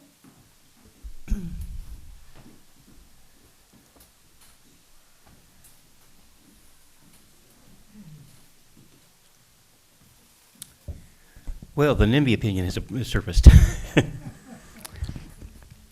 Would strongly encourage you to go ahead with the purchase of it because it retains your $12.7 million bill that they're putting in your pocket from the state. And it doesn't have to ultimately be used as a permanent location. If the housing can be made movable, we can obtain another piece of property and put them there when the time is appropriate. So that would really alleviate a lot of people's very, very stressful concerns about property value and impact on business. Another idea hit my head is if C-Fresh was to get where we could use our food cards for buying hot meals, there'd be a lot of hot meals purchased there because it's good food. Anyways, thank you all again for your efforts. If there's anybody else that wants any information from someone who lives here, or is a former business owner who burned out in the Thomas Fire, lost my business and my home, feel free to contact me. I'm right here at the tent, right about where you go onto the ramp there. So, anyways, thank you. Have a good evening. Thank you, Casey. Any comments online, Weston? Yes, Mayor. We'll move on to public comments on Zoom for this item. First, we have Starchild, followed by Leanna, and then Bradley. Starchild, you have the floor. Thank you. The last time I commented, I asked about the notice given, and I didn't quite hear the answer, but I wanted to maybe answer my own question. I think that notice that changing the encampment site from City Hall to this subject property could have been given kind of shortly after that closed session meeting over 2 weeks ago. I know that there's a really tight timeline, but I just think that at the first possible moment, the city should have informed the public, maybe through the paper, put it on the website. And I wish that would have happened. The other thing I really want to know is what was this Ojai Avenue property going to be used for originally? I heard Mr. Seifert say that perhaps workforce housing, and I heard somebody else say maybe a parking lot. The question is really important because it lets us know what we're giving up by moving the encampment to this property. Are we giving up workforce housing? How important is that? Are we giving up parking? How important is that? The housing could stay at the City Hall campus, and I hear a lot of the neighbors who live around the City Hall campus, I'm talking about the potential negative impact of that. One thing I do want to reiterate is that there are only 30 units proposed at the new site on Ojai Avenue, and there are more than 30 people in the encampment. So it seems to me as long as City of Grant passes law that says that the city can't move people out of city property when there's nowhere else for them to go, that there will still be an encampment at City Hall. And now there will be 2 encampments in Ojai. The other thing that I wanted to reiterate is a comment that somebody made that 2 people made, that they went down to Mesa. It was a great open house. And I heard also a number that was less than $100,000 per unit. And I kind of calculated out 30 units, $10 million. That's about $300,000 per unit. And it just seems to me that somewhere there's got to be some overhead with Dignity Moves. And I'm wondering if they could make even more housing units than just the 30, perhaps also at the subject property and also at City Hall encampment, so that we could have housing for all the people who need it in Ojai instead of just 30. Thank you very much. Next, we have Leanna, followed by Bradley, and then Mason. Leanna, you have the floor.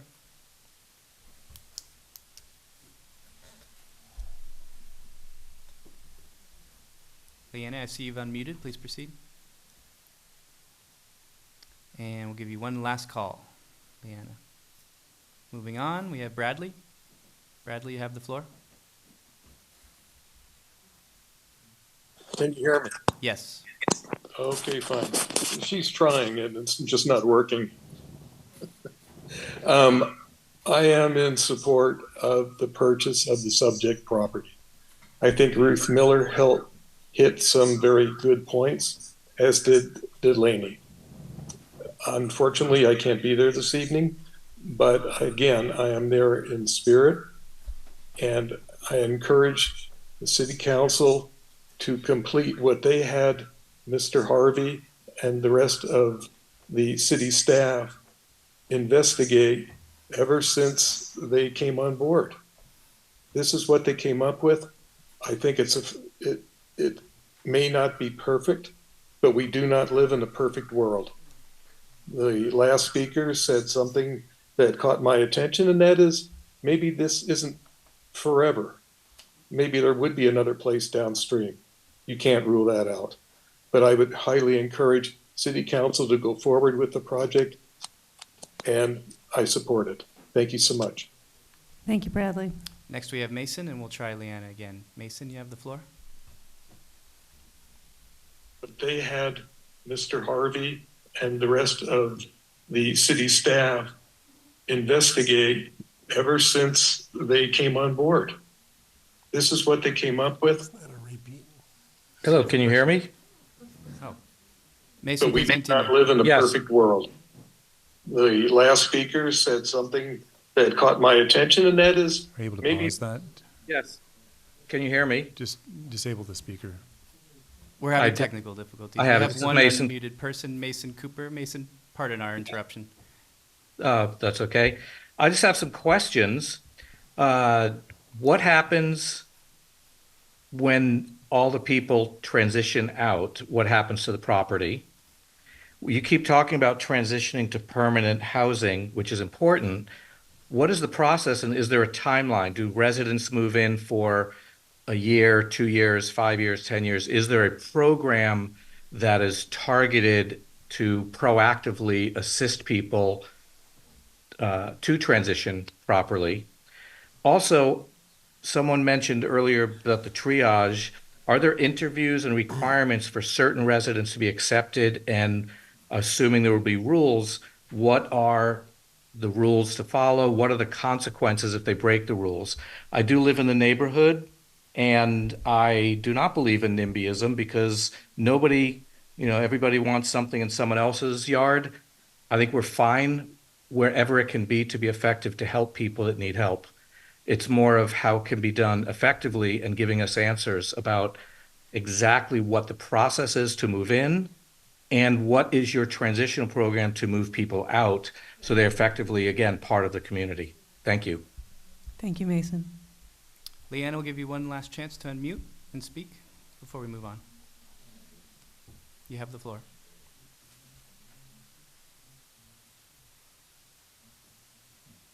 It appears it's not working, so That's it. let's be patient for just one more second. Please speak on Bradley's before we move on. Hi. My name's Leanna McNeely. I'm sorry, I'm having technical difficulties here. We need to turn off Brad's. We've made our attempt. If you would like to issue a written public comment, we will get it to council. All right, let's move on to discussion.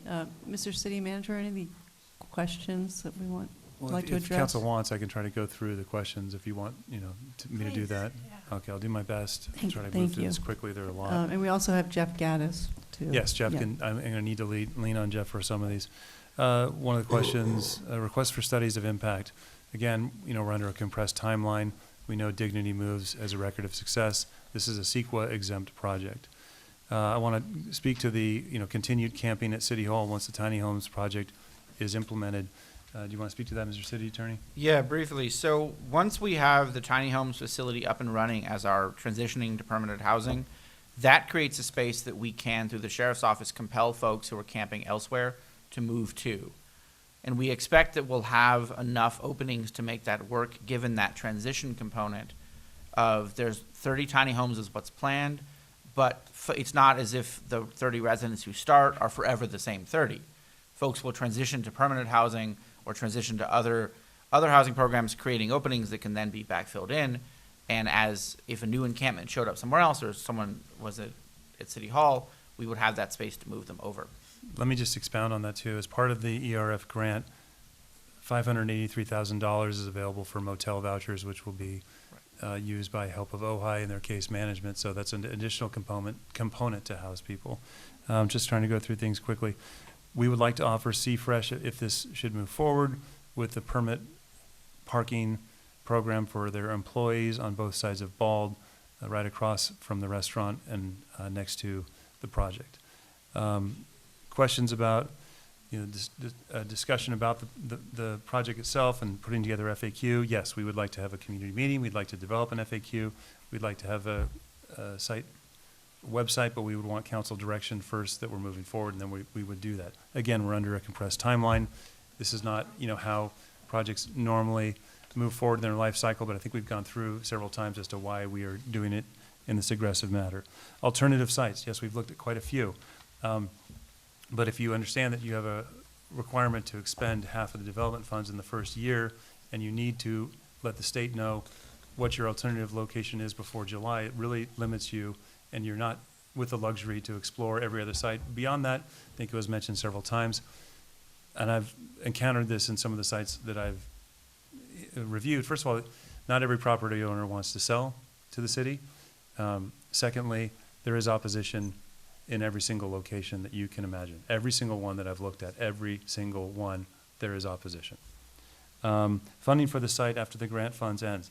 That's where SB1 comes in. Jeff Gaddis can speak to this a little bit, and I will ask him to do so. Mesa versus Dignity, different model. Mesa is for at-risk youth, doing work on a community farm, different setup. The Dignity Moves project is not just 30 tiny homes. Remember, it's also a large communal dining and kitchen facility. It's also showers and bathrooms. It is also offices for the caseworkers. It is also storage. It is an all-electric development with solar power. So it is not just simply tiny homes. Why wasn't the maintenance yard for the city considered? It was considered.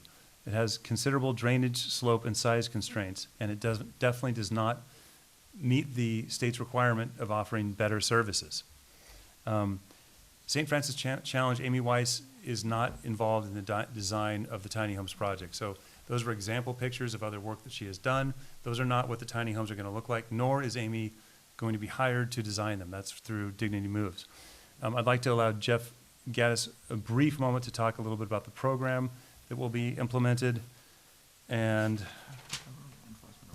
actually, real quick, property negotiations. As Mr. Seibert mentioned, the seller came to the city.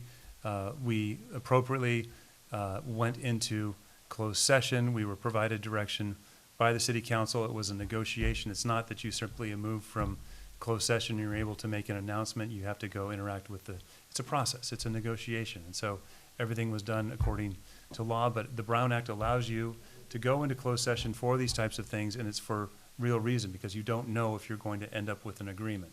And that's not something that you hash out in public. Here we are in public now that a potential agreement has been reached with a sale proposal. It's before you, it's public, it's been presented. I'll let Mr. Seibert speak to the valuation of the property when I'm finished, after I let Mr. Gaddis speak. Bowling alley property, okay, well, for those of you that have been looking, that's listed currently, it's about $3 million. That also requires the demolition of the existing building and the removal of the building and the concrete slab that goes with it. That's probably gonna add a few $100,000 on top of that price tag, which would then erode your budget and would probably leave you in a situation where you're not building more tiny homes, but you're building around the same amount, which again is not a better model in mind of the state. Can I have Mr. Gaddis online really quick, please? Yeah, I'm here. Mr. Gaddis, do you want to speak to the program? And again, I envision having a community meeting and an FAQ, but do you want to briefly speak to how your program would work at this location? Speaking about, intake and outtake and that type of thing, just briefly. Without getting, too much in the weeds, but I would tell you, number one, that this is a referral-based model. So it's not just a walk-in model. This is help of Ojai with the county of Ventura, the continuum of care, working together within what we call the coordinated entry system and the homeless management integration system, that's where outreach workers are working and have relationships and have identified people to come into the site. That is what's currently going on in the encampment, is we have outreach workers and case managers building referrals to bring them in. And they're referrals for people who live and have been in this area for a significant amount of time, or they have to be qualified as chronically homeless, meaning they've been homeless for a year or more, experiencing homelessness for a year or more. So and they have a vulnerability scale that talks about the level of vulnerability that person has. So this is a referral-based model, working closely with the help of Ojai and the County of Ventura. Once they're in, it is a multidisciplinary team approach, and that's a model that's worked all over the country. That is public health, mental health, and the public defender's office with probation and other community-based organizations working together on the site directly with the residents who live there. What is great about this site is the residents are there and they don't have to look for them and find them out in the field out when they're homeless, but they're able to actually build what we call a continuity of care of medical, mental health, recovery services, get them document ready, which is get all of their documents in place to get their benefits, to get vouchers for housing. All of this stuff happens on site in a very coordinated, collaborative approach. That is the beauty. It is a true integrative wraparound model that happens on the site. The time frame, anywhere from 3 months to a year, maybe up to 2, depending on the level of severity and need. But I can tell you we work what we call a flow or a throughput model. We're trying to get up from 2 to 3 people through the site per year. So if you got 30 units, you could realistically have anywhere from 60 to 90 people move through that into permanent or other types of facilities. We're talking about skilled nursing facilities, residential treatment, permanent supported housing, whatever it is they need. We triage, stabilize, and make them a great candidate to get a lease and stay in their homes and retain their housing. So so we're already utilizing existing resources that are paid for by the county. And just let me talk quickly about the funding which connected to it. Proposition 1, which is called behavioral transformation, which is the big proposition that was just passed, is going to, starting in 2026, and maybe sooner, is going to start funding these programs for high acuity homeless populations. This site qualifies for that funding. And that, along with CalAIM, which is a Medi-Cal program for enhanced case management, community supports, housing navigation, that'll carve in up to 35% of the budget for the program. So those 2 programs alone are long-term, long-range, subsidized programs that are going to fund the site. It is not going to be on the city to do that. And you've got an excellent director of the Continuum of Care, and Jen Harkey and her team, and Dr. Savette Johnson, who are working with us on this model to make sure that these projects that we're building in Thousand Oaks, Simi Valley, Oakland, San Bernardino, everywhere that we're building them, San Francisco, Sacramento, that they are funded long-term. That is my job. I'm best practices. That's what I focus. That's why I brought Amy in, because there is no other Amy out there. No one else is doing what she's doing. No one has the courage and the insight and the innovation to do that. I'm the only other person that did that other than Amy. And so this is the unique aspects of what's coming together on the site to stabilize it and to make it a really functional, really effective program. I ran the first one in Santa Barbara for myself. I brought it from the parking lot and to inception, and it was a huge success that catalyzed sites all over the country. So my street cred is I was out there in encampments, psychiatric hospitals, diversionary programs, building these models. And this is the most innovative thing I've seen in 40 years of doing this work. Thank you. Thank you, Mr. Gaddis. Do you want Could I just speak Yep, sure, go ahead. to the mayor, just briefly on the certified appraisal? If the council gives staff direction to go out and work the appraisal, we can. However, I would say in this case, trusted source, local, seeing basically the same number as what was identified by the property owner. If they were so far apart, I would be saying, yes, let's do that. They're not. Very close. So. Thank you, Lucas. All right, we will move on to discussion. Who would like to begin? Councilmember Rule. Thank you. So I have heard all of the pros and the cons, and I understand about the business. I understand about the business corridor. I understand and I have heard about the lack of transparency, the lack of knowledge, the inability to sort of take all of this in and come to some sort of idea about what this all means. That having been said, I think what we need to have a community informational meeting, as well as I would like those who feel that they are going to be adversely affected to think deeply about how the city could support you, in what ways we could mitigate. What do you see as really being the downside of this, and what can the city do to help mitigate that? So to think through this for us and to come to a community meeting and feed back ways in which we can support you. I understand that to the extent that you believe something is being, taken away from you, whether it's property values or whether it's a sense of, not having 30 unsheltered people right next to your property. But if we move forward with this, the next step is how can we support you in making this work for you? And so I really want that to be part of this and part of the community conversation.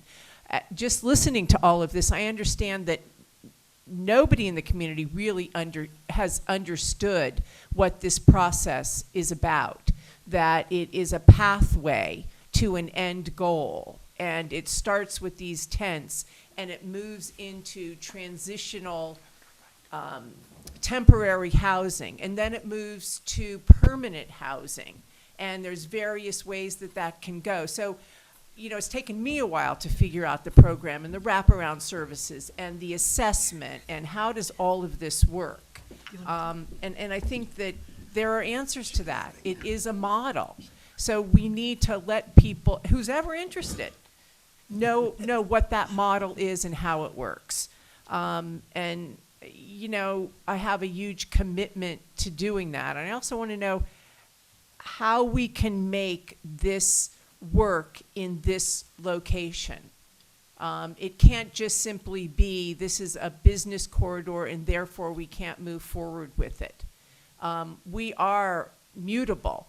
We can figure things out. We can make this a model. We can show people, and we can support the business owners that feel that they are being put upon. And so that's really what I wanted to say. And to the point, there is not going to be a location that people are going to agree that it should go here. There will always be people who say it's going to adversely affect them. I think it's possible that it's not an adverse effect myself. If we think through it carefully, we think out of the box, we think creatively, we're willing to move and be part of that process. I think it can be something, a complete benefit. That having been said, I'm going to make a motion. And I know that my other council members will have many comments to make, but I feel like this is the property, this is the time, this is the place. So I'm going to make a motion that we authorize the purchase of the property. Okay, excuse me, please, I'm going to ask you to leave unless, okay, thank. Okay. Forcing this Um, to be rammed down our throats, we're- and it's not right. Okay, so I'll you, be getting an attorney. can you make the motion? So anyway, yes. Can we have quiet, please? And you know, I this is a perfect example of how upsetting this is and how much we need to figure out to bring the community together and those that feel like they are unfairly burdened with this. Everybody has to come together in this community and figure it out all together. We can do this. So anyway, I am making a motion that we authorize the purchase of the property at 601 East Ojai Avenue. Okay. Is there a second? I'll second. Okay, all right. Second? Doesn't matter. Okay, we have a motion and a second. More comments? Yep. Yeah, I'd like to make a friendly amendment on that.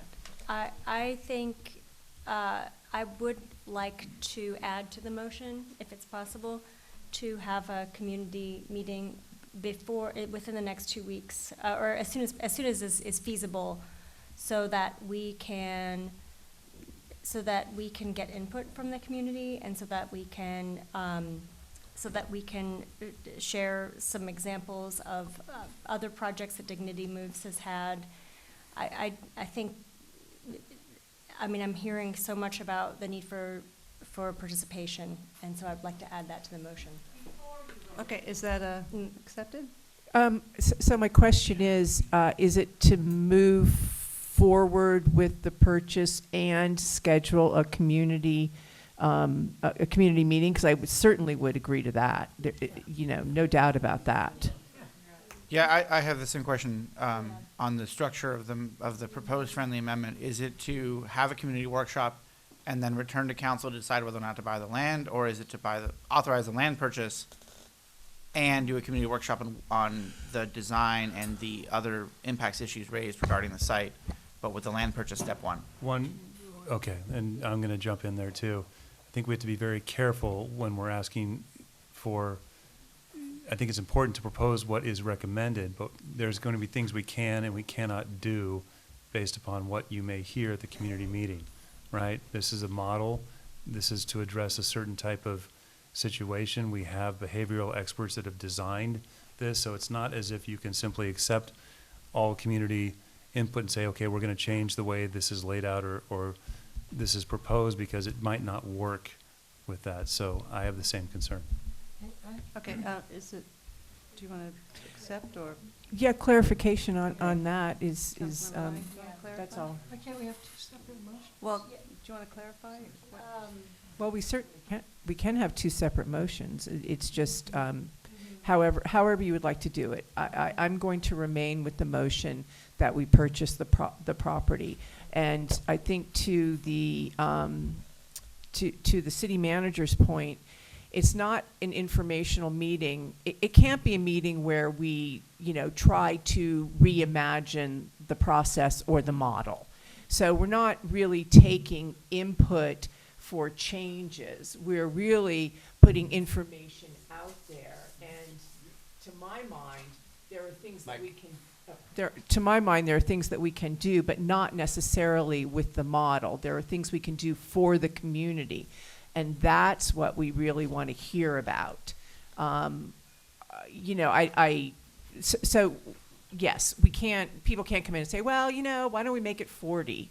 Or I think, we should do this, that, and the other thing.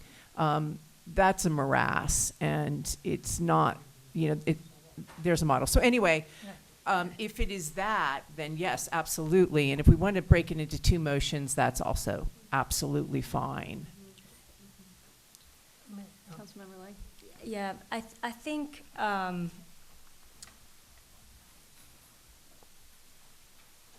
before I clarify, I would like to hear from my other council members. Okay. Who would like to go? I'll go. Okay. So,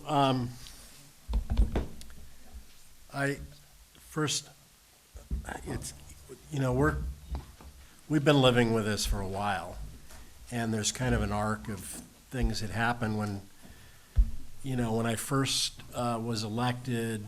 about a year and a half ago, I wasn't too long before I learned about Ruth Miller and her homeless task force. And I think the community, really owes a debt of gratitude for somebody seeing that we had a problem in our community and jumping on top of that. I also think that whatever else you want to say about Mark Scott, Mr. Scott foresaw that what was happening on this campus here at City Hall was not a great situation. And he implemented both the tent program, which I think has been great, and we've been successful over time at getting folks off of the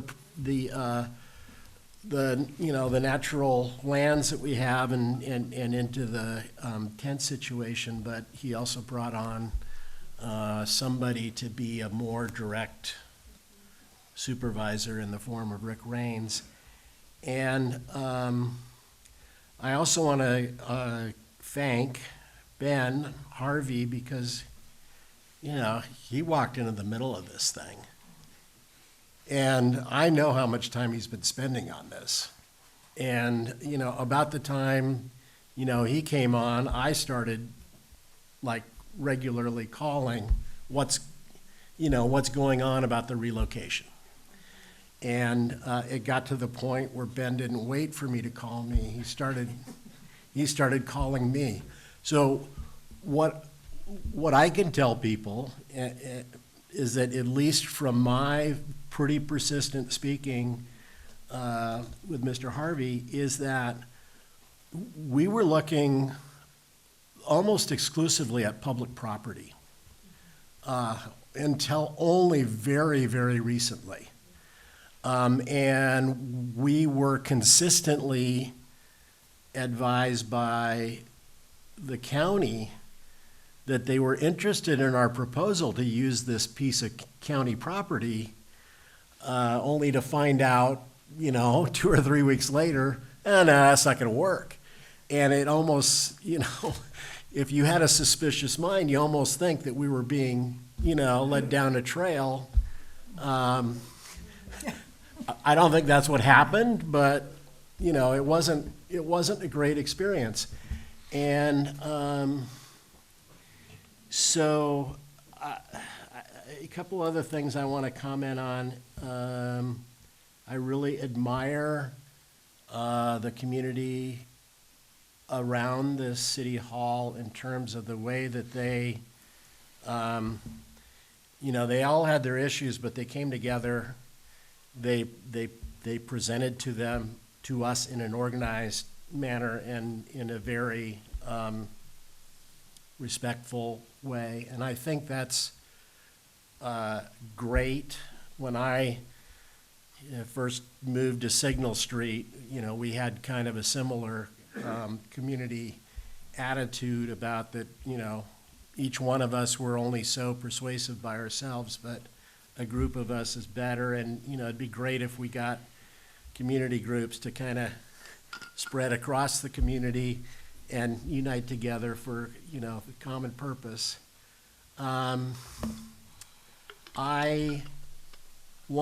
So for me, and I think maybe, I don't want to speak for anybody else, but for me, I was very concerned when we voted to apply for the grant, that we didn't have all of our ducks in the row. We didn't have commitments from everybody that I thought we needed commitments from before moving forward. The flip side was that there was this bank of money that might disappear. We're now finding out that that bank of money did disappear, or at least for the time being. So, we made the decision to move forward, and I can't go back and revisit that now. We have this deck of cards that's been dealt with to us. And we're really at a point of, I think, acquiring this property or telling the state thanks but no thanks for your $12 million, and I don't want to do that. I think that would be foolish. the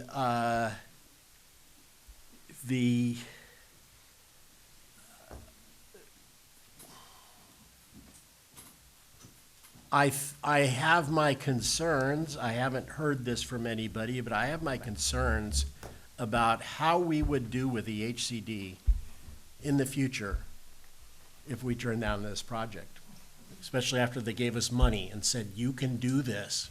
We're giving you money that's going to, take care, and then we say, no, I hate, we managed to dig ourselves out of a really bad relationship with HCD, and I think, we're actually on the good side of things. I think we need to maintain that, and this project is going to help us do that. One of the things that I am optimistic about is that, if you look at what happened with the community so far, that maybe we're still on the arc. So we were kind of, I'm maybe envisioning Escape from LA, if anybody's old enough to remember that movie.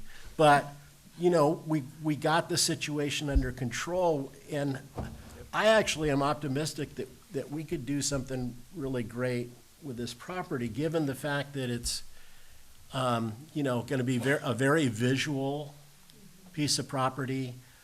I think we should bend over backwards. I think some communications need to take place with Dignity Moves, but we have a very artistic community, and it's possible that we can build a community that actually is aesthetically pleasing for the people that are driving by it. I'm, I know that there's a lot that would go into this, but I'm kind of inviting people, creative people, to come forward and say, hey, this property, let's make it the next greatest thing, instead of it being a detriment to the community.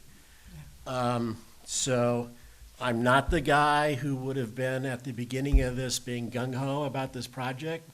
Where we are now, everything we have to issue, I think we have to go forward with this plan. And again, I appreciate that Ben is largely responsible for giving us an alternative to having the project, the site here on this property, which in reality, my first contact about this situation was from somebody who had invested, no, I should not say invested, they donated lots of money to the restoration of the Stewart Creek. And they were appalled by what was happening to all the work that had been done and, paid for. And so I guess I'll make my final statement. Sorry, I've gone so long, but what we have in the 8 acres of this campus is really a tremendous asset to the community.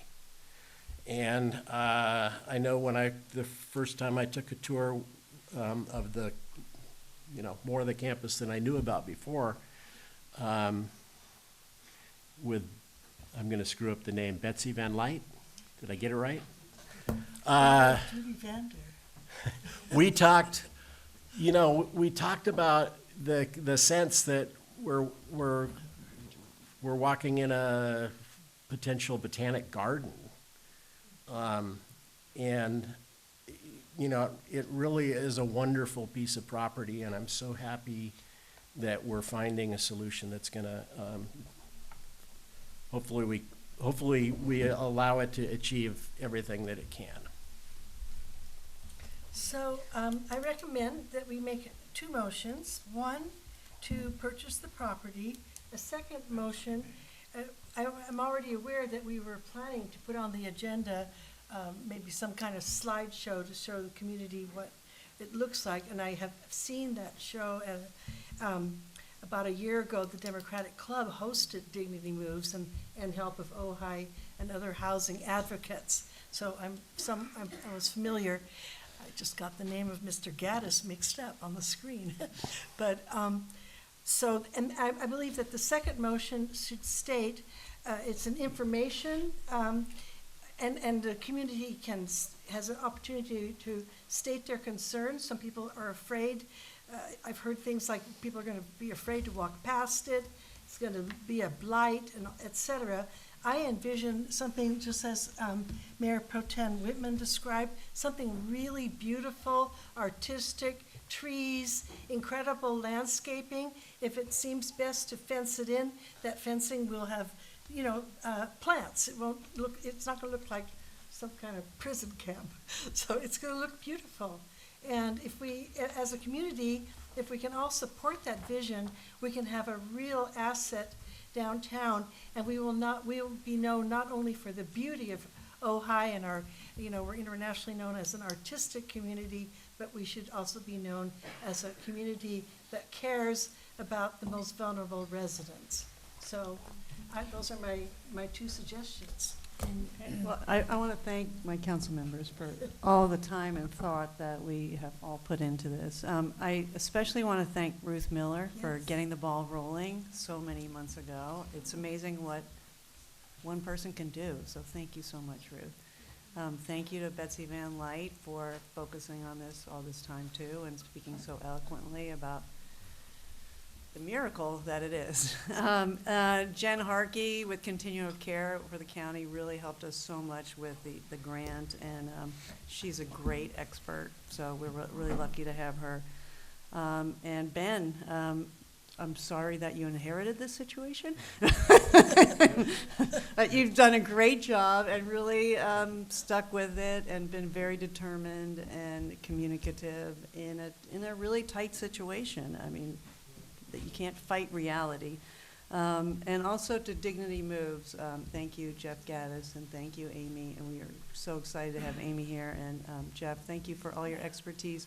And Jeff is a social psychologist, PhD in social psychology, has worked in this field for his entire life, and is so knowledgeable. So I really look forward to the community getting to know you better and learning from you. And I think, it is unfortunate, this timing, and the ball has been moving very quickly in the last few weeks, and that is why there has been a lack of communication, and I think everybody is clear with that. That's not ideal, and yet that is the reality of the situation of what's happened, and it happened really fast. I have an enormous amount of faith in Dignity Moves, Jeff and Amy, and their approach. It's referral-based, holistic approach, shared values. They have been super successful, and somebody said, look at their website. Do look at their website and all the successful programs that they've had all over California. And it's, it's going to be a beautiful and humane symbol of our community, how much we care about our community, and the people who are living in those tents are members of our community. They are our brothers and our sisters, and we need to help them. And there's so much data out there. When you help the people who need it most in a community, everybody benefits. So it's an incredible opportunity for all of us. And that specific spot is great in terms of transit, in terms of buying food, close to the trolley. It can serve more people. It's flat. It's easy to, this has been kind of a nightmare with that slope. So, and the whole, Jeff outlined the program, public health, mental health, public defender, and having all those factors involved, it's really amazing system. And we all know how huge homelessness is, how huge a problem is in California and across the country. And what we've been doing has not been working very well. Here's a system, and here's a track record where it really has worked. So I think we have an amazing opportunity to be a real beacon of humanity and show the world how we can do this, how we can all come together. It's going to be beautiful. I've already heard, I've seen, some plans, and as Mayor Pro Tem said, we have so many creative members of our community who've already stepped forward and said they would like to help.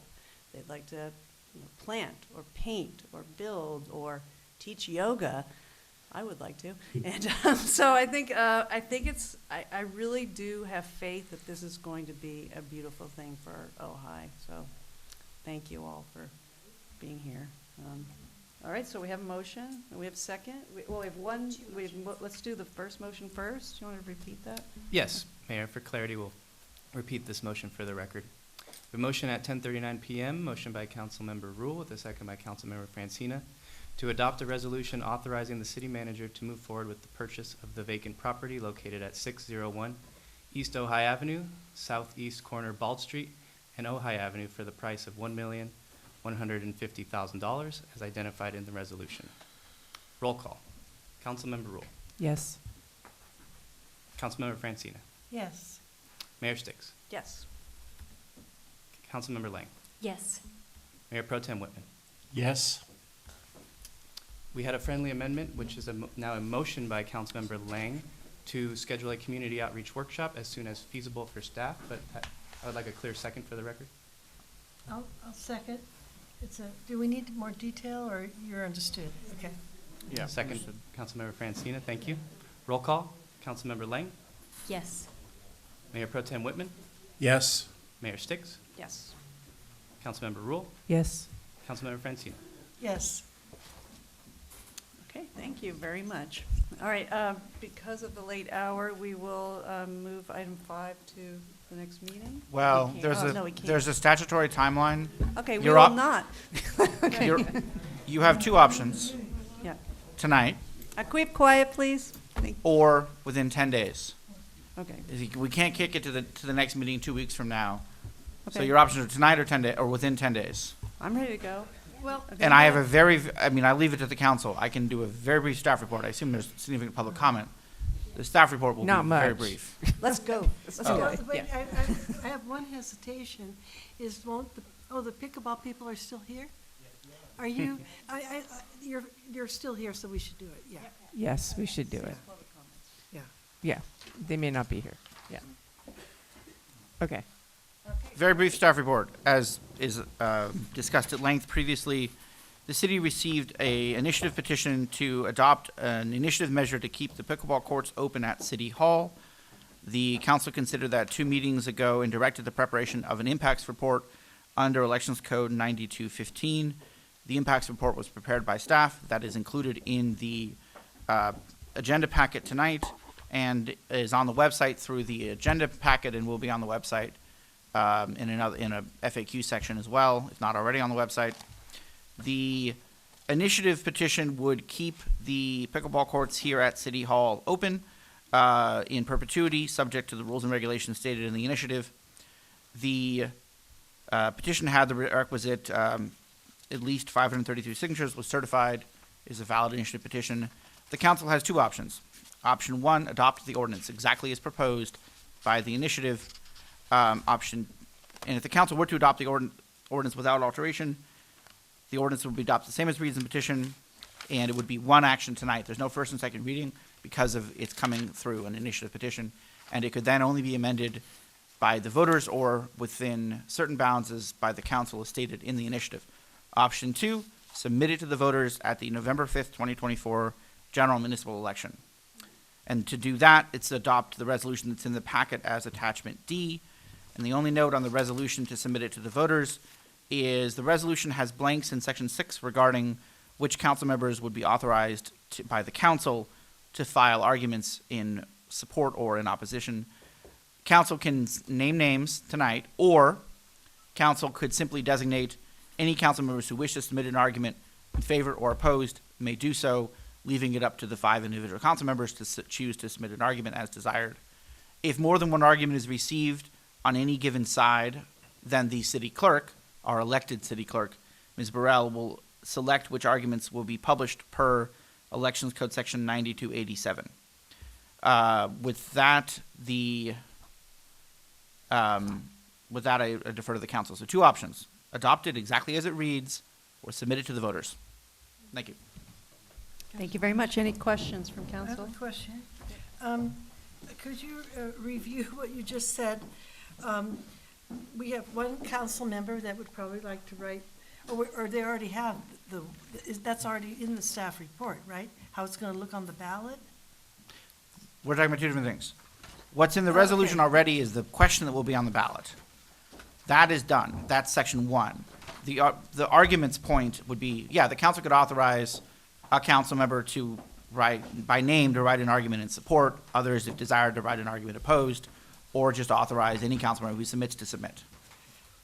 So you're saying that we could all write it, or we wanna, that's up to us, whether, or we could if we choose, if my colleagues choose to designate someone, I would want for all of us to still see it, obviously. And Hold on a second. I don't think that the council is all going to be riding on the same side, based on prior history. No, I know that, but we're gonna have a pro and a con, right? Right, so the council So- can designate one or more named council members to write an argument in favor and an argument opposed, and name the names tonight, option 1. Okay. Option 2 is simply designate any council member may submit an argument either singly or together, and however the arguments get submitted is how they get submitted. 2 options. And then just a question on that same point. What about members of the public that may want to submit arguments for or against? If Is more than that- one argument is submitted, then it goes in the statutory order. In summary, the statutory order is council members authorized by the council first, then the named proponents for the proponents on that side, then bona fide associations of citizens, then individual voters. So if the council authorizes council members, that comes ahead of everybody else. And I'll note there is one council member who's both a council member and a proponent, so you would come with that priority. So that. Excuse Okay, me, but what we're do you so- mean I'm a proponent? I have a question. There was at least one email in which you stated that you were a proponent. No, I never stated I was a proponent. I stated I was not a proponent. There's another email in which you stated you were writing on behalf of the proponents to On the city clerk's office. That made you a On- proponent. No, I don't think so. But regardless, I'm not a legal proponent, and so I don't think that I should be designated as such. I'm not a legal proponent. I can say whatever I want. That doesn't make me a legal proponent. I mean, just from a point of view, but I have had to correct people that I am not a proponent of this. So we need to be very clear on that. I mean, I myself can't make myself a proponent. I could say anything I want. I don't think I did say that. And if I did, it was a mistake because I've said to many people, I'm not a proponent. I'm not a legal proponent. I'm not signed. I'm not on any documentation. So that to me is a mischaracterization. But I have another question as well. sure. Is it only one? Is it only? I mean, is there only one pro and con? Like sometimes you see The ballot- ballots where you have 5 pros and a rebuttal to the pro and a con and a rebuttal to the con. There are 4 arguments. Okay. Argument in favor, argument opposed, rebuttal to the argument in favor, Mhm. rebuttal to the argument opposed. 4 arguments are in the ballot. They can be signed by up to 5 people. Okay. But there are 4 arguments that are in the ballot. Okay. They're and by in the ballot, I mean in the Okay. the voter information guide. Okay. So 4 arguments and up to 5 signatories Per on argument. any one argument, unless it's a council member's argument, in which case you could have. No, it's still 5 max. Okay. The Okay. council members are part of that Okay. 5. All right. Thank you. If the council authorizes council members, then you could have like 1 council member and 4 others, and that would come to the top of the line. Because obviously not going to be all 5 in the same argument. Okay. Okay. Okay, so council members can choose to be the one argument. Because there's one argument for and there's one argument Correct. against, and then there's a hierarchy of who gets to have that argument published. And that hierarchy is if the council makes that designation, they come in ahead, very top, then the proponents, then bona fide associations of citizens, then individual voters. And if a council member. And within those, each of those categories, Uh-huh. the elected city clerk selects at her discretion. If you have more than one in different categories. Okay. Okay. So if 2 council members submitted arguments in favor, say, the clerk selects, and that's purely within her discretion. Okay.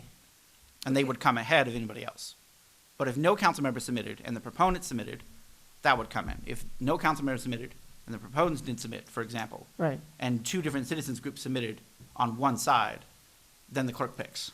So if a council member decides to submit a no, an anti, then a proponent, not a proponent, because that's a legal term, one who favored a no vote would not be able to, I mean, the council would hierarchically. Yep. If you get two in, one's the council, one's a citizen. Yeah. The council is going to just win. If the council authorizes the council to submit arguments in the reso, then yes, the council comes in ahead of a general citizen. Okay. And so you could have a situation where council members come ahead on both sides, argument in favor, argument opposed, and on the rebuttal, I'll note, the way the rebuttal works is, again, under the elections code, the arguments that are, the argument in favor and the argument opposed are sent to each other, and then the rebuttals can be written by those people or others, and then the same hierarchy. Commonly, sometimes it's the same folks who write it.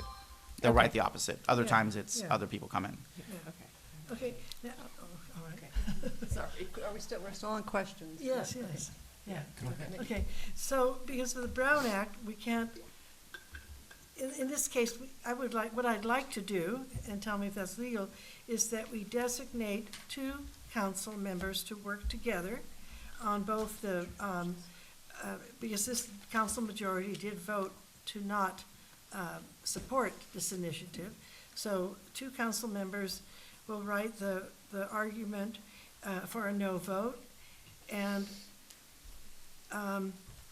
then they'll be writing, and we write the rebuttal to those in favor. If the council so designates, that's an option, yes. Yeah, those two. And then I recommend that 4 council members sign that. I mean, am I allowed to, is this all legal, or? Yes. Okay. Yeah, other council members can sign the argument, again, is authorized by the council. Yeah, and then we'll find a 5th person. I think it's. Right, and then to have as the many as 4, possible. if it's 4 council members, 3, Yeah. 2, Yeah. they'll find other signatures that they want to fill out the 5. Yeah, and I would volunteer for that unless somebody else wants to. I'm a writer, and Rachel's a writer, or whoever wants to do it is fine with me. Yeah. And we defer to the council on that. Yeah. Mayor Pro Tem.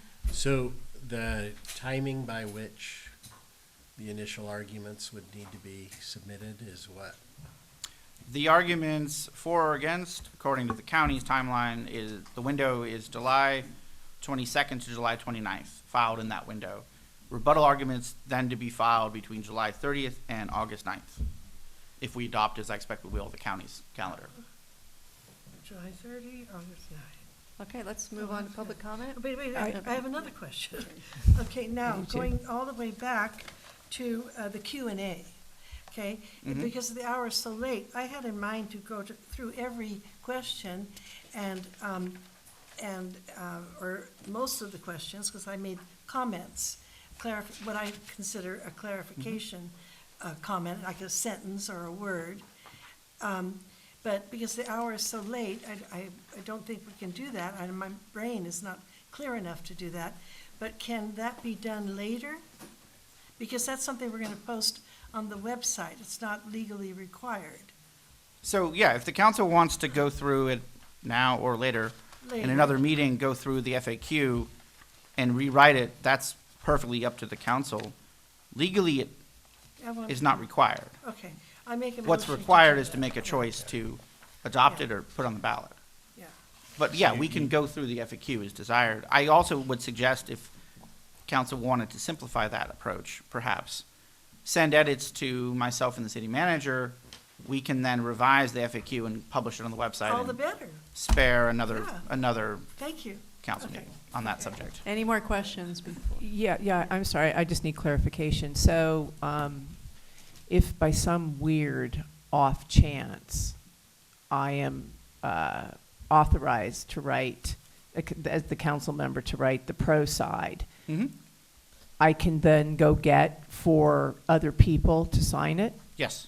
Okay, so it doesn't have to be 4 council members? Correct. Okay, thank you, that was my clarification. Yeah, so the council could authorize 2 to write, or 4 to write for the counts, for the one side, and you to write for the other side, and then you can go find 4 more to sign.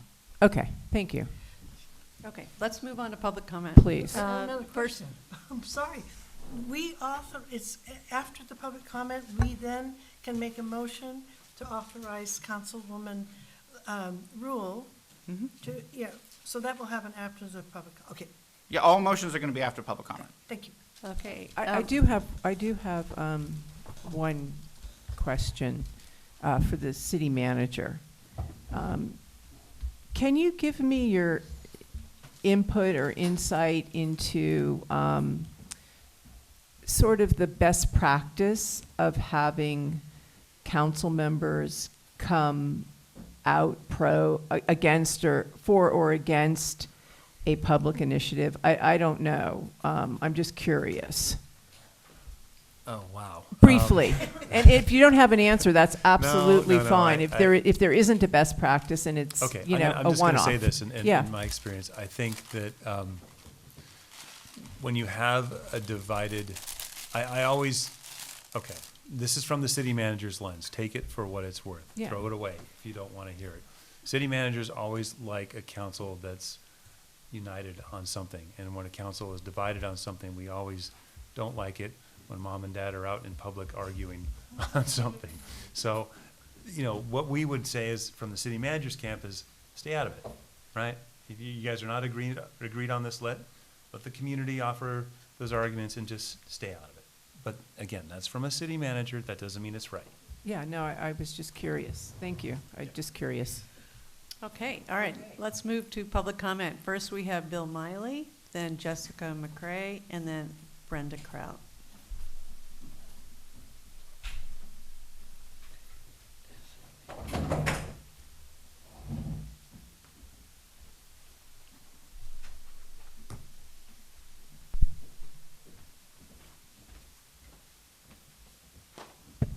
Hello. Here are some questions and statements to be considered, to be added to the ones that the city attorney prepared. His document missed very important key issues. 1, what was the main concern about pickleball play in residential areas? It's the pickleball hit, which resembles an impact or impulse sound. Pop, pop, pop, pop. 2, why is this impact impulse sound considered different? Because it has a very high hertz and decibel level. High pitch and volume can be damaging to living areas. How far do the sounds travel? Acoustical engineering say up to 600 feet without any barriers.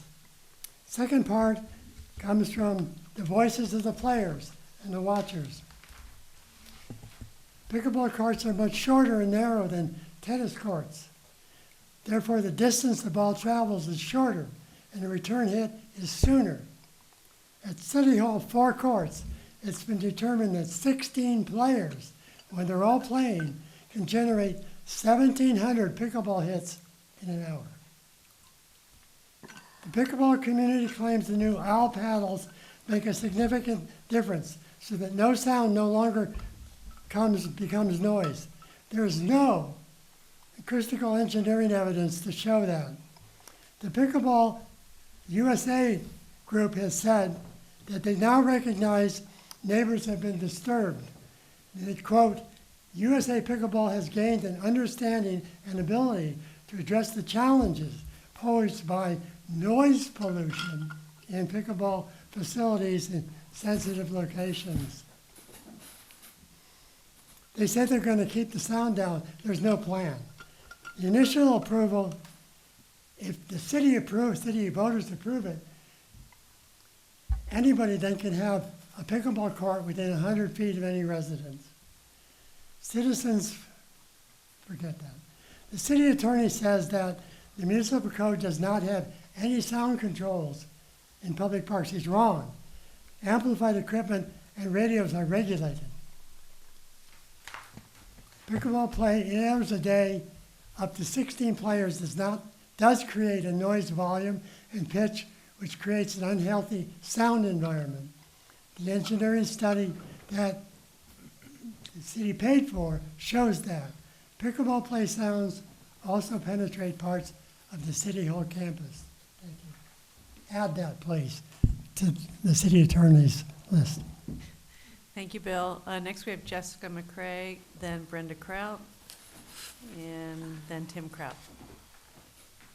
Hello, good evening. I want to say thank you for all the hard work you guys did on the FAQs. I do have a couple of questions and would like some clarification.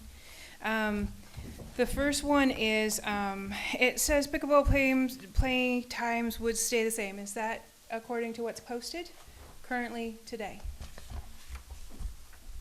Mayor, would you like me to respond to questions now or after? Sure. Do you want to finish your statement first, and then we'll answer questions? Okay, so the initiative is very vague on what it says. It just says we don't know who we is commits to, you know,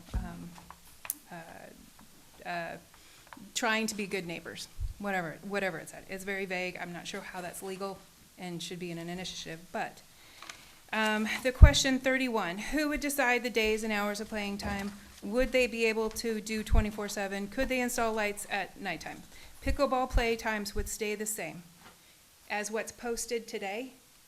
Is that what we're saying? It's not going to change. It's 4 days a week or 3 days a week and half a day on Sunday. That will stay. And if so, I mean, this should be in the FAQs. People need to understand, is that so? And what is the process of changing that? Who has the authority to change that? Who has authority over that at all? The other is, if people don't obey those rules and just say, I don't care anymore, we won, right? And they go and play from dusk till dawn, what's the penalty? Can they be banned from the courts? Is there a fine? Who has authority and who's going to do anything about it if this does pass? The other thing too that should be in this a little bit clearer is the legal obligation that this initiative puts on the city of Ojai. It is not clear in here. There's a little mention in one of them, but there's a huge legal obligation that is included in that initiative, and it is not clear anywhere in these FAQs, and I think the citizens of Ojai really need to know that. Our general budget could, be eaten up in a lawsuit that we cannot negotiate nor settle. I think that's all I had. Yes. I just want to say publicly too that to those pickleball players that choose not to play over there because they understand the damage it's doing to the neighborhood, thank you. I have absolute gratitude and respect for you. That is a way to be a good neighbor and care about, your fellow Ojaian. So, thank you. Thank you, Jessica. Mr. City Manager, do you want to address those questions, or do you want to wait till after public comment? Sure, we can jump in real quick. Okay, So, thank you. it's my understanding, I'll ask for concurrence from the city attorney, that yes, the hours would be those that are currently posted. That's my understanding of how this is, unless there's a different interpretation. It would be the same hours. The ordinance does allow in its section 4 the council to amend the ordinance by a 2/3 majority of the council, provided that it's consistent with and furthers the purpose. The purpose is defined as pickleball at City Hall. So the council, 2/3 majority of the council could expand the hours, but not make them smaller. And then quickly on the subject of unauthorized use, it's no different than somebody playing golf at Clough Park. That's a violation of an allowed use, and we would encourage our men and women in khaki and green to be brought over to advise somebody who will not adhere to that. Last point I would say is an installation of lights or other affirmative improvements beyond the 4 existing pickleball courts. That would take city council approval, in particular on the budget side. So the pickleball players could not install lights on their own. It would have to go to council. Thank you. Next we have Brenda Kraut, then Tim Kraut, then Linda Wilson. Council and staff.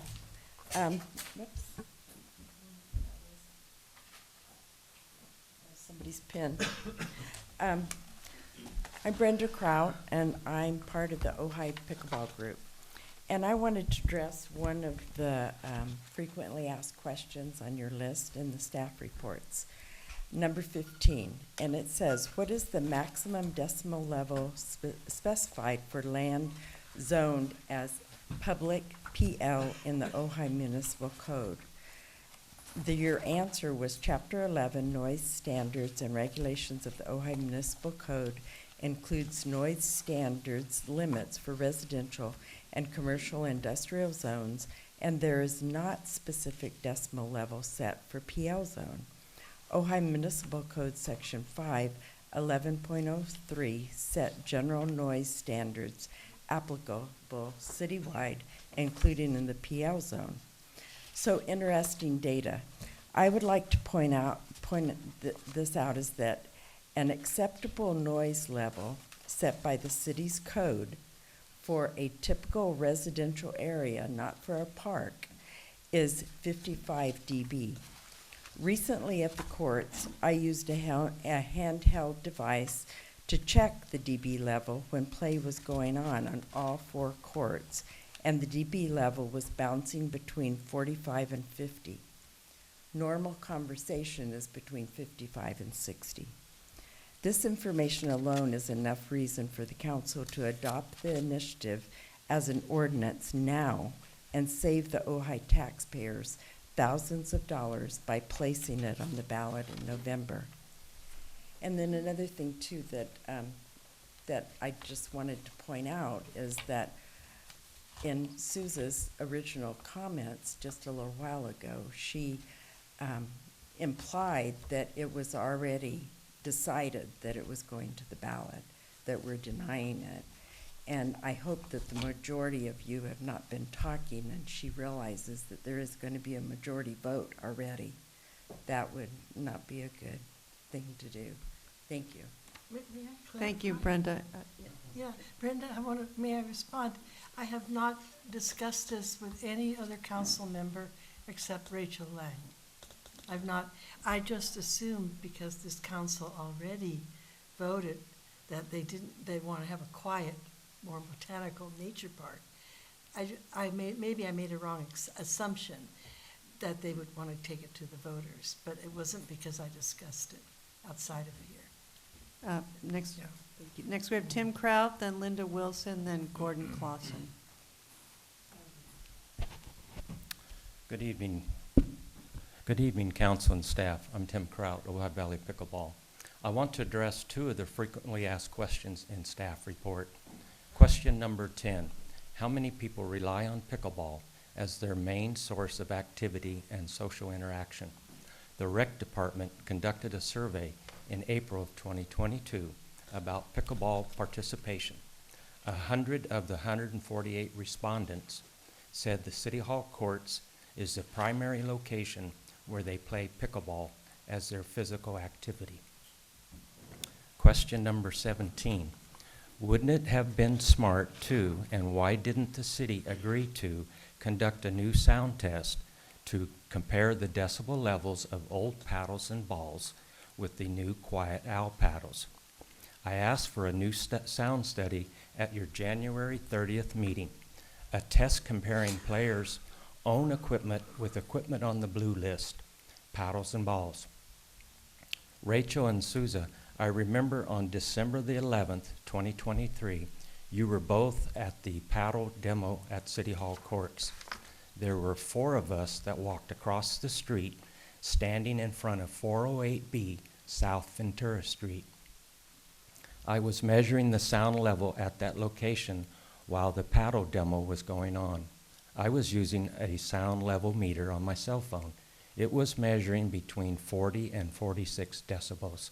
The paddles being demoed were from the blue list. This is well below acceptable noise levels in any portion of the city.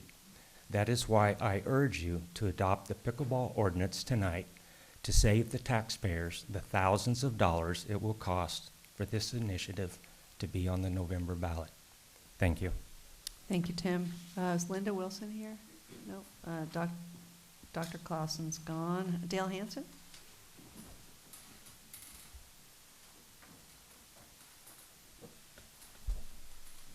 Well, I'm Dale Hansen. I live in the city of Ojai. And I vote here. And I will be voting against this when it comes on the ballot, which I assume it will.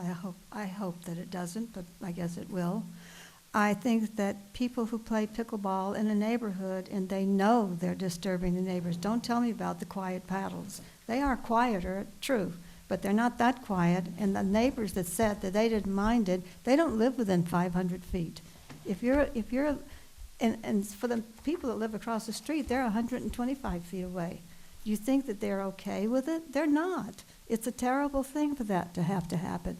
The other thing is I saw in the questions that that it was questionable whether or not the value of the properties in that area would be affected. Of course it is. It would be a disclosure on any real estate deal, and I can't imagine anyone in this room that would vote to buy a home within 500 feet of a pickleball court. It just wouldn't happen because you have no peace. Anyway, I guess that's all I need to say. Thank you. Thank you, Dale. Any comments online, Weston? Yes, Mayor. We currently have 4 raised hands. First we'll have Lisa, followed by Roger, and then Mark. Lisa, you have the floor. Good evening. Hi, everybody. My name is Lisa Braithwaite, and I live across the street from the pickleball court at 410. And this is my first time speaking on my experience with this issue. I work for myself, and I work from home, and I like to leave my windows open during the day.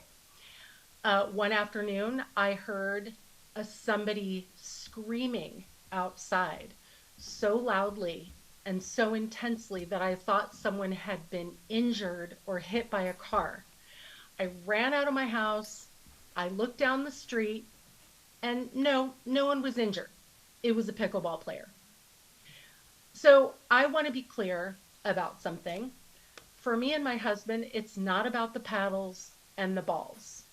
While some of the humans do express their enjoyment through delightful laughter and seem to be having a lovely time, it seems that the sound assessments of pickleball courts always leave out the louder and far more unpredictable noise factor. I want to know, where's the reference to the decibel levels of hollering humans? Section 2G of the Ojai Pickleball Act says our local community of pickleball players is committed to being respectful and responsive to the concerns of others, including neighbors who reside near the City Hall pickleball courts.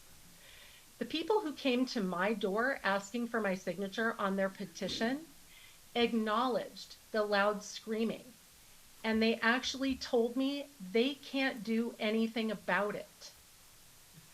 I want to know, where is the state-of-the-art technology to mitigate the sound of roaring adult men? I also see in the impact report that neighbors to the current City Hall pickleball courts were consulted in studying this issue, but nobody has ever talked to me or my husband or my other neighbors in 410 who face the courts. I don't know if it's because we're renters and maybe our landlord has been approached. Maybe renters don't have any say in anything because we don't own property. I also realize that we're outnumbered by the players, but the players don't live here. With their living rooms, their offices, and their bedrooms within earshot of daily yelling. They play their games and then they leave for their own probably lovely and tranquil Ojai neighborhoods.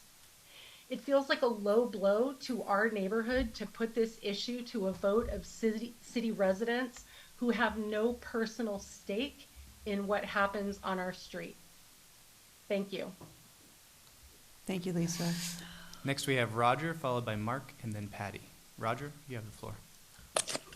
Hi, I'm Ojai Valley resident for over 30 years. I'm just calling in to provide my support for the initiative. I'd like you to consider passing it tonight, save the city the expense of putting it on the ballot. I'd also like to point out that the posted times and dates of the week that we're allowed to play are not consistent. There's 2 or 3 different kinds of signs with different information on them. It's very ambiguous. There were some out-of-towners playing on Monday the other day. I pointed out to them the signage that they hadn't even seen. So if you expect to enforce the times, they need to be consistently posted. That's all I had. Thank you, Roger. Next, we have Mark, followed by Patty. Mark, you have the floor. Great. Thank you very much. I just wanted to also address a number of the questions in the FAQs. Really kind of my bottom line urge to the council is to really consider all the numbers that are not decibels, but people that are involved in this conversation here. Question number 6 identifies that there are over 200 people who play at the courts regularly, that the restricted hours of play have been adhered to, and that the latest technology has been adopted by 100% of the people who are playing on those courts. Question number 21 identifies 13 nearby neighbors who live both on Ventura Street and Blanche that have indicated their support for the courts. And again, I think that that is, a very salient number of nearby neighbors who are supportive and not opposed to the courts. When you look at the petition itself, there were 1,187 people in the Ojai Valley, and I guess it's probably 600 and some odd of those in the city of Ojai that express support for the initiative, and that is compared to a very small number, 3, 4, 5, that are opposed, offset even, like I mentioned, by 13 other neighbors who are in support of it. The 8 members who are on the sound pickleball policy for Ojai. We have very small numbers of people in this city who are opposed to this, and we have hundreds and hundreds, even again almost 1,200 people who live throughout the valley who are supportive of this.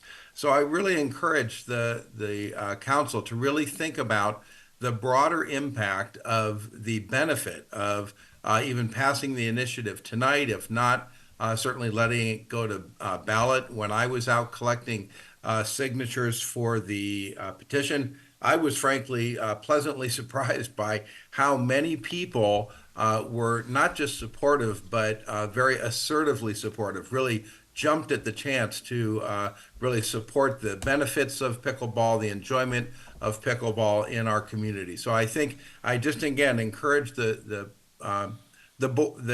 council to really take a bigger picture, the bigger numbers, the benefit of the community overall, and encourage you again to save money and support the initiative's passage tonight. So thank you for your time. Thank you, Mark. Next, we have Patty. Patty, you have the floor.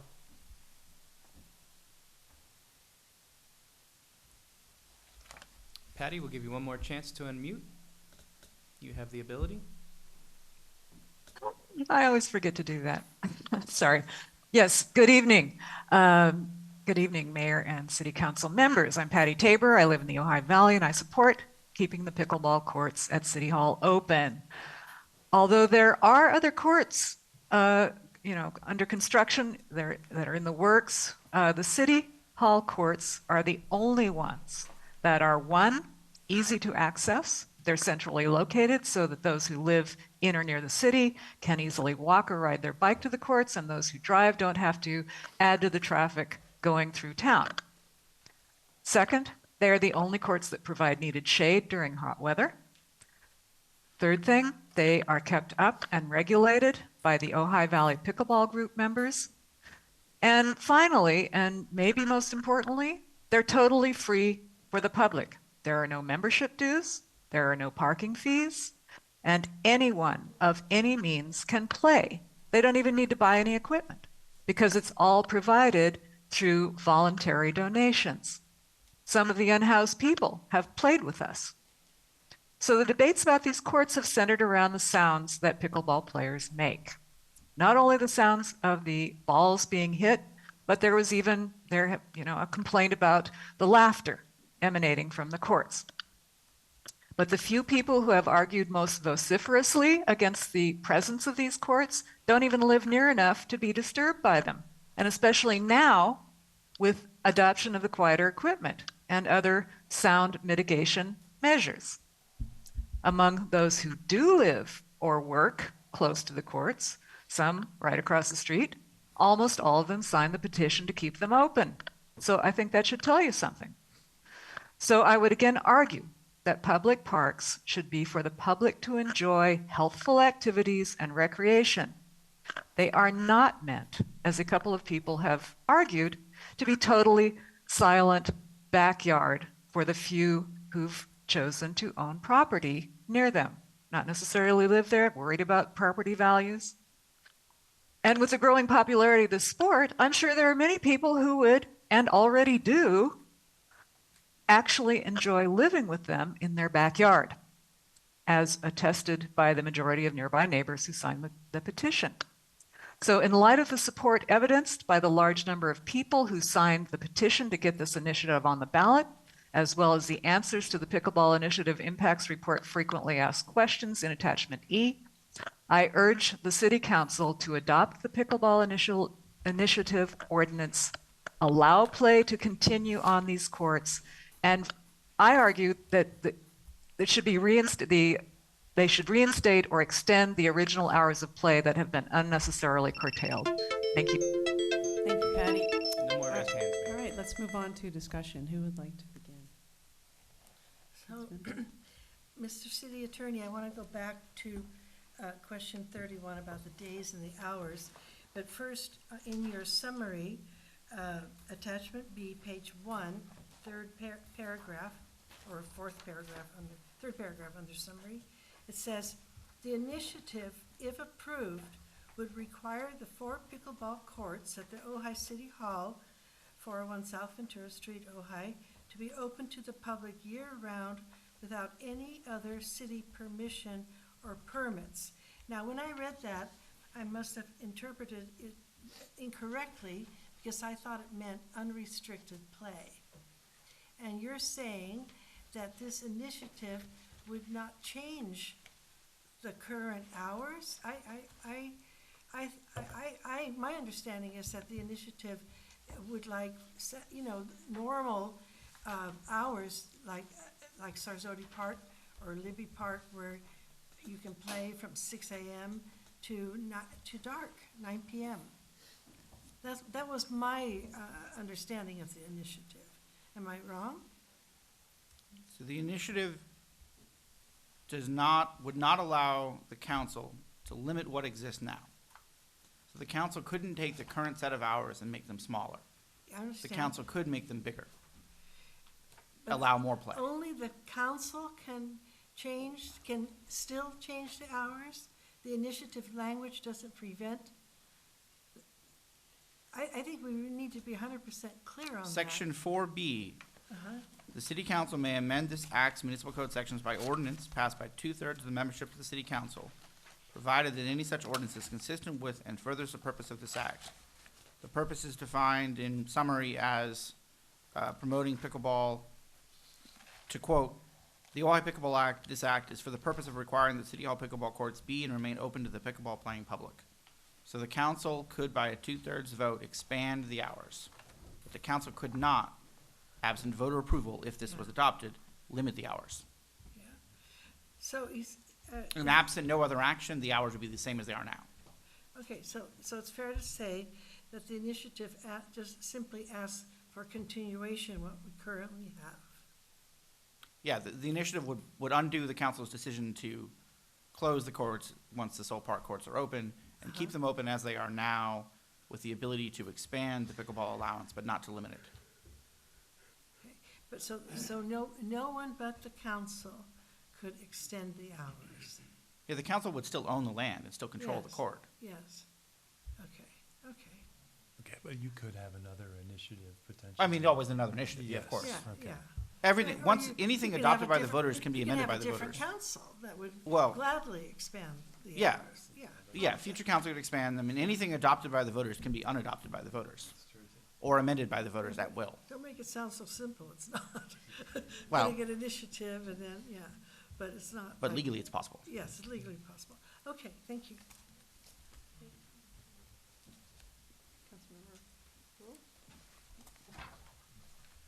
Okay, I'm going to make a motion, and why not? I'm going to make a motion that we adopt the Pickleball Initiative ordinance without changes. Is there a second? Okay, the motion dies. Is there another motion?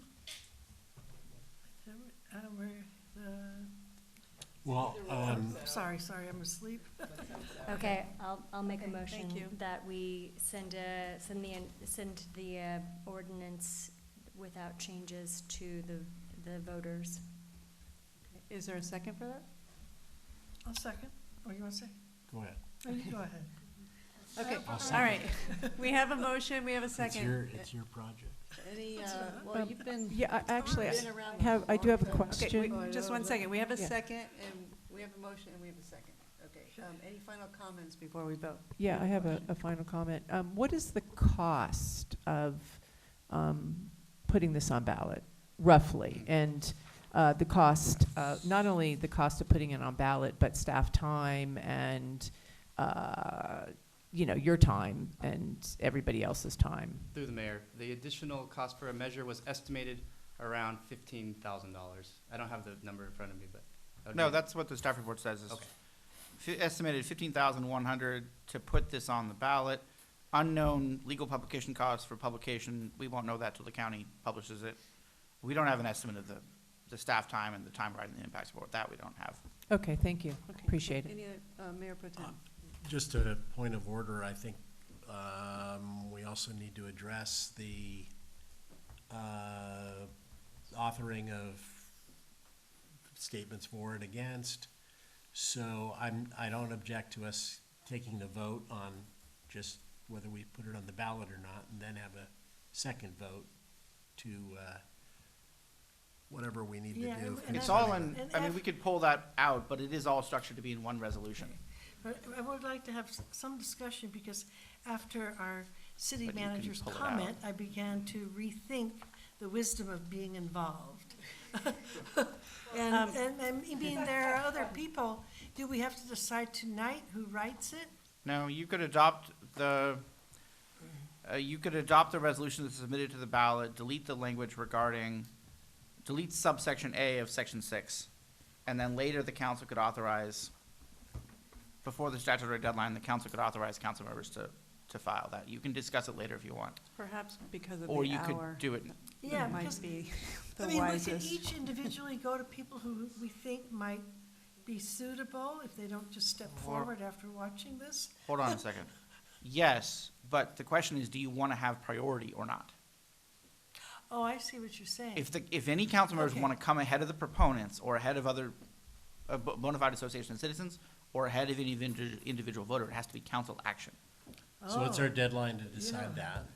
The July 22nd. But that's So when we we'll have to. have Another meeting. one meeting between now and then? And July 9th and, The 16th. no, the 16th, that was a typo in that document. July 9th is the only meeting we have. Or, no, June 25th, 2 meetings. June 25th, July 9th. excuse me, through the mayor. If it's July, the statutory deadline, how many from what I understand, that gives 7 days to write it, correct? Isn't it due, when is it due? The deadline to submit is between July 22nd and July 29th. Okay, July 22nd, so you would want to back up at least a certain amount of Right, time. 'cause somebody needs time to write it. Yeah, because, I mean, obviously, you need to decide how much time you want to give someone to write it. You want to decide how much time you want to have in order to decide who's going to write it. So you need to back yourself out all the way so that you're at a point where the time frame is reasonable. I'm just saying. Okay, Right, so let's yeah, decide- staff There is a suggestion would space be to put it on the June 25th. the June 25th hearing. Well, so we should go ahead and vote on this motion that, on the table, though. June 25th. Yep, We need to clarify exactly what the motion is. okay. So the motion the motion can be to adopt the resolution submitted to the voters, deleting the subsection A of section 6, deleting the lines regarding authorizing specific council members, approve everything else, and then you could consider whether to authorize council members on June 25th. That'd be fine. Okay. Alternatively, if you want a slightly simpler approach, just for consideration, you could authorize, amend the reso now to authorize any council member who wishes to submit an argument on either side to submit, and just see who submits. That might be simpler. That's your motion, correct? Let's do that. Do you want to do that? Let's do that. And what that would mean is any council member or groups of council members can submit arguments for or against. If more than one set of council members submits an argument on the same side, the clerk will decide. Okay, so we have a motion. I- We have a I- second. Do you want to repeat the motion? I'm sorry, I have one, through the mayor, I have one last question. Is there any verification of facts? Like, we see people get up in front of the council here, and what's said is assumptions and not facts. I mean, there's actually wrong. It's not a fact, it's actually wrong. Is there any quality control, I guess, is what I'm asking about, or can you just simply say anything you want? The quality control is lawsuits. The statute dictates that an argument has to be, I'm paraphrasing, plainly truthful. So if you can prove something is plainly wrong, then it's file a lawsuit challenging that argument. There's a statutory period. The county's program is August 10th to August 19th is a 10-day window. August 20, that was fifth one. August 12th to 23rd is the 10-day window to examine arguments for and against and the rebuttal arguments. And in that 10-day window, the method to challenge is to file a lawsuit challenging, and those lawsuits are rocket docket cases. It's not unheard of, it happens. What's a rocket docket? Elections cases have priority above everything else. Okay. Because all of this has to be done by the ballot printing deadline, and the ballot printing deadline is mid-September. Okay. So yeah, there's no other check other than a court. Okay, so there's no, but it's not a post-election kind of, now you can file a lawsuit. It's actually in real time. That lawsuit can be filed too. Yeah, but it's actually in real time. You can look at the statements and you can say, this is patently false, Yep. here's my evidence for it, and I would like to challenge it with a lawsuit. Correct. And it will that's go why to the there's top that- of the list. Correct, and that's why Okay. there's that 10-day public examination period. Right, All okay. the documents are posted online and at the clerk's office, both here and in the county, can be examined. Lawsuits can be filed. Those get resolved before the ballot is decided. Lawsuits can also be filed on the back end, although I will note most cases regarding ballot arguments lose on the back end because the court's like, well, the voters. Right. That's Okay. an even higher standard. Yeah, no, I didn't realize that it was kind of in real time. Thank you. It is in real time, Yes, thank you. Okay, we have a motion, we have a second. Would you please repeat the motion? Yes, the motion was by Councilmember Lang, second Mayor Pro Tem Whitman, to adopt a resolution submitting the pickleball initiative ordinance without changes to the city's voters at the November 5th, 2024 general municipal election. And I would ask City Attorney Summers to clarify the solution reached. And that would be without specifying council members to submit arguments on either side. That would return at a future meeting. That's what I understood the motion to be. Right. Deleting the lines of section 6A and B. Okay, all right, roll call, please. And that's an option. I'm seeing Wait, looks wait. that don't match. Do we have a date Back up, certain? I pause. thought it I was thought- decided differently, but do I we have a thought date we- certain for that? Can the maker of the motion state how they wish to make the motion? I'm not the maker of the motion. You are. I think that I'm all for doing the very easiest thing Yeah. that does Yeah. not require any more of our time. Okay, that motion is to approve the resolution submitting it to the voters and amend section 6 sub A to state any council member who wishes to submit an argument in favor or opposed may do so. That That would be that that. would be my motion. And we have a second. Still, yes. Okay, all right, roll call, please. Yes, Mayor, roll call. Mayor Sticks, Yes. Councilmember Rule,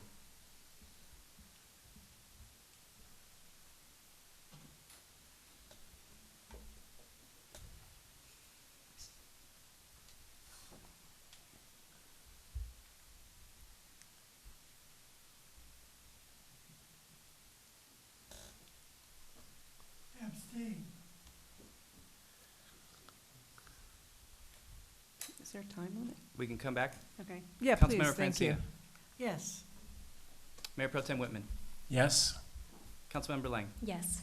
Councilmember Rule. Yes. Motion passes 5-0. All right. May I- Okay, all right, we will May I move ask a quickly, question? let's move quickly to council member reports. I need to ask the city attorney, Sure. how do we wait to see if our submission is chosen by the city clerk and then we get the signatures, or we submit it No, with it has to be submitted complete and signed. complete and signed? Thank you for Yes. clarifying. And we'll issue forms for that. We have standard forms for, there's a form you fill out. Yeah, I kind of remember that from a previous, Yeah. yeah. Thank you. Okay. And the city clerk's office will also be issuing a calendar that says deadline, deadline, deadline with the forms. Yes. Okay. The city Okay. clerk's office has the forms available, and we do recommend June 25th to decide if council members are going to be authorized. Okay, council member reports. Anybody? Yeah, I'll make one quick. Very quick. At the VRSD Ventura Regional Sanitation District meeting, we had an item come up that I think people should know about, which is that the Toland landfill is in its last phase, meaning it's expanded as far as it can. They've authorized to expand to a point. It can be expanded no further. So there is a twilight for where our trash goes. Then we have to be trash-free. Anybody else? That's it. Something. No more trash. All right, quickly, Humane It's Society possible. birthday bash, they turned 92, that's 644 in dog years, so congratulations to them. Mesa grand opening, really fantastic, and the music festival, huge success once again, and really beautiful, so, anybody else? Just that the Pride event, we have a committee that the torch was passed to, and that is happening on June 30th. And there might be a council member with a guitar. And it's a picnic and celebration this year, so it's expanded, great. City manager? Yes, it's 10. from 10 to 2, and a big, huge thanks to our volunteers, Kate and Joellen. City manager? No report. Thank you. I would have watched the end of Okay, this meeting. all right, 'cause well, I thank don't you know. all for productive meeting, we are adjourned. Matt, what about tomorrow? I'm going to be asleep.